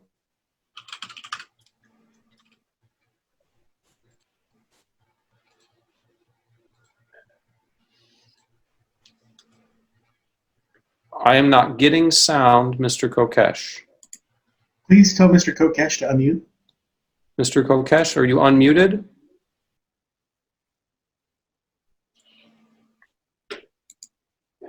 Mr. Seth Levy says he knows the solution as an FYI to Mr. Fishman. Okay, Mr. Levy, if you can solve the problem, let's get that problem solved. Yes, you have to, you have to kind of prepare for it, but there's a video sharing option within Zoom, and that is the most effective way to do it. Just sharing your screen is not going to work properly. Okay. Who can take care of this? If I have the video, I can share it. All right. So, Mr. Fishman, can you please get the video to Mr. Levy so Mr. Levy can share it? I do not have the video. To nominate. My name is Elijah Gizzarelli. I'm a delegate from California. I'm hearing sound. It is my honor. All right, go back to the beginning, and Mr. Kokesh is going to play the video. Here we go. My name is Elijah Gizzarelli, and I'm a delegate from California. It is my honor to nominate Adam Kokesh for the Libertarian Party's nomination for President of the United States. Adam is the best chance the LP has at having a breakout year in 2020. I followed his activism since 2011. Adam versus the Man was actually instrumental in me learning about libertarianism and then later becoming a member of the Libertarian Party. In 2017, I started seeing Adam post some strange things on Facebook. I'm running for not president. Honestly, I thought it was a bad idea. You see, I'm actually very pragmatic. I was happy with Gary Johnson in 2016. I had hoped for better results, but it's hard to complain about the best results in Libertarian Party history. Gary did a great job. I've always felt like the more milquetoast, the more palatable candidates needed to be out front in the Libertarian Party to serve as a pipeline towards voluntarism. But as I found out in the past couple of years, you don't need to be milquetoast to be palatable. I told Adam my concerns at a tour event he was holding back in 2017, and he started to explain to me how he agreed, how he was planning very diligently, how he was going to pitch this idea to the American people, how he was using the government's own propaganda against itself. Immediately, I started to see the potential in this campaign. Not only could this be the greatest libertarian outreach campaign in history, but this idea could actually win. It could change American politics forever. Over the past 2 years, I've probably talked to thousands of everyday average Americans about Adam's platform, about how he plans to take the federal government through a bankruptcy proceeding. I've seen how America reacts to Adam's platform, and they love it. Outside of his platform being a complete game changer, Adam is just the best candidate we have available to us right now. He's charismatic, he looks good on camera, he communicates well, he understands libertarian principles, he thinks well on his feet, and he's good under pressure. He's low maintenance. Believe it or not, Adam actually lives off of pineapple and LaCroix sparkling water. That's facts. Adam's fame and popularity are proof of his star power. Adam has the largest social media following of any of the current candidates for the Libertarian Party's nomination. And only Vermin Supreme is even anywhere close. The Libertarian Party needs to nominate somebody who is popular and has the charisma to communicate to non-libertarians about libertarianism. Adam Kokesh is that candidate. If you support another candidate, I want you to ask them, have you ever been recognized in public? Without wearing your novelty headgear, of course. If you travel with Adam, it actually becomes annoying after a while because so many people stop you on the side of the street because they recognize Adam. One time I was in a library and me and Adam were talking softly to each other and somebody recognized Adam's voice and approached us. It might seem silly to point out, but this is fundamentally important. Adam Kokesh and Vermin Supreme are the only candidates this cycle that are still in the race that were able to get mainstream media interviews. This isn't an accident. There's a reason the other candidates weren't able to do so. And it's not because they weren't trying. Whoever wins this nomination just isn't going to be handed free press. They're going to have to fight for it, and Adam can get noticed without novelty headgear. I hope you can see how important this election is for the Libertarian Party. And I ask you to nominate the person with the best chance at keeping our ballot access and moving our party forward. The other candidates are great people. I've spent a good amount of time with just about all of them. I would be happy to support any one of them if they were to win the nomination. But I think it's a fool's errand. They're trying to run Gary Johnson's campaign with less fame and name recognition and less money. Adam Kokesh has proven to be the best fundraiser of all the candidates currently in the race. Adam Kokesh has the most name recognition. To me, the choice is simple. Please vote for Adam Kokesh for the Libertarian Party's nomination for president. Hi, my name is Zach Parks. I am the Director of Christians for Kokesh, and I am excited to endorse Adam and his radical message of decentralization. This is exactly what this party needs and exactly what this country needs right now. People are not looking for modifications to the status quo. They want to completely upend the establishment, and millions of them are ready to hear our message. So I hope we can count on your support during this convention. I'm Joey Lee, Director of Stoners for Kokesh and Commander-in-Chief for Platoon 420. They call me GI Mary Jane, and as a national delegate to the 2020 LNC, I proudly second the nomination of Adam Kokesh as the Libertarian Party nominee for last President of the United States. Following a record-breaking election cycle in 2016, this party stands at a crossroads. It is of the utmost importance that this year's nominee be someone who can precisely and charismatically articulate the principles that this party stands for. Most importantly, nothing by force. Does forcing libertarian beliefs on a population really stand up to libertarian principle? Adam's platform of localization is the only platform that truly lives up to libertarian principle, as it brings government down to the community level, allowing Americans to have as much or as little government as they want, so long as it's voluntary. People will finally be free to live the way that works best for their communities without the fear of government intervention. I urge you to cast your vote for freedom through localization.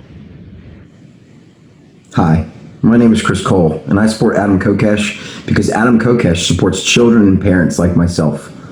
I'm the Director of Victims of Family Law, as well as the North Carolina State Coordinator for his campaign. Adam has put family law, a taboo yet highly destructive issue in America, to the forefront of his campaign. Millions of Americans are negatively affected through divorce, child custody, child support, child protective services, and other welfare programs, all of which put profit before parenting. Government uses its self-given authority to take away the rights of parents and children and is a $50 billion a year business.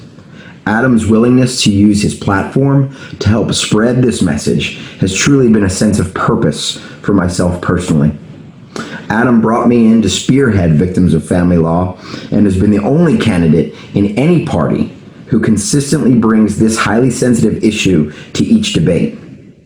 Broken homes are the real pandemic crisis in this country and the source of many health, economic, and social issues we have today. He introduced me to the Libertarian Party, and he showed me that there was a party of human beings who believed in ethics, morals, and principles. Hello, I am Marcus Pulis, a delegate from Indiana. 3 years ago, I had given up on politics entirely. The same old broken promises from politicians had led me to distrust any party. When I met Adam Kokesh, I already believed in self-ownership and voluntary cooperation. What he offered me was a practical way to peacefully transition to a world set free in my lifetime. He called it localization. He offered me hope for a better world based in ethics and love. Over these years, Adam and I have become friends. I've been honored to work within this growing movement and see the hard work from our campaign and from others. A libertarian future is dawning, and I am part of that evolution. It is time to end the Fed. I am proud to second the nomination of Adam Kokesh for the Libertarian Party nomination for President of the United States. As Adam Kokesh's wife and biggest fan, I am proud to second his nomination for President of the United States. I'd support my husband not just because of his dance moves, but because I believe in his message of localization and voluntarism. This country is too good for this government. It has no place in our private lives, in our homes, our families, or dictating what we do with our own bodies. Speaking not just as his wife, but also as his Western Regional Coordinator and as the Director of Exotic Entertainers for Kokesh, I know Adam is the only one to end the tyranny and give us back what was stolen from us. He is not afraid to stand up to the duopoly. He works harder than anyone else I know, and the party will get so much value from him because he's a man of integrity with the work ethic and the right message to lead us to a world set free in our lifetime. My fellow libertarians, my name is Adam Kokesh, but you might know me as Adam versus the Man, and I'm seeking the Libertarian nomination for President of the United States of America. It is such a great honor to be a part of this party as we persist in our business despite current challenges. We find ourselves gathering in extraordinary circumstances and difficult times for most Americans. We seem to have been bullied out of our convention planned for Austin to meet online instead because of a forced unemployment crisis in the name of a state of emergency using a virus with a lower death rate than testifying against Hillary Clinton as the excuse. As tough as this weekend may be for us, please keep in mind the tens of millions of Americans out of work and struggling right now, which includes many of us gathered here today. As you know, governments have a habit of using fake emergencies to take away freedom and consolidate wealth and power. The coronavirus pandemic is a real reason to pull together, support the vulnerable, and direct resources to those in need, not to panic and not to support policy that violates individual rights. This is not the time to cower. This is the time to be brave, to be libertarian. Real courage is not the brutal force of government agents in uniforms, but the steadfast conviction of principles, logic, and love. After the last debate, I'm happy to switch my VP endorsement from John McAfee to Larry Sharp. Years ago, I was fed some bad intel about Larry, accusing him of things of which he was innocent. Despite my rushed handling of the situation, Larry's grace and patience made it possible to settle things like adults. We have become friends since, and we have discussed localization extensively. I know that if I have the honor of having him as a running mate, he would be a great advocate for localization. And as two former Marines, hoorah, we would be uniquely positioned to unite America against the pro-war duopoly. Now, even if you only like me half as much as your preferred candidate, you should still vote for me because I will work way more than twice as hard and be way more effective than anyone else in using this opportunity to grow our movement for the long run. I will be a full-time candidate, not just between now and November, but if we don't win this year, between now and 2024 as well. I have an unmatched record of hustle, and I know with your nomination, I'm only going to get more effective. I'm 38 years old. I've been at this full-time for 14 years, and I have at least a few good decades left in me, but I'm planning on seeing a world set free long before I'm forced to retire. You can take my microphone when you pry it from my cold, dead hands. A vote for me is a long-term investment in freedom and the party. We have seen a very divided party coming into this convention, but we cannot let ourselves be divided when our leadership is needed now more than ever to unite America. We are the only party that is anti-war, anti-drug war, anti-surveillance state, which makes us the only party that is pro-peace, pro-human dignity, pro-freedom. Localization is the only policy that fully embodies our principles in a practical step forward that every American can agree on. Localization is the cure for polarization. I'm running for the Libertarian Party nomination for president because I want you to be able to rest assured that your nominee is someone who will be taken seriously, who is always cool, calm, and collected, who isn't boring, who can consistently get national media, who can get in the debates, who can excite and motivate people, who isn't running on a gimmick, who doesn't have votes or unethical status positions that you would have to apologize for. Someone who can leverage existing name ID, who can unite the American people with practical policy that immediately improves life for all Americans and can let the world know why people like you, people like me, will do whatever it takes to stand up to government and achieve our goal of a world set free in our lifetimes. The American people know that the difference between Republicans and Democrats is like the difference between going off a cliff at 70 miles an hour versus 80 miles an hour. We can't go to them and tell them, it's going to be okay because we can take you off the cliff at 10 miles an hour. No, we have to offer a fundamentally new direction for America.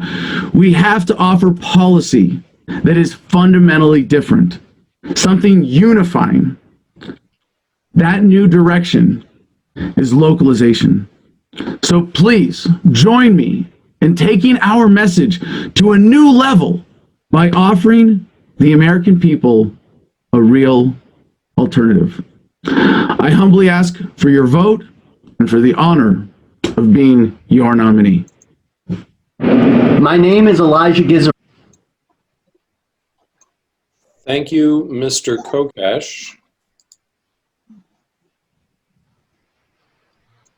All right, Mr. Kokesh's name is placed in nomination. We will next have the presenters for Ms. Jorgensen. Mr. Fishman, if you can get that set up and get the appropriate people elevated to panelist. There are 2 points of personal privilege. One, if video participants could temporarily turn off their video out of respect for nominees when they're speaking, it helps the clients display the convention better. The second one is to remind panelists to maintain a professional appearance. If you are going to touch your face, eat, maintain your nose, or anything else of a personal nature, please stop your video. All right, Mr. Fishman. Dr. Jorgensen, can you tell me the names of the people to promote, please? I'm sorry, can I tell you the names? What? Of your speakers to bring up onto the stage. Yes, Steve Dasbach. Would you like the order? Yes, please. Okay, give me just a minute, please.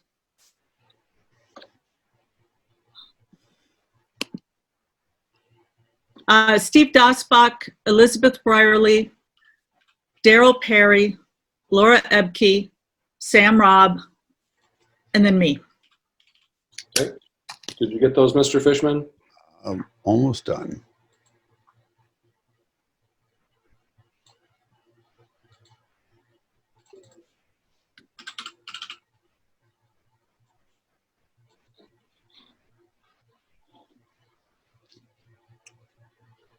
Got them all. All right, so all of those people are panelists. I believe you said Mr. Dasbach is first, so we will start with Mr. Dasbach and 16 minutes. Good afternoon. I'm Steve Dasbach, and I nominate Dr. Joe Jorgensen for President of the United States. I served as national chair of the Libertarian Party from 1993 to 1998, and had the great honor of introducing Joe to the 1996 National Convention as our nominee for vice president, along with presidential nominee Harry Brown. Joe has a unique ability to present libertarian ideas in ways that average voters can understand and relate to, while remaining true to our principles. That unwavering commitment to principle is why she was endorsed and nominated by our party's founder, the late David Nolan. I saw that in that campaign, Joe's total commitment to outreach and party growth. I saw how effective she was in interviews as an ambassador for liberty. That's why I decided to join her 2020 presidential campaign as her full-time volunteer campaign manager.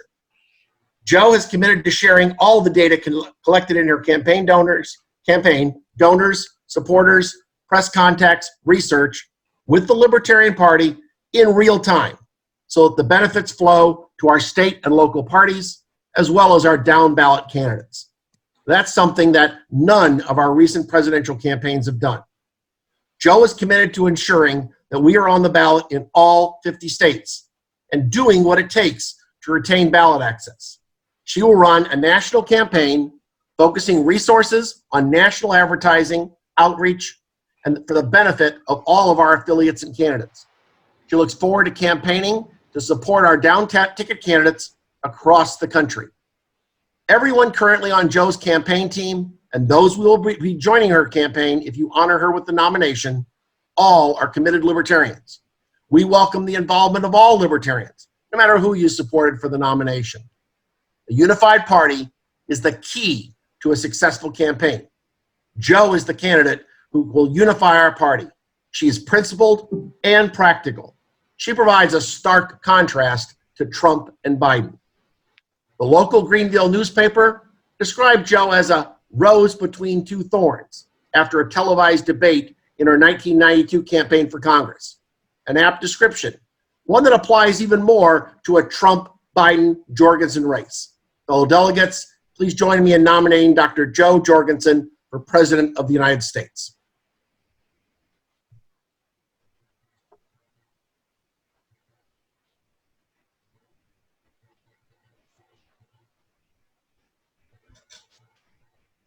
Whoever's next should just go.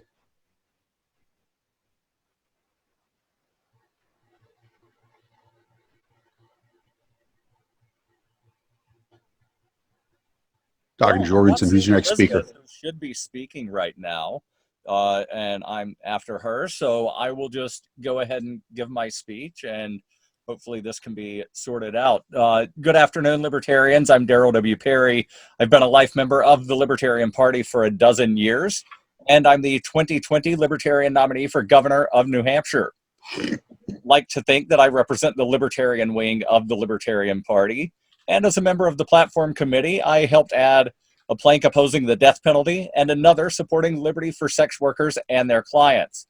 Dr. Jo Jorgensen supported that plank, and indeed, she supports the entire platform. After 3 consecutive presidential cycles where the candidates promoted their own platform, Dr. Jorgensen gives us a chance to nominate someone who supports our platform. She can do that while also uniting the disparate factions of the party. Dr. Jorgensen got a B rating from the Radical Caucus and the endorsement of the Pragmatist Caucus. Dr. Jo Jorgensen is clearly the one candidate who can bring us together. Some libertarians are concerned about which presidential candidate can get us ballot access, but our presidential nominee can't do that on her own. Many states, like New Hampshire, require us to score big numbers from down ballot candidates. Actually, only 13 states only require numbers from the presidential candidate. And a presidential candidate who can unite the party will help down ballot candidates like myself, because many of the presidential volunteers will then get involved to help state and local candidates. Momentum at the presidential level builds momentum all the way down the ticket.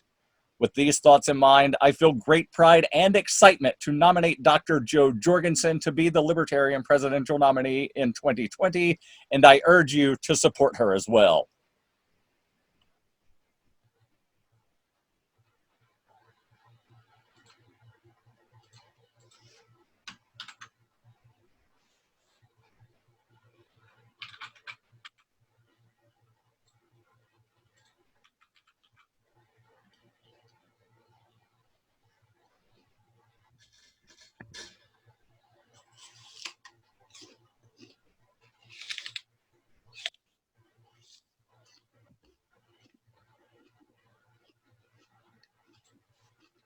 If Senator Ebke is in here as a panelist, you should go ahead and go, please.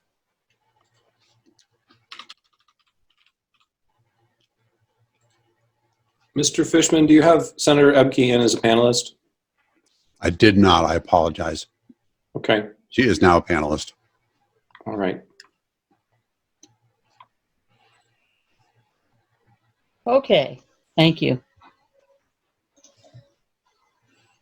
It rejoined me.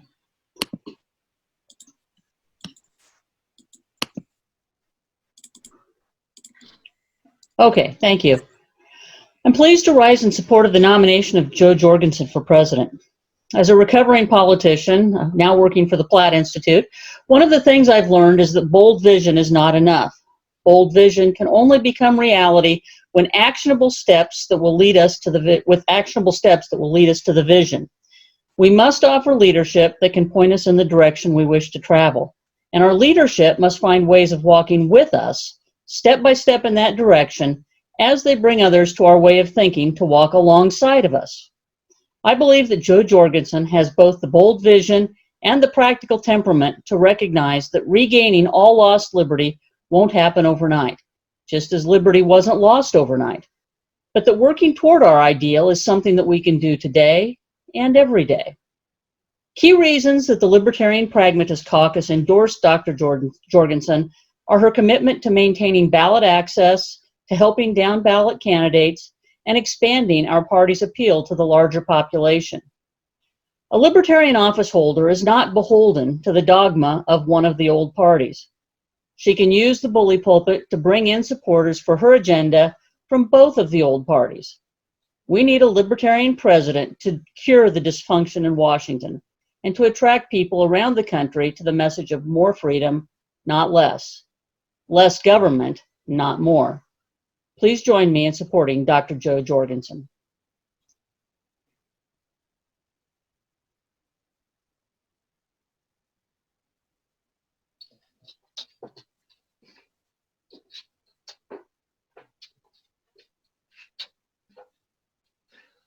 Okay, Dan, I believe I'm up next.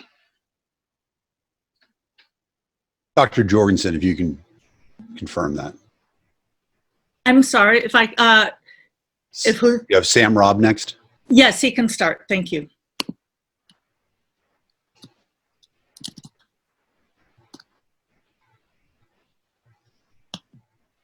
Hey, all. Sam Robb here, and not from Sam Robb 2020 anymore, but I'm here to let you know that over the course of the past year, I've had a chance to speak with and get to know my fellow candidates. I have, of necessity, paid close attention to their character as well as their words, and I've weighed their policies and positions and learned from all of them. I think that Joe Jorgensen has the character, class, and experience we need to communicate our principles to the American people. That's why at this point, I'm endorsing Joe Jorgensen and asking you to vote for her as our presidential candidate. Let's go, Joe. Thank you. Thank you for that, Rob. And thank you so much, delegation. It's an honor to be here. I am honored to be amongst everybody who has run for office. And Sam, you ran a great race. I enjoyed seeing you.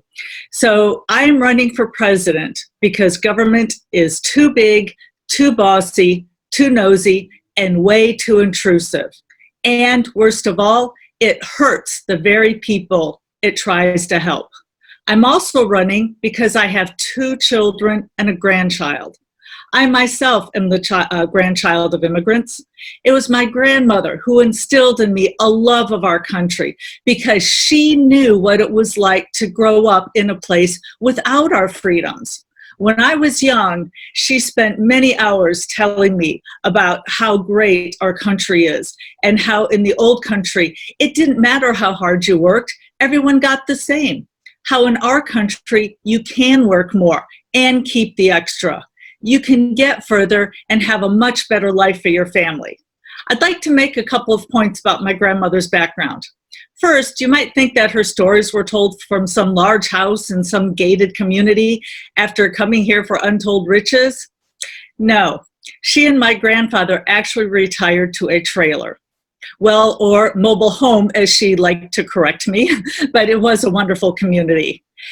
She thought that living in her mobile home in our country was much better than living in her old country because here she had freedom. The other point, you might think that she came from communist Russia or some other country, but no, she came here from Denmark.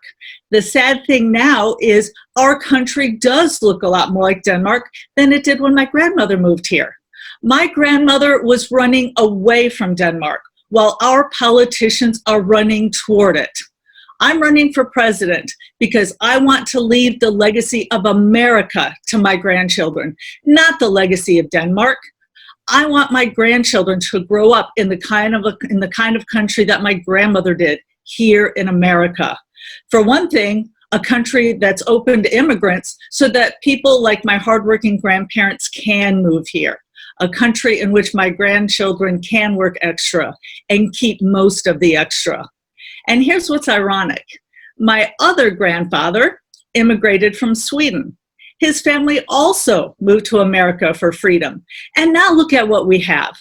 People in Sweden are now able to move about freely, while here in America, we're all under house arrest.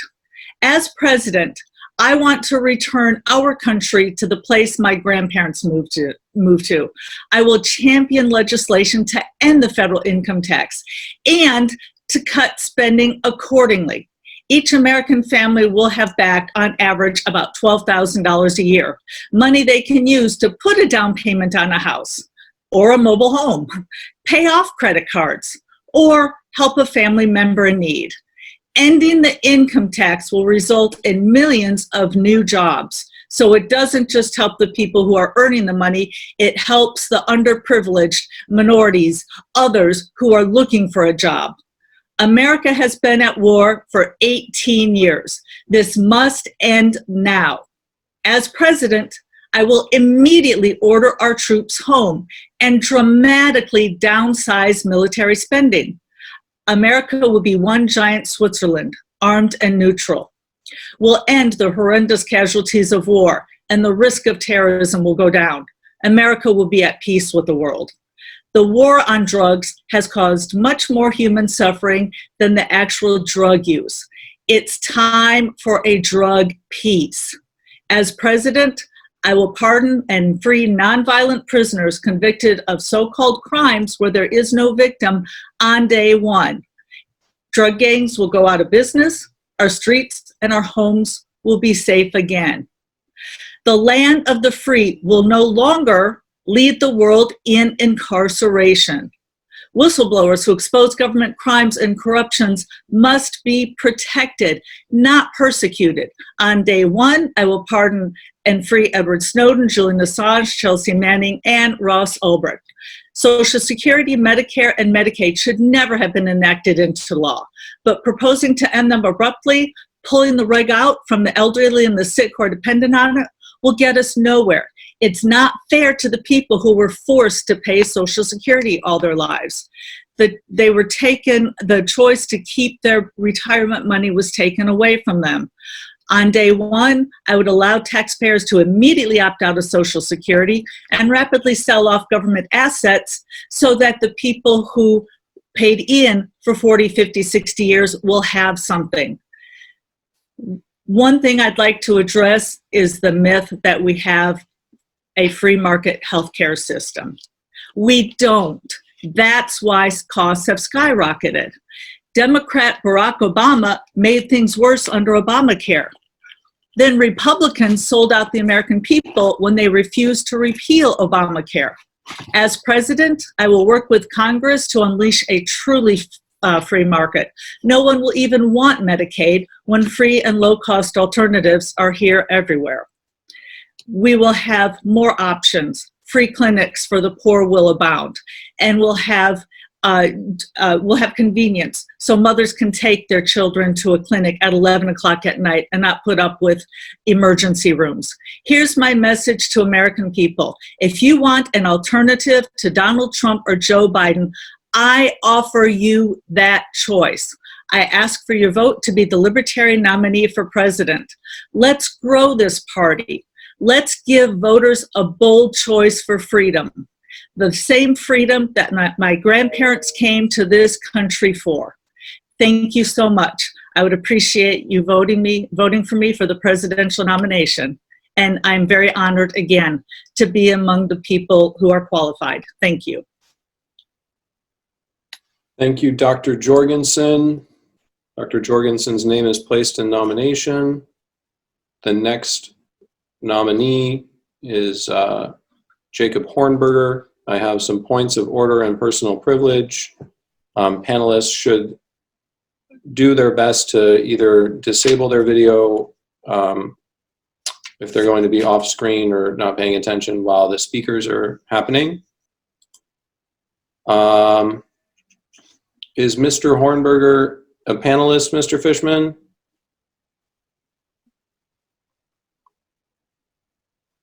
I apologize, I do not see Mr. Hornberger in the room. Let me send him a link immediately.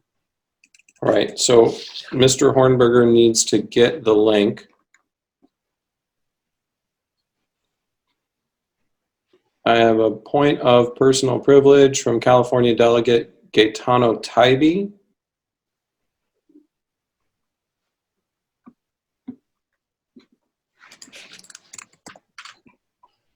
Go ahead, Gaetano Tybee. Thank you, Mr. Chair. This is actually Elizabeth Brierly. Apologies. We had a technical issue, so we swapped presences. Okay. And I'm using Gaetano's non-crashing PC. Okay. Would like to be able to give my Joe Jorgensen seconding speech, if possible. How long is it? It's about 2 minutes. I'll allow it. Go ahead. Thank you.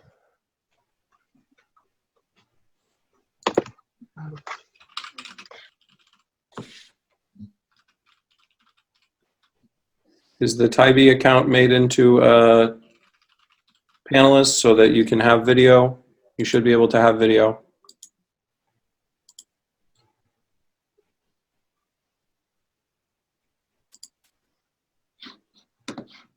Ms. Brierly, you should be able to go forward. You just need to start the video and unmute.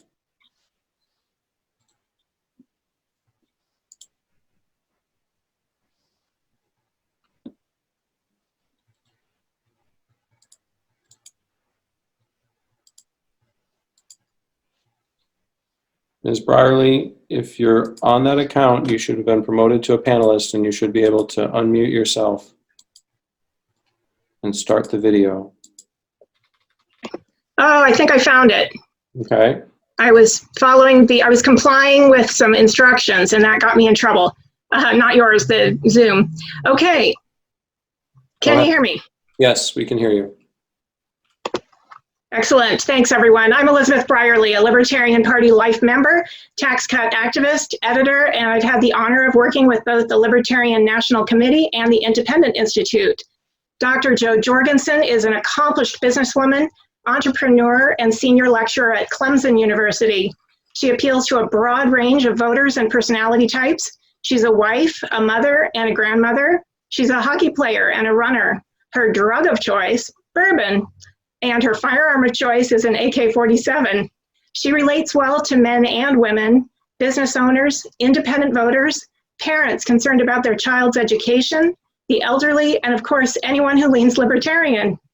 It's not uncommon for libertarians at a state convention to say that their wives, who aren't necessarily libertarian, found Jo to be the most appealing candidate.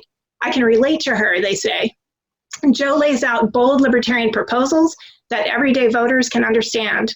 And she's laser focused on what voters really care about: jobs, healthcare, taxes, education, war, the environment, and justice.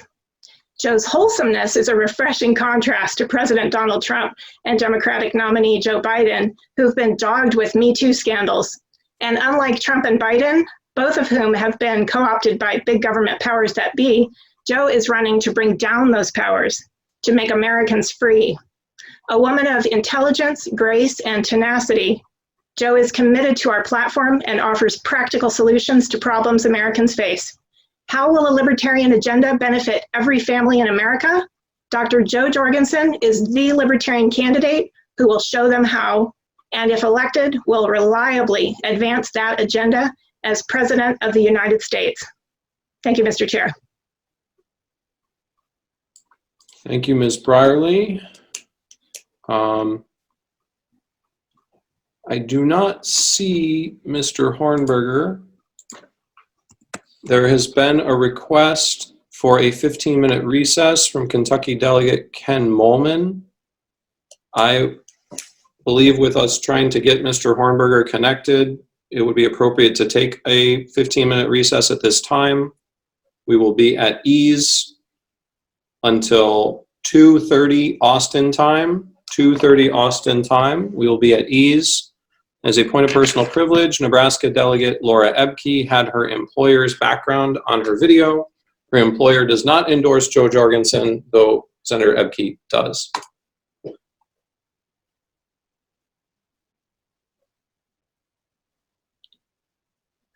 Please take Texas Delegate Laura Valle off the speakers list. And we are at ease until 2:30 Austin. Hopefully we will have Mr. Hornberger available at that time.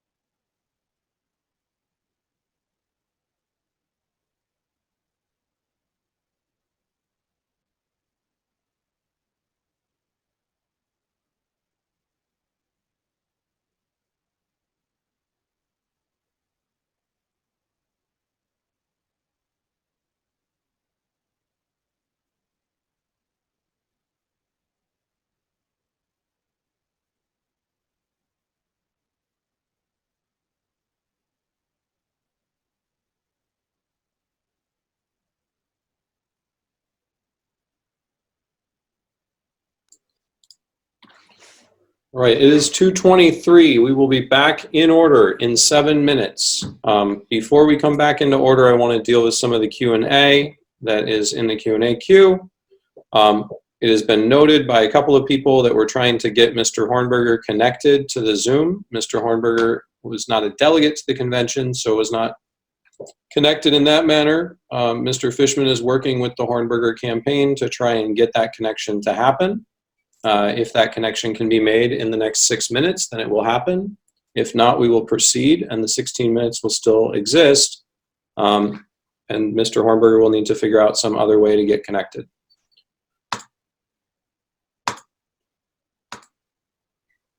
There's a request for information regarding vice presidential nominations. The vote had closed at 3 p.m., but the nominations will not be officially closed for vice president until after president is done.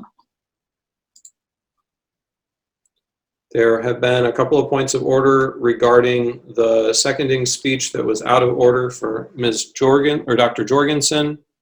I don't believe that they ended up with extra time. And there will not be extra time given to other candidates.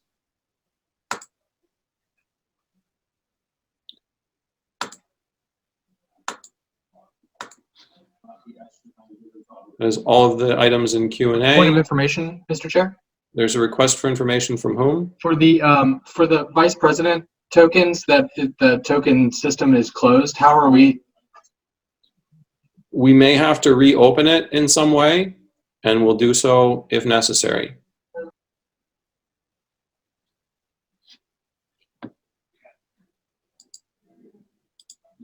All right, we have about 5 minutes. Hopefully, Mr. Hornberger can get connected. I know Mr. Fishman's working on it. We are still at ease for 5 more minutes.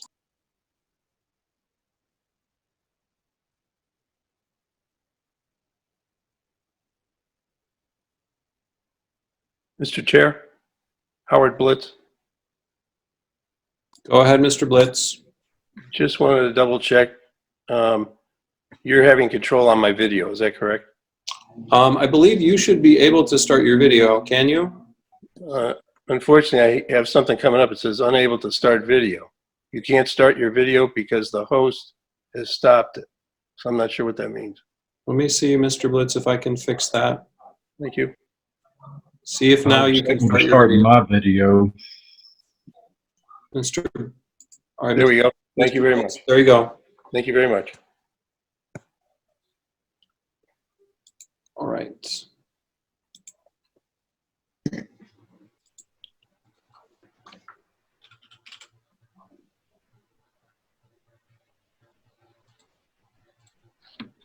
Point of information. I believe Mr. Hornberger is in to the Zoom meeting. We still have 3 minutes before we come out. Mr. Hornberger, do you have an order of panelists so we can make sure everyone is a panelist?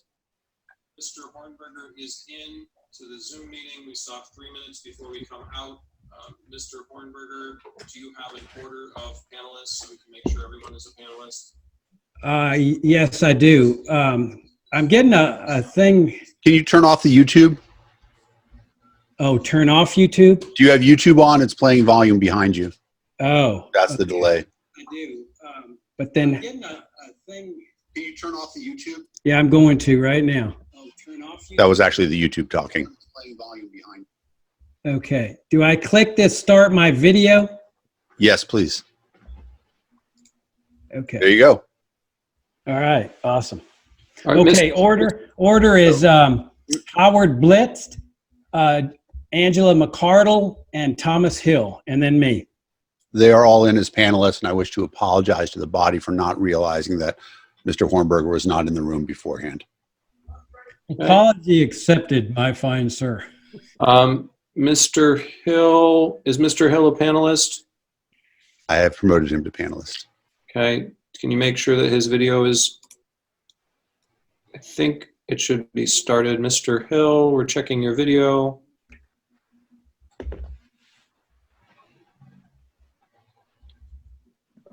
You should be able to hear me, Mr. Chair. Yep, I can hear and see you. Okay, so we have those checks for all of the Hornberger panelists. let's work on getting the Gray and Supreme people on deck, and so we don't have a delay after the Hornberger nomination. Yes, sir. All right. We have 2 minutes before we will get started again. Mr. Chair? Yes, go ahead, Mr. Rob. This is Samuel Robb. I'm still listed as a panelist. I believe you would like to promote me. Can we send Mr. Robb back to attendee land? All right, 1 more minute. And Mr. Chair, Yes. Elizabeth Brierly here under CAG Gaetano Taby. Same story there. We should probably be removed as a panelist. All right, we'll take care of that, Ms. Brierly. Thank you. Thank you again.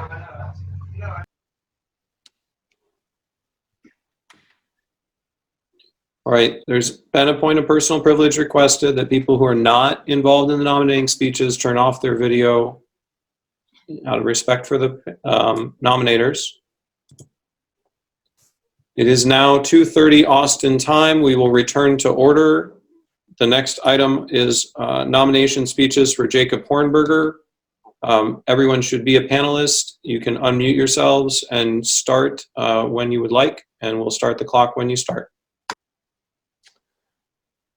Mr. Chairman and fellow Libertarians, my name is Howard Blitz, delegate from Arizona, and I rise to second the nomination of Jacob G. Hornberger for the Libertarian Party's 2020 candidate for President of the United States.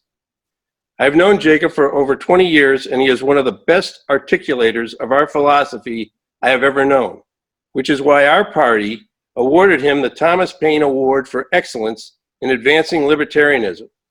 He understands our philosophy and principles, and he stands for what is right. This year, we Libertarians have a tremendous opportunity. The American public is fed up with both Republicans and Democrats for their total disregard for the Constitution. Both of them have sunk drastically with their embrace of the welfare warfare state that has destroyed our freedom and well-being. Both Democrats and Republicans, which are really one and the same when it comes to promoting government interference in the economy and usurping individual rights, are imploding. Both Democrats and Republicans continue to argue with each other over how all this government control should work. Americans are looking for something else. We Libertarians are that something else. There has never been a better opportunity to promote freedom and individual liberty.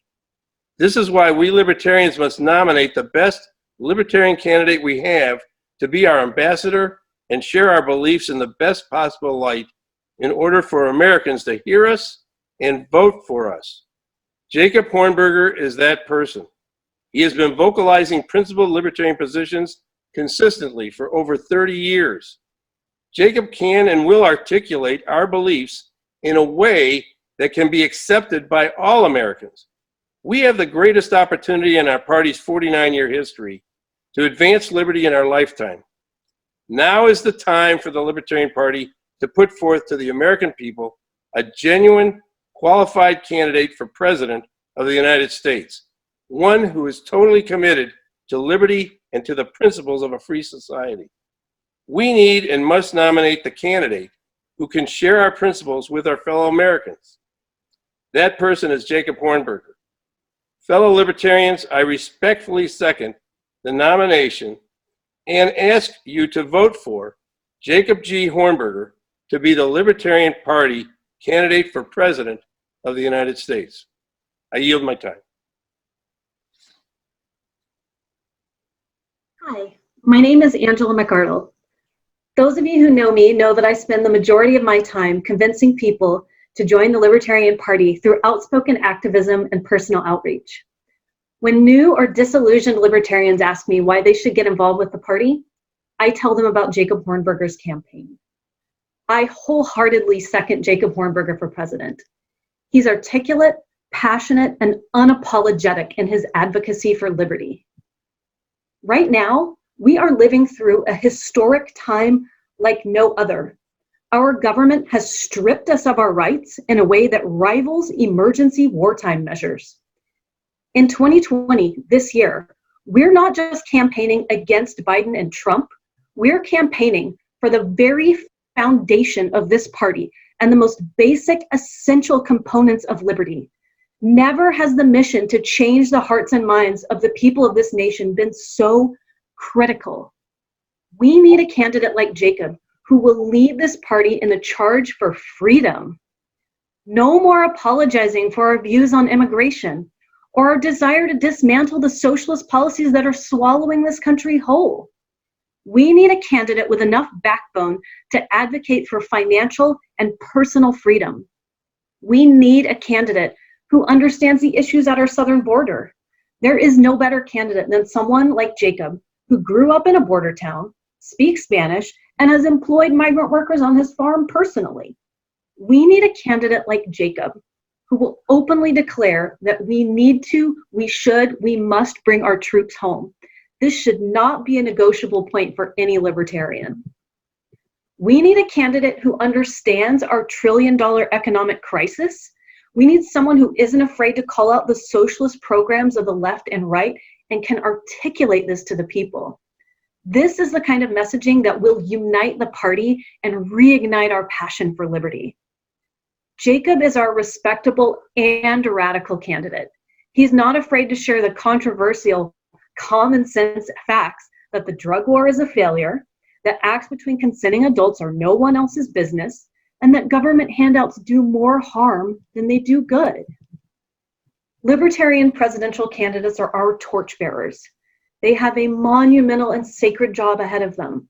They exist to win elections, educate the public, and push the Overton window in the direction of freedom. Jacob Hornberger is committed to all of these goals, and that's why I endorsed him for president in 2020. Go, Jacob, let's start another revolution.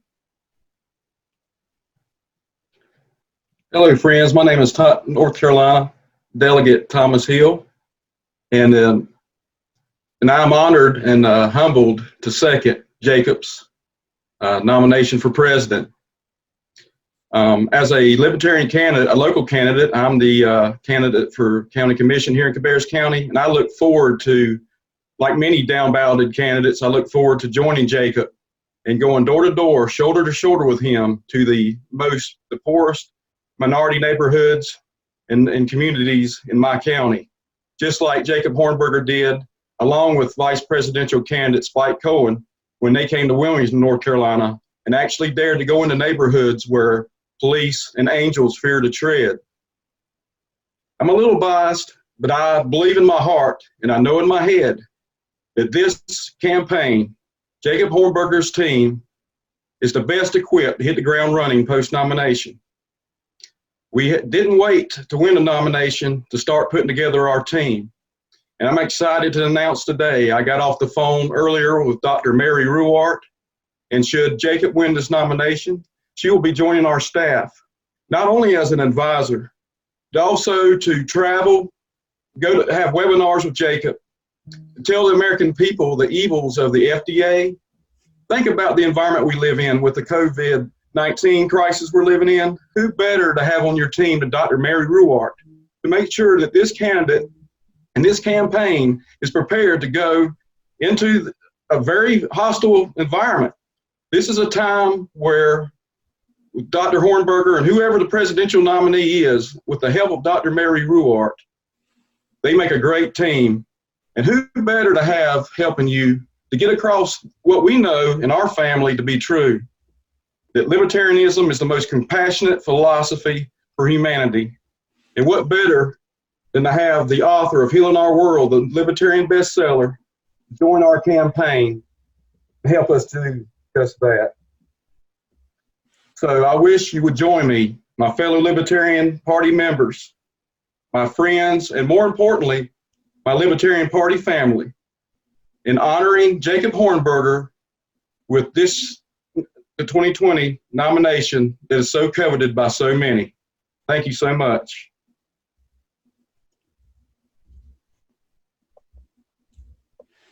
Mr. Chairman and delegates to the 2020 Libertarian Party National Convention. I respectfully accept this nomination to be the 2020 Libertarian Party candidate for President of the United States.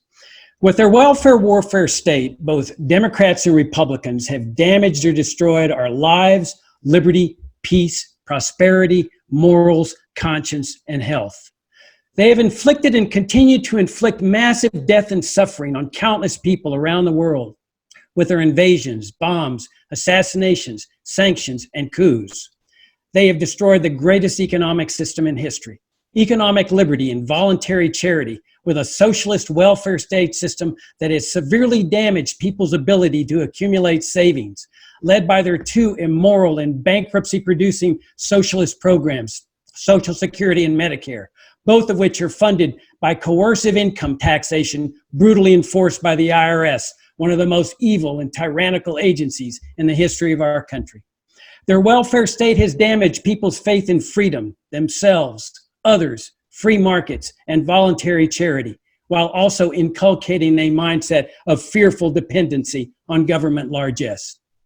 Their welfare state has damaged our sense of genuine compassion and care for people that can only come from the willing and voluntary hearts of free individuals. A free people can always be relied upon, not only to generate massive personal financial savings, but also to take care of parents, grandparents, the poor, and others in need on a purely voluntary basis. Their welfare warfare state has saddled Americans with $25 trillion in debt and $150 trillion in unfunded liabilities, which especially burdens the poorest people in our society.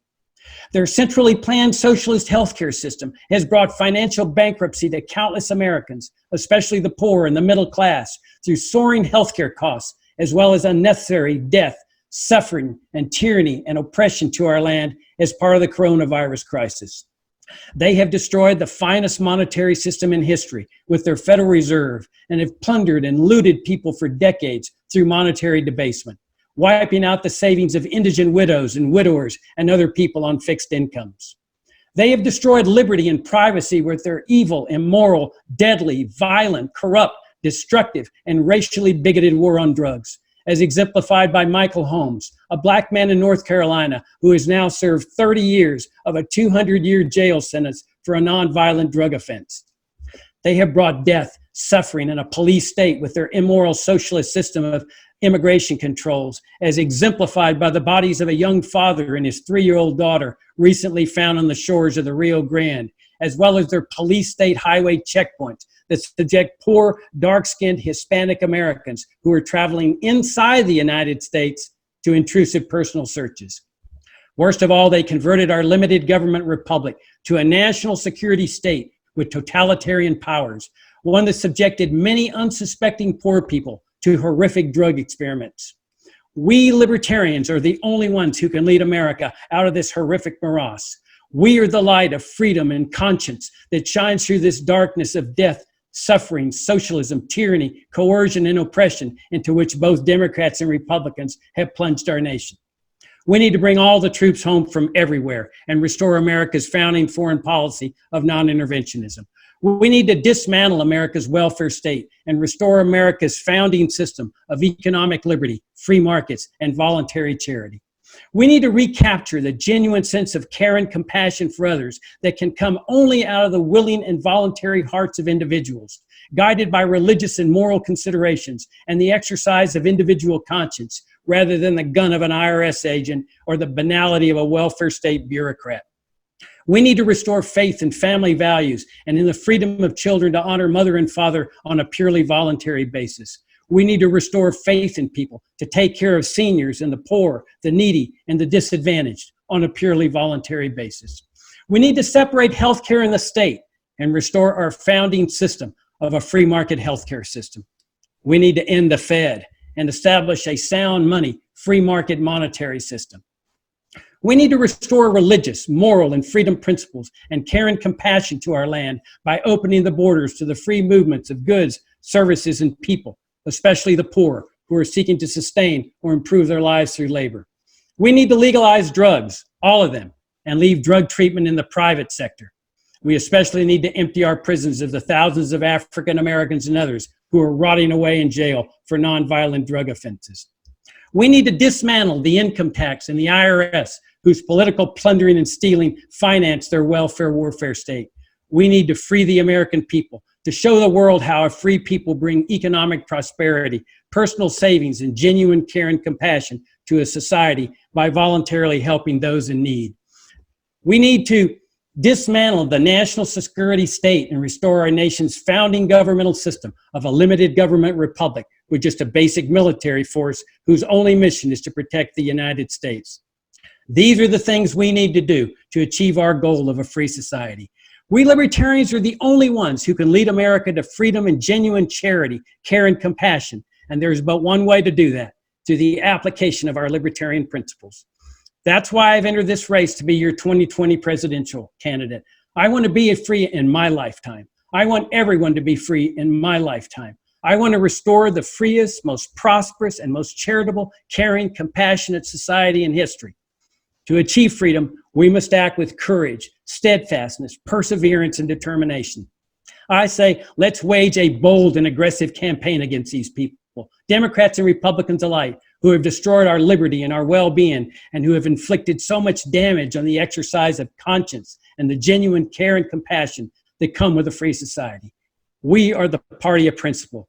Let's be bold. Let's run a campaign of principle for the party of principle. Let's lead America and the world to the highest reaches of freedom, peace, prosperity, care, compassion, health, and harmony that mankind has ever seen.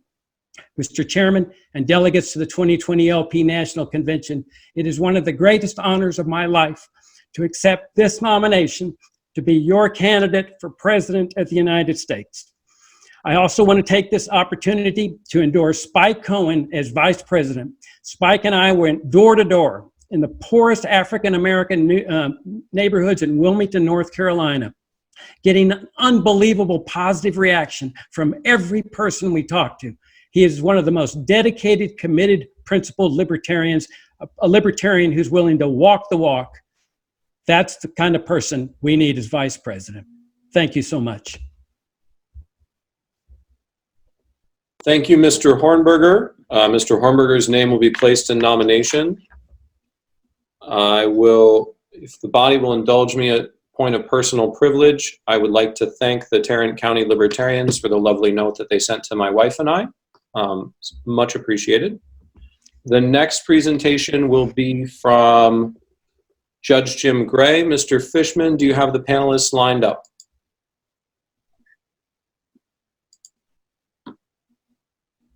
Yes, this is Judge Jim Gray. Okay, is the just going to be a presentation? Okay. Yes.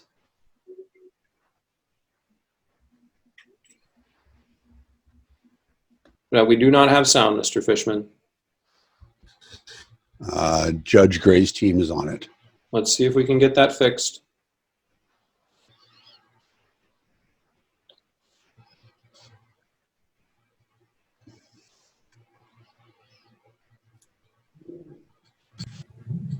We'll try again.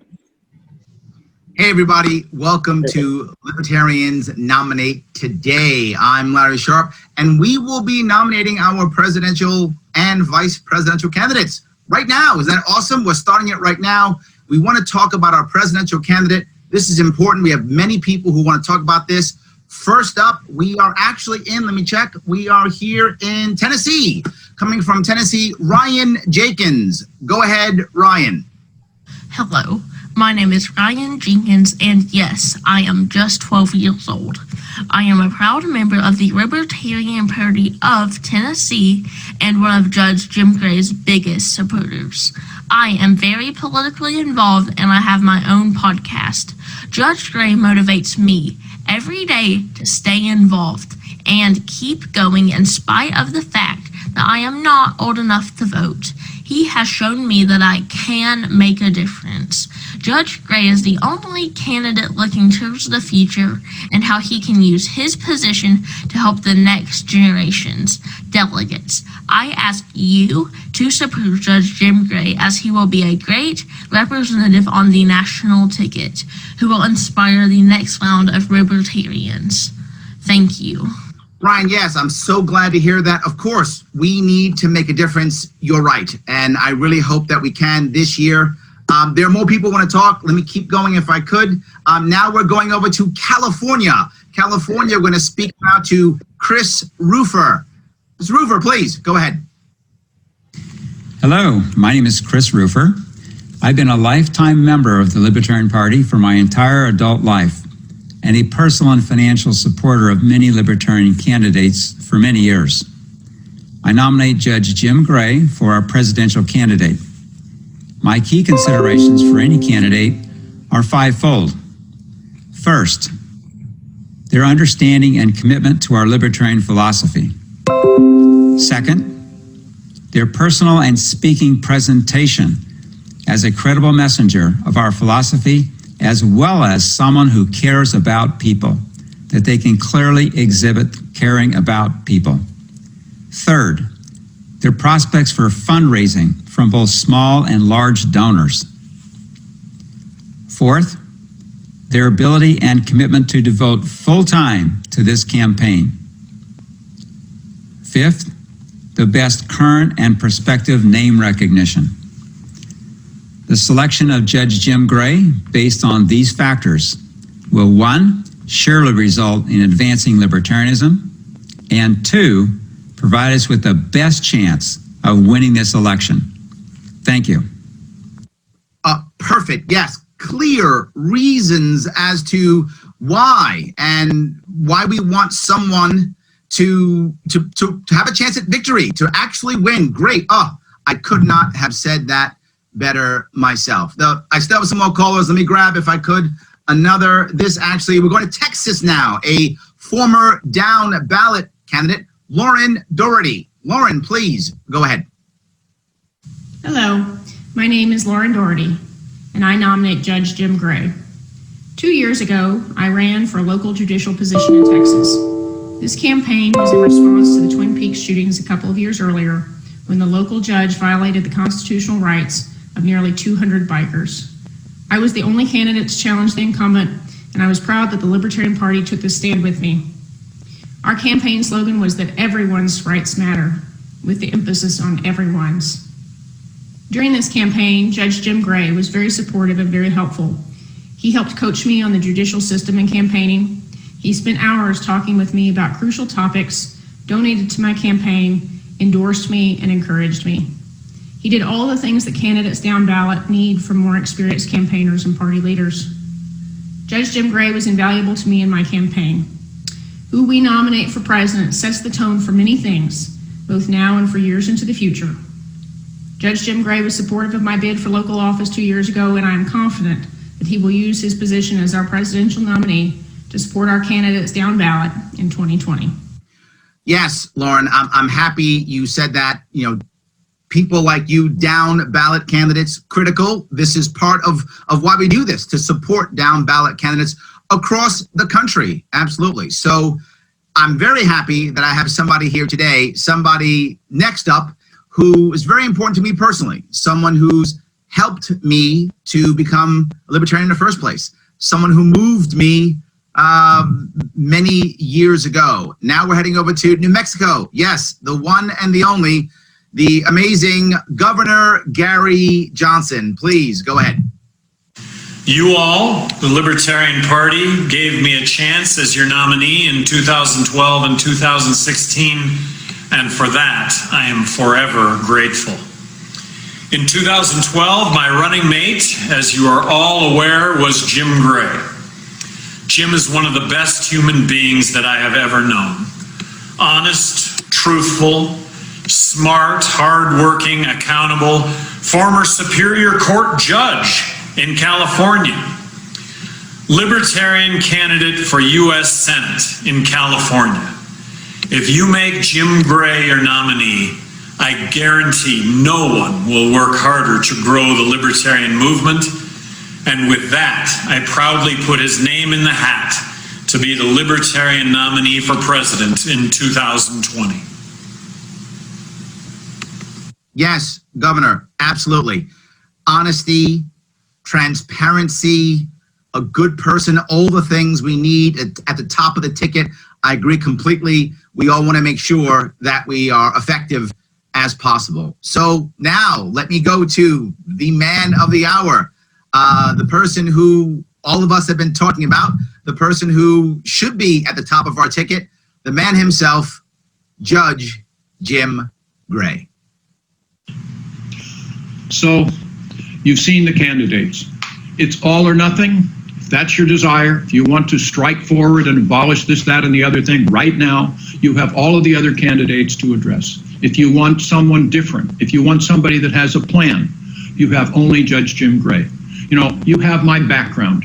I have that libertarian strength throughout my life. In fact, back when I was in law school, I saw something that was wrong. Nixon put our troops into Cambodia, and I led a peace march from USC campus to the steps of City Hall of Los Angeles. We mailed 20,000 letters to President Nixon demanding that he gets our troops out of Cambodia.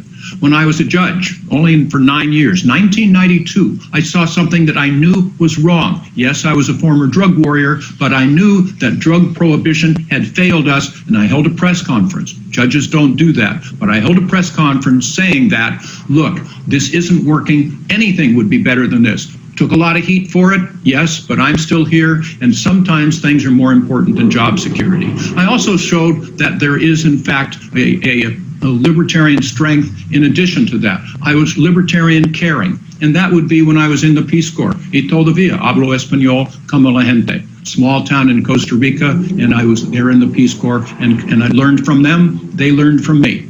Okay, so the background, the strength, the libertarian caring, but there's more. There's the creativity. I would see problems in my job.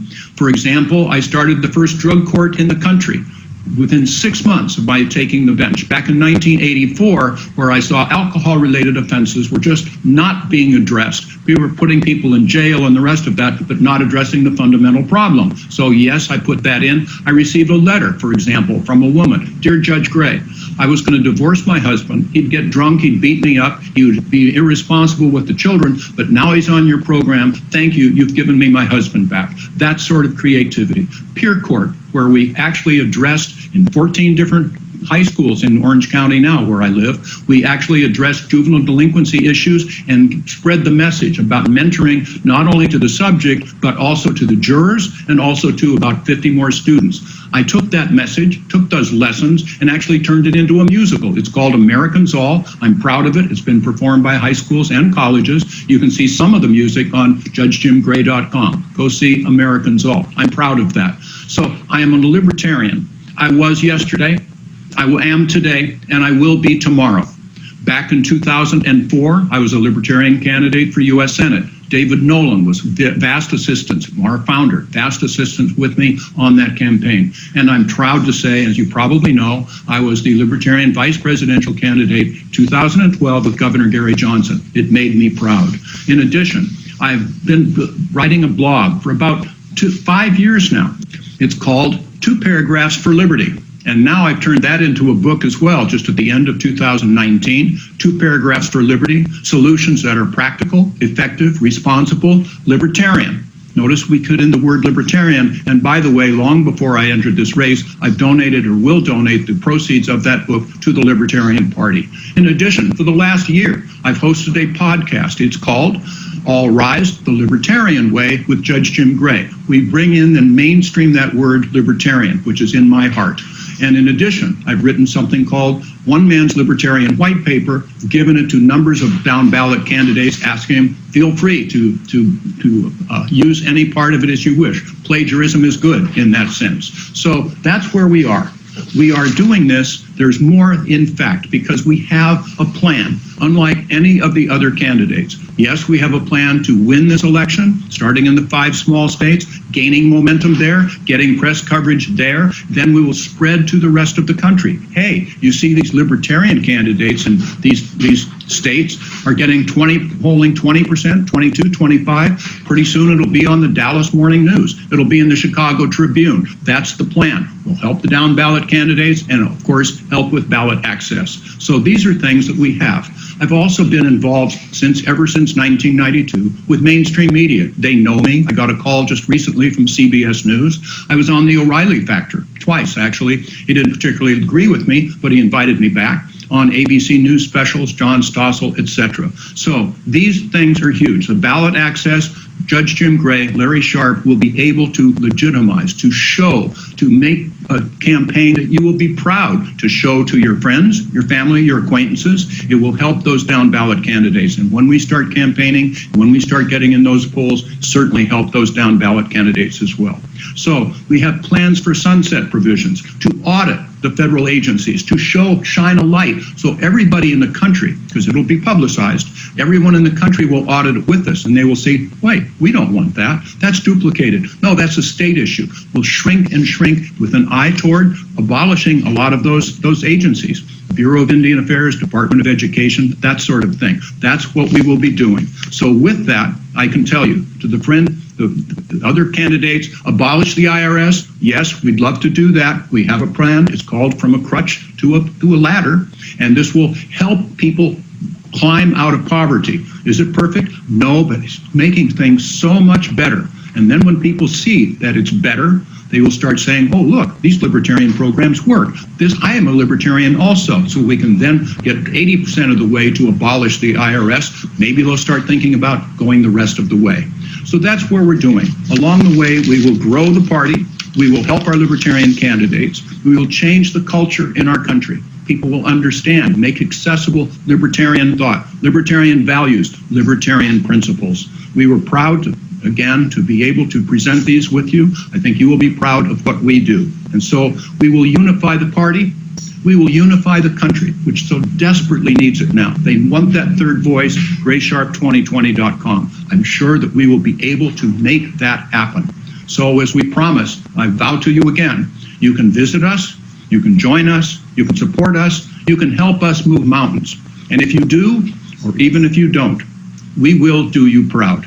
Thank you for the opportunity of sharing these thoughts, and I certainly would appreciate your consideration and your support. Thank you. Good luck to us all. Yes, you heard it, everybody. Many reasons to support Judge Jim Gray. Make a difference, to have a chance at victory with both finances and support, to support the down ticket, to have someone at the top of the ticket who is both honest and transparent. And for me, personally, one of the reasons why I'm behind the judge is he has a plan to make sure we can achieve all those things. And on top of it, he understands how important ballot access is. To me personally here in New York and across the country for many of you, ballot access also critical.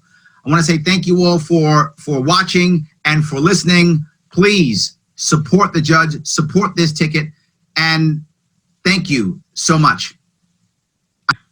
I want to say I'm going to yield the rest of the time to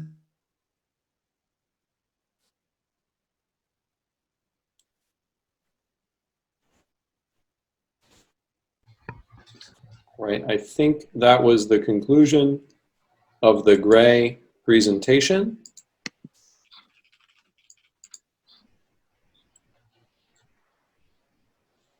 Judge Gray's name is in nomination. Mr. Fishman, are you prepared with the panelists for Mr. Supreme? Mr. Supreme has been promoted to panelist. Mr. Supreme, would you tell me who your speakers are? Call them to the stage, please.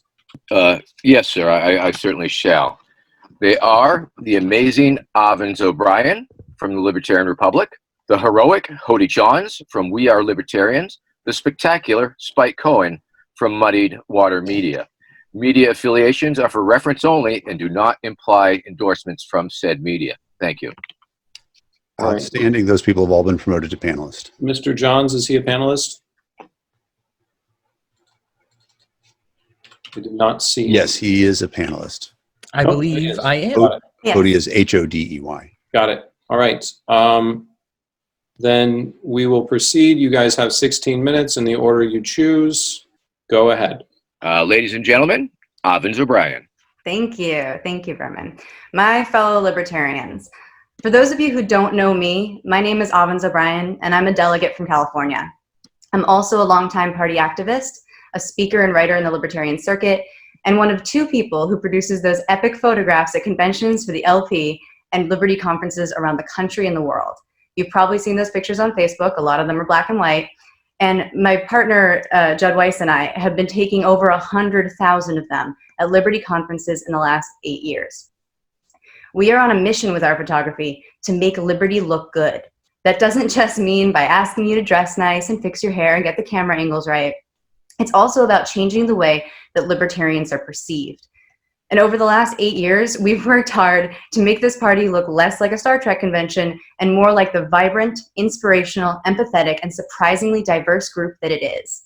So if I'm obsessed with making Liberty look good, why would I choose to nominate the man who dresses like he's homeless and wears a boot on his head? Because it's not just about aesthetics. Because Vermin Supreme brings with him a different image of what Liberty looks like. And that image is one of hope, of realism, of bravery, and of kindness. See, that's what I hope all libertarians could be. Hopeful about the capacity of human beings, realistic about their nature, brave enough to stand against injustice, and kind enough to shine past the terrible claims that we're heartless. We have a lot of heart. You know it, I know it, and Vermin knows it. And we need to tell the world. Vermin Supreme is a man who has walked the lines at protests, de-escalating conflicts between police and vulnerable populations. He is a man who has advocated and amplified voluntary mutual aid to assist those in need. He is a man with a megaphone who is not afraid to call out politicians for their policies or their tactics at silencing their opposition. He is a man who inspires disaffected people from both major parties, countless independents, and young people who begin to realize that the system does not work for them. Vermin Supreme's campaign videos have been viewed nearly 250,000 times in this week alone. We have 6 months to tell the country what liberty can look like. Viral videos, youth activism, guerrilla internet campaigns, these will be helpful in a time when we don't even know how many in-person events will be realistic due to the global pandemic, and with the limited budgets our candidates will inevitably have. Ultimately, we have a choice to make about how we make ourselves heard and what we will say. In this way, we can win whether or not we win. This is not just about the election to the White House, but about electing liberty in the hearts and the minds of the millions of Americans who can see that this is not the way things are supposed to be. Everyone knows the choice between the Democrats and the Republicans isn't a choice, it's a joke. The duopoly and those who believe in it have been laughing at us for a very long time, no matter how serious our candidates have been. It's about time that we prove to them that we are in on the joke. With that, I invite you to listen to Hody Johns. Thank you so much, Avens. And thank you for your time and ear, delegates. I'm Hody Johns from the We're Libertarians podcast. Statistics say that everyone hearing my voice will have a friend or relative commit suicide. About 90% of you will contemplate it. This year, suicide rates have doubled. Once every 20 seconds, someone will end their own life. Our platform states our goal is nothing more nor less than a world set free in our lifetime. There is a deadline here. And every 20 seconds, a lifetime will end unfree and we will fail to meet this goal. It's not just suicide. Depression is rampant. The top reason for heavy drinking and recreational drug use is to escape reality. What is it about reality that we are all literally dying to try and escape? Why is it that we are experiencing record despair in a time when we have rights our ancestors only dreamed of? It's because we address only half of what freedom is. Freedom is defined as the power or right to act, speak, or think as one wants without hindrance or restraint. We're all really good about fighting to remove political restraints, but that's only half of this equation. Freedom is not merely getting out of the way, it is also giving people the power to be free. It is not just taking obstacles off of the path, it is giving them the power to walk that path. They need to hear and see, you are the power. All of the candidates you will choose from are fine with you living how you see fit, but only one of them will see you as you are, throw glitter on you, sing a song about you're his friend, and celebrate you just being you. For all of our talk about political borders, these walls are only built because of borders in our hearts, and until those walls come down, the walls that divide neighbors will stay up. Tolerance is better than intolerance, but it is not good enough. People ask, what do you want? A parade for being yourself? Because you're gay or black or white or atheist or Christian or Muslim or capitalist or socialist, or you like board games or craft beer or barbecues or space travel or time travel or do vegan eating or competitive eating. You think you're special? And to that, Vermin answers, yes, you are special. And yes, let's have that parade. I am exhausted of feeling like who I am and the things I like aren't special. They're special to me, and you should feel special to you. Let's celebrate our various identities and activities together. Do you think there's too many parades, too many fireworks, too many ponies out there? Our libertarian message for too long has been one of leaving people alone so that they can be weird alone and die alone. Instead, celebrate with me, live with me, and let's cherish being weird together. We've become disaffected, disillusioned, and disgusted. Man was not made to live this way. Hell is described as loneliness and darkness. Heaven is described with feasts, music, togetherness, and light. We are not made to be sad. We are made to have joy. Dance if you want to, sing if you want to, study economics if you want to, wear a boot on your head if you want to. Libertarians, we have tried being irritable, miserable, principled geniuses for years. It hasn't worked. Today onward, let's be something different, something that works, cheerful and fun, principled geniuses. It is time to tell the world we will not just tolerate your existence, we love your existence. And that is why we need Vermin Love Supreme. Now, ladies and gentlemen, let's hear from literally Spike Cohen. Thanks, Hody. Hey, everybody. My name is Spike Cohen, and I'm Vermin Supreme's running mate. The reason we're all here today is to determine who should be our next presidential candidate. And if you're like me, your biggest concern in deciding who we should choose for that role comes down to two things. Who can spread the message of libertarianism in the clearest and most concise way, a way that the public will connect with and want to hear more of, and who can earn the most votes for the Libertarian Party, both for president and for all the down-ballot races? The answer, unequivocally, is Vermin Supreme. The only one who has figured out how to play the government and the media for the fools they are. Folks, in every election we fall into the same trap that the Republicrats and their craven media set for us. They tell us that if we put up a respectable politician and have them show up and give agreeable interviews and conduct themselves the exact same way that the Republican candidates do, that this time, at long last, they will give us a seat at the table. And every time we fall into that trap, and every time they do what they plan to do all along. They subject us to endless grilling, and the very second we misspeak, they say, aha, he doesn't even know what Aleppo means. He can't possibly take him seriously. Voting for a third-party candidate is a waste of time. It doesn't matter how respectably we perform, because the very second we make even the most slight human error, they'll call us a joke. But Vermin turns that trap around on them. He leverages their desire for something entertaining to get ratings and ad revenue, and then he uses it to make them into the joke and show the audience that the Republicrats and the media are a waste of time, and he brings them over to our side. I'll give you two examples of him doing just that. Every election, the New England College Convention hosts all of the major presidential candidates for that cycle. In 2016, Donald Trump, Hillary Clinton, and Bernie Sanders were there. This year, they had Sanders, Liz Warren, Tulsi Gabbard, and Vermin Supreme. He wasn't just the first libertarian presidential candidate they've ever invited. He's the only third-party candidate they've ever invited.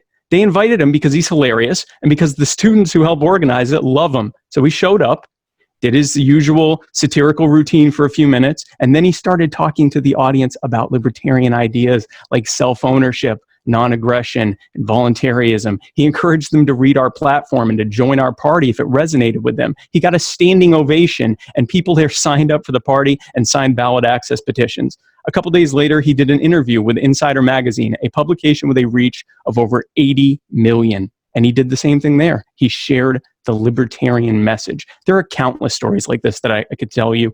And in every single one of them, no one else running would have had the opportunity to invade the spaces of the duopoly and convert their supporters to our side. And here's why. When you lead with humor, you do two things. You draw people into your message and you lower their cognitive defenses. They aren't listening to some politician who either bores or offends them. They're being entertained by someone they find endearing and intriguing. They want to know more. What's this all about? And that is when we share our message with them, the libertarian message. You own yourself, your life, your body, your labor, and your property, and we will stand alongside you and fight against anyone who would try to take those from you. We entertain them, we get their attention, we intrigue them, and then we convert them. We call it boot pilling, and the Libertarian Party leadership will tell you just how well it works. Last month, the LP launched a presidential recruitment competition where all of the candidates had a month to recruit as many people to join the party as they could. How did Team Supreme do? We got nearly twice as many new memberships to the party as every other presidential campaign combined. You can go to lp.org/growthelp and see for yourself. Furman is bringing more people into this party than anyone else, not by watering down our message or playing nicey-nice with the media, but by using humor and goodwill to bring in people who have been completely left behind by this disgusting system, the system we fight against. We, the Libertarian Party, challenge the cult of the omnipotent state, the idea that government is some all-powerful, all-knowing being that is here to protect us and care for us, and that we simply must obey it and everything will be fine. And people innately know that not to be true. We are all living in a dystopia now more than ever with this pandemic that happened because for weeks the government wouldn't let healthcare professionals test and treat patients. And as a result, now the government is telling us which of us are essential or non-essential, whether or not we're allowed to go outside, earn a living for our families, whether or not we can live our lives. People already know that something is wrong. They just need someone to break through the media trap to tell them what they already know deep inside. They just need someone to start changing the conversation so we can fight back against that cult. Vermin Supreme is the very personification of that fight in his activism, his satire, his decades-long work to de-escalate state violence, his ability to infiltrate the duopoly and convert them to our side. Vermin is our champion. And with our nomination, he will take our party to the next level, articulate our message clearly to a wider audience, bring more people to our party and our movement, and earn more votes for our ticket and all of our down-ballot candidates than anyone else could. My fellow libertarians, I present to you a man who has devoted decades of his life to libertarian activism, a man who is engaging countless people and bringing them hope, a man who is inspiring an entire generation to be libertarian, an activist, a warrior, my dear friend, Mr. Vermin Love Supreme. Thank you, Spike. Thank you, Avins. And thank you, Hody. Natural 20. Fellow delegates and members of the Libertarian Party in America, I am humbled to be nominated today for the highest honor the LP can bestow, the presidential ticket. While we are a young party, we are a mighty one. And I believe the addition of my personal media savvy and outside social media influence together can create something truly memorable. There are many thousands, if not millions, of disenfranchised, left-winged, and other voters this year, disgusted by the corruption of the DNC and ready to vote against the system. A Vermin Supreme campaign can win those votes over for us, and in many cases already has. Those voters are not authoritarians because they have a love for government. No, they are anti-authoritarians because they see the same failures of government that we do. They see the problems of endless wars, a militarized police system, corporate bailouts, oil subsidies, and the only political figure who has been able to connect with them and present a response was Bernie Sanders. We see those same issues and propose solutions based on freedom, based on voluntarism, and based on love and mutual aid. And those voters will come around, not just at the ballot box in November, but will support and grow the movement for liberty for a generation to come. During this campaign alone, I have brought into the party people who are not only supporting other parties' presidential campaigns, I have brought into this party staff from the other parties' campaigns who bring us a wealth of experience in the strategy and successful growth of campaigns. I have put together a team of amazing people, principled libertarians, and some not libertarians yet, across this great country of ours. And we have done incredible things, and we will continue to do great things and to build the campaign as your nominee. Our campaign ad, "You Are the Power," has been seen over 100,000 times just in the last week, without any mainstream coverage or paid airings on television. In that same short amount of time before this convention, we received over 200 new donations, mostly from people outside of the party. I fully respect the practice of delegates choosing the vice presidential candidate And if you watched the VP debates that took place, I trust that you, like I, will agree that Spike Cohen is the correct choice for vice president. The chemistry, the balance, and the shared visions of our messaging work very well together. And I feel that he is my most workable partner in spreading the message of liberty to the rest of the country. While I can speak passionately on many topics, those that I am weaker on are those where my partner shines and our voice is amplified and strengthened as a ticket in this way. Remember, an endorsement for Spike Cohen is an endorsement for Vermin Supreme. Our party has fantastic candidates running for our nomination this year, and I would like to publicly thank them and invite them to join my team if I am blessed to receive your votes. I would enjoy nothing more than a Supreme Cohen ticket with Jacob Hornberger as an economic advisor, with John Mons as an outreach coordinator, with Dan Berman and Joe Jorgensen as media surrogates, and with every single one of our candidates united behind the nominee. We do our best as a movement when we stand united, and I want to see us leave this first I'm sorry, Mr. Supreme, your time is up. Please finish up, Mr. Supreme. Thank you. Together, we can see a world set free in our lifetime. Thank you. Thank you. Mr. Supreme, your nomination is entered. That concludes the nominating speeches. Thank you to all of the presenters. We will now move to a vote. Votes will be done by delegation.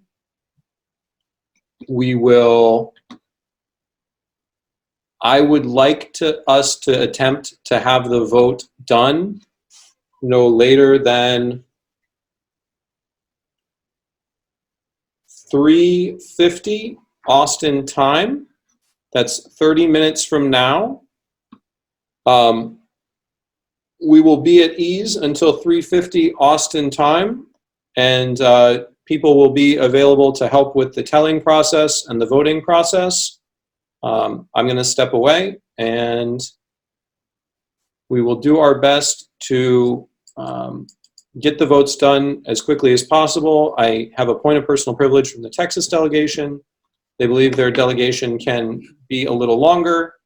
We're going to find out in about 30 minutes whether or not that's long enough, and we will probably take some kind of recess after that first round of voting is complete. Mr. Chair, this is Dave Valente. Go ahead, Mr. Valente from West Virginia. Yeah, the email that we received at 2:48, Libertarian Party presidential ballot, first round with longer time limit. Is that for the parties that have signed up with Dan to do this Yes, under it is. election buddy? Okay, so we'll vote with this, and then we'll send it. It'll come to you, and you'll send us the results. Yes. Okay, thank you, sir. All right. So we are in voting now. Delegation, please vote. We will do a roll call First round. at that time.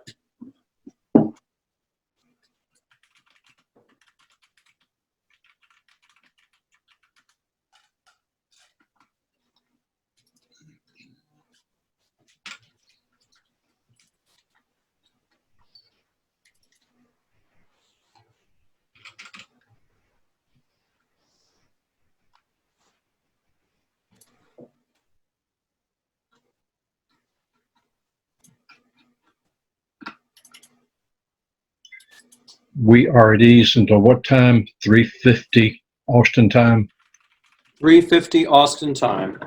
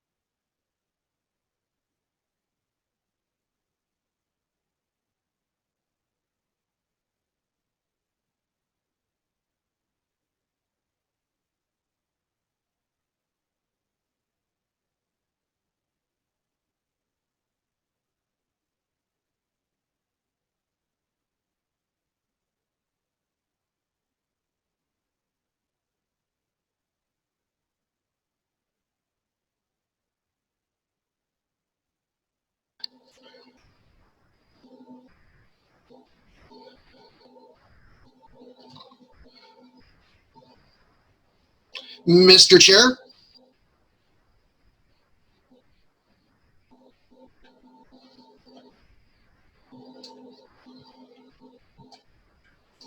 Mr. Reel, what can I do for you? I have a question of privilege. Myself and one of my delegates did not get a vote link to cast ballots, but we do have the state tally sheet. That would be a question for Mr. Fishman or Ms. Harlows to answer as far as how you'll get that in. Okay, yeah, because we're going to go primarily on the tally sheets. I just wanted to get it on the record. We'll figure it out. Thanks. Okay. What was the question? We did not all get the link to vote in the internet version, but I do have the state tally sheet from Miss Harlows. Okay. For the ones who don't get it, you could use that, and then I'll be sending you the results for the guys who have it. Okay, yeah, just we'll go primarily on the tally sheet, and we'll do it that way. To delegation chairs that are still in the room, particularly Wyoming and North Dakota, please remember to also not just upload your ballot sheets, but email them to ballots@lphq.org. We see them uploaded but do not have the emailed copies for audit purposes.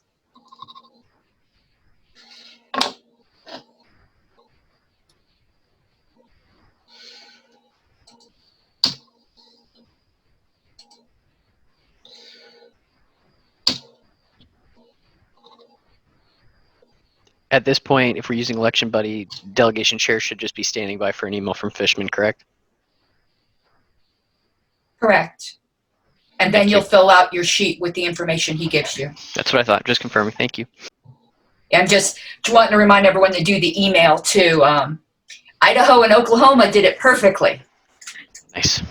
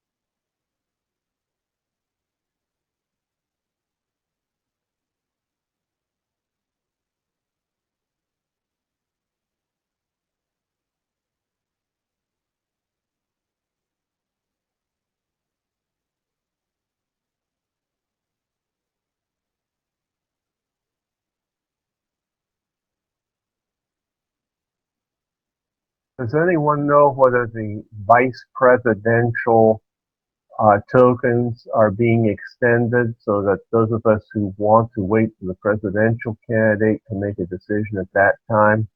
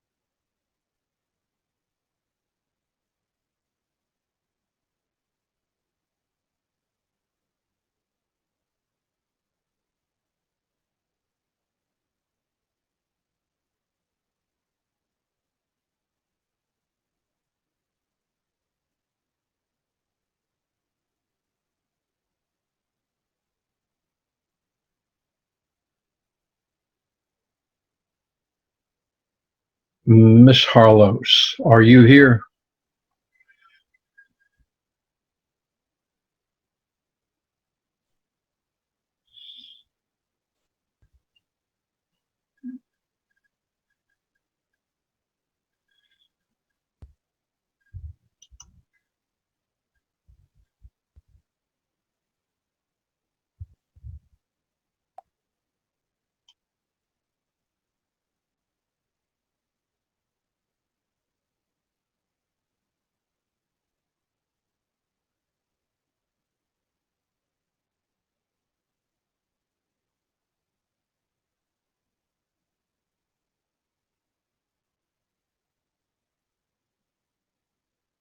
Mr. Chairman, Gideon Oaks from South Dakota.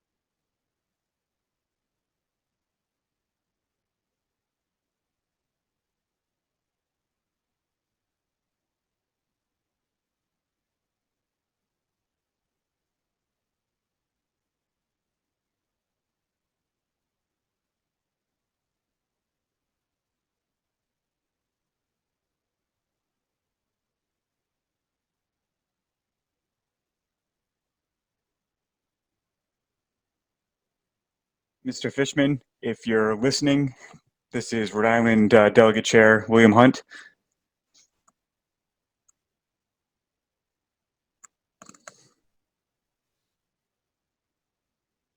Wayne! Wayne! Please shut that door! You got a hot mic, Karen.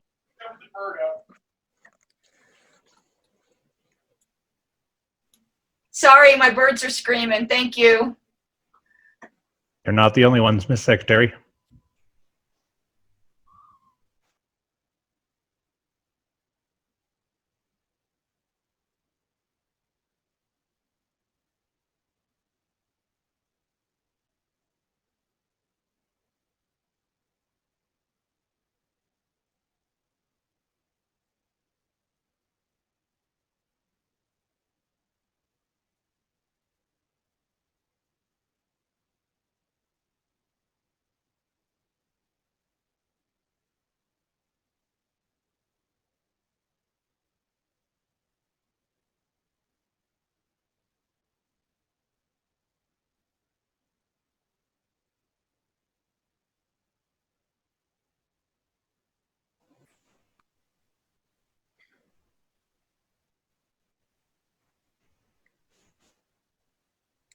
Hello, Mr. Fishman. If you can hear me, this is Rhode Island Delegate Chair William Hunt. I have a question for you.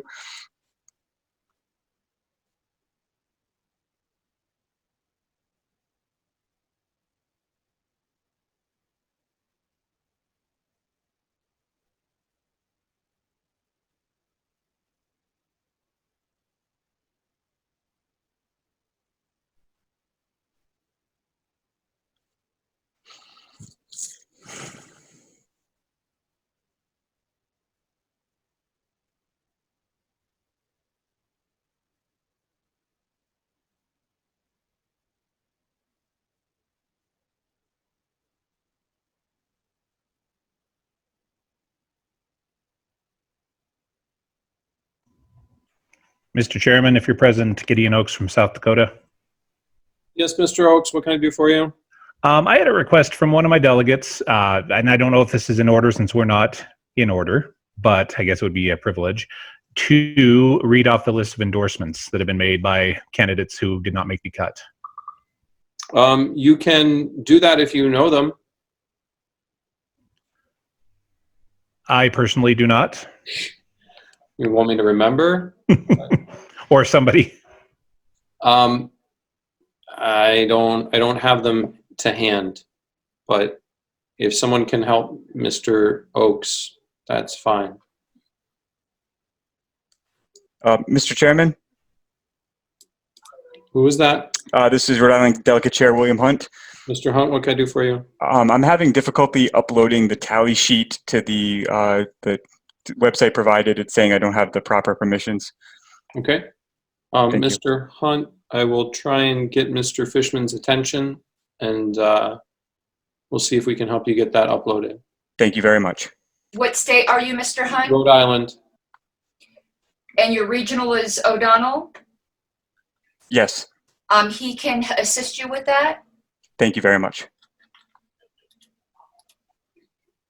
Mr. Chair, this is Harold Thomas from Ohio. Just have a quick question. Go ahead, Mr. Thomas. We have not yet received the balloting results using Election Buddy for our delegation. Should I be concerned about that at this point? I don't know. I believe Mr. Fishman is handling that. And so I think, Mr. Fishman, if you can try and help Ohio get their Election Buddy results. I have a request for information from California Delegate Andy Craig. Can I speak a little bit about the roll call of states and how it will work? State delegation chairs should be panelists. We will go in alphabetical order by state. We typically start with the state that the convention is held in. So in this case, it will be Texas. I assume the secretary has an alphabetical order list of states and it rotates around.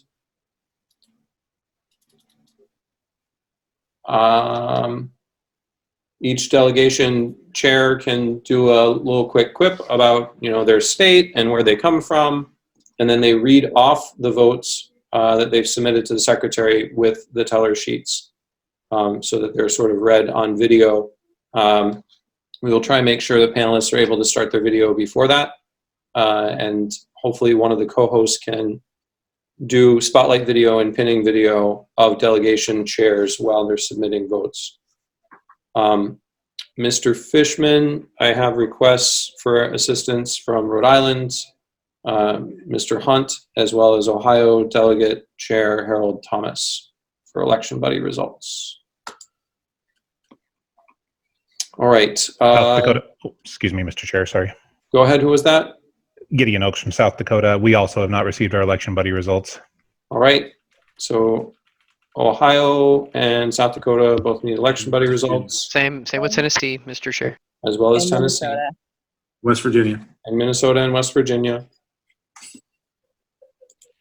And Indiana. And Indiana. I have a request for information about what taxation is. I believe the convention's previously resolved that it is theft. There's a point of personal privilege about trying to have info on the party rather than random videos of delegates. I think we can try and do that next time we have an at ease or recess period. I have an announcement that the states that have submitted their ballots so far are Idaho, Oklahoma, Wyoming, District of Columbia, Delaware, Kentucky, North Dakota, Nebraska, New Hampshire, South Carolina, and Vermont. The rest of the states, please vote. Utah, Nebraska, and Alaska are in. I believe, does anyone remember who Daniel Taxation and Theft Berman endorsed? Anybody? Oh, Berman Supreme. Berman Supreme. So Mr. Berman endorsed Berman Supreme. There was a request for information about that. There is an inquiry about whether or not the votes will eventually be broken down by state delegation. That will be published in the minutes of the convention eventually.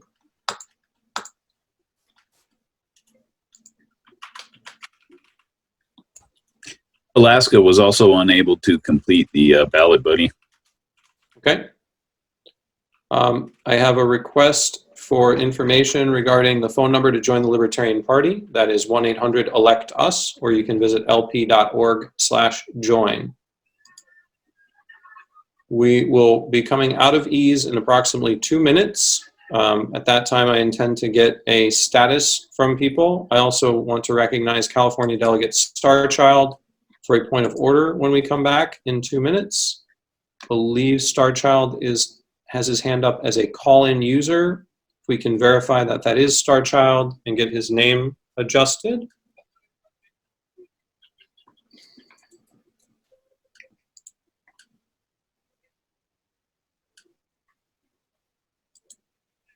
Starchild, I'm just testing to make sure that I can hear you. Is that you? I am here. Can you hear me? I can. Give it 1 minute before we come back, and then I'll allow you to make your point of order. Thank you.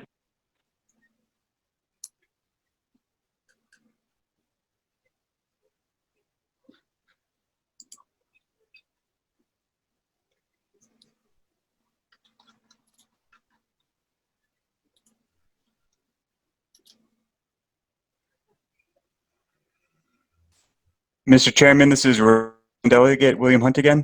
Go ahead, Mr. Hunt. My regent, Justin O'Donnell, is unable to access the forum as well, so I just didn't want to leave it out there. Thank you. Okay.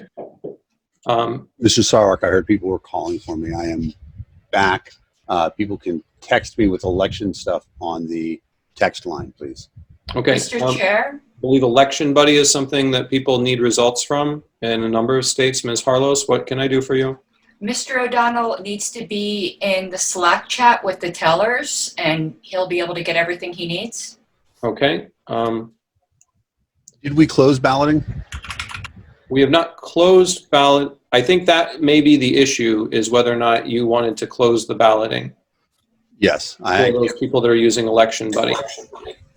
Oh, yes. Dan, I asked you a question in Slack. I'll just let you see the message there.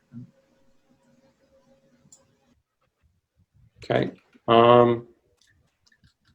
Right. It is 3:50 Austin time. I do not believe all of the votes are in. We are going to try and get through those. I'm going to start by taking a point of order from Starchild from California. Go ahead, Starchild. Thank you, Mr. Chair. I've actually been trying to get recognized multiple times during the meeting, and I don't know that you can see my hand up. I have not been put in the queue ever, as far as I know, for the entire session. My point of order, and after that I also have a point of personal privilege I'd like to make, but my point of order is that the balloting was started well before all of the presidential candidates had spoken, and I feel this is unfair to the candidates who spoke later. I would ask that the balloting be restarted to put everyone on a level playing field. All right. I don't know that people are able to change their votes, or if they are able to, if they know how to do that, and it just seems better that if everybody be able to restart now that everyone's heard all the candidates. I will not be doing that. What's your point of personal privilege?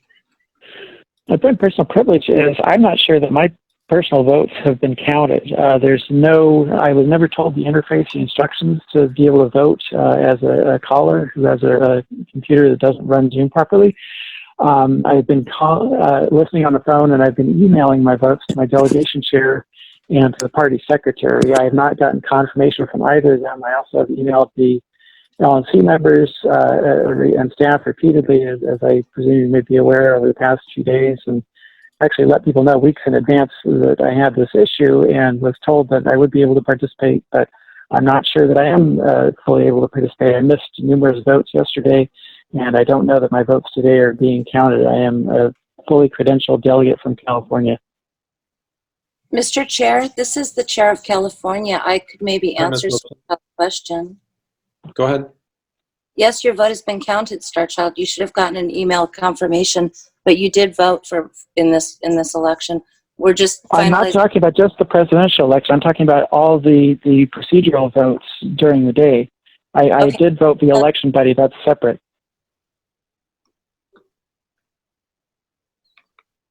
Okay.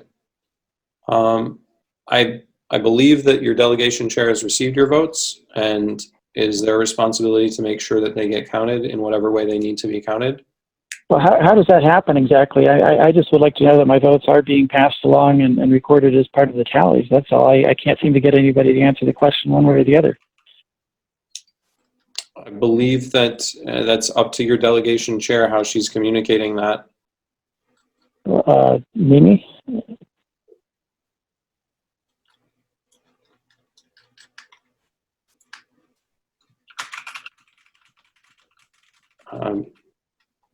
So Star She was Child, there. yeah, I don't know if she has an answer, but Well, if she doesn't have an answer, then I'd like to hear it for the record that she doesn't have an answer and an explanation of that. I feel I'm being disenfranchised here potentially as a delegate, and I will let Ms. I'm not Robeson. sure I'm the only one either. I don't know how many other people are calling in. Star Child, Ms. Robeson, go ahead. As far as any votes that are being done through the state, which is through e-ballot, which is the balloted votes, your vote was received, it was counted, and it's going to be in the tally that I'm trying to get together to send to the secretary. As far as any other votes that are done during polling, I do not have an answer for that because I don't, that's national, but that's a technology question. But to answer your question about your vote for this ballot, it has been counted. Yeah, that's not what I'm asking, Mimi. I'm asking about the votes that I sent you via email and to the party secretary, Karen Ann Harlow, throughout the day. Were those votes counted? Unlikely. And If they were polled votes, no, it's unlikely. And I made it very clear I'm not checking emails during this because I'm doing a lot of other things. I'm checking Slack, and I'm on this meeting. So, and I was told to email you. I was told to email you, my delegation chair. Our child, I believe the point of personal privilege has been expressed. I believe the delegation chair has responded. I believe I have responded. Is there anything? Okay, I'd just like it noted for the record that a duly elected credentialed delegate has been disenfranchised on multiple votes on a situation that was brought to the attention of the relevant parties well in advance of this. I think that's clear. Thank you, Star Child.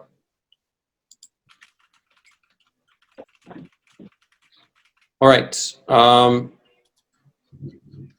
Mr. Fishman, what's the status with voting? An election, buddy? I'm ready to close the e-ballot when you say that we are done with voting. I mean, I think we can be done with the voting whenever the state chairs want us to be done with the voting. That is the challenge of using Election Buddy, where we're facilitating it for state chairs. It's up to those state chairs when they want their balloting done. I will close the ballot now. Start calculation. That seems like a good thing. We will. Mr. Chair? Who is that? This is Dan Real from Connecticut. We have finished voting. We cannot drop it in the drop box, but we have emailed it to the secretary. Okay. So what we're going to do, we're going to be at ease for another 10 minutes until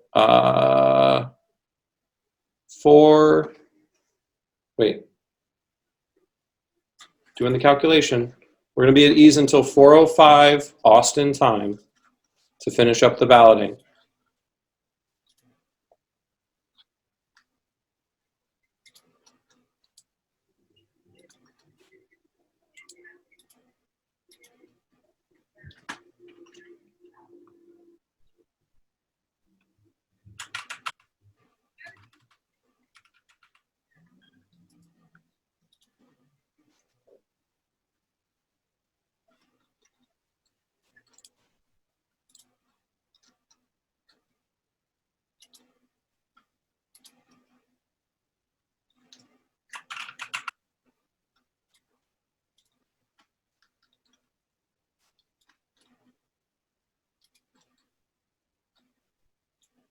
Mr. Fishman, this is Chad from the Oklahoma delegation.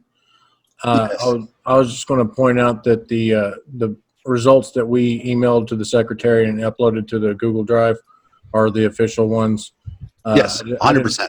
Okay, I'm sending you a copy, and then you can do whichever you want with that. Okay, yeah, I've kept my copies. I just didn't want to make sure that the election buddy from the national side wasn't the one being counted. 100%. I am submitting nothing to the secretary. Okay, thank you.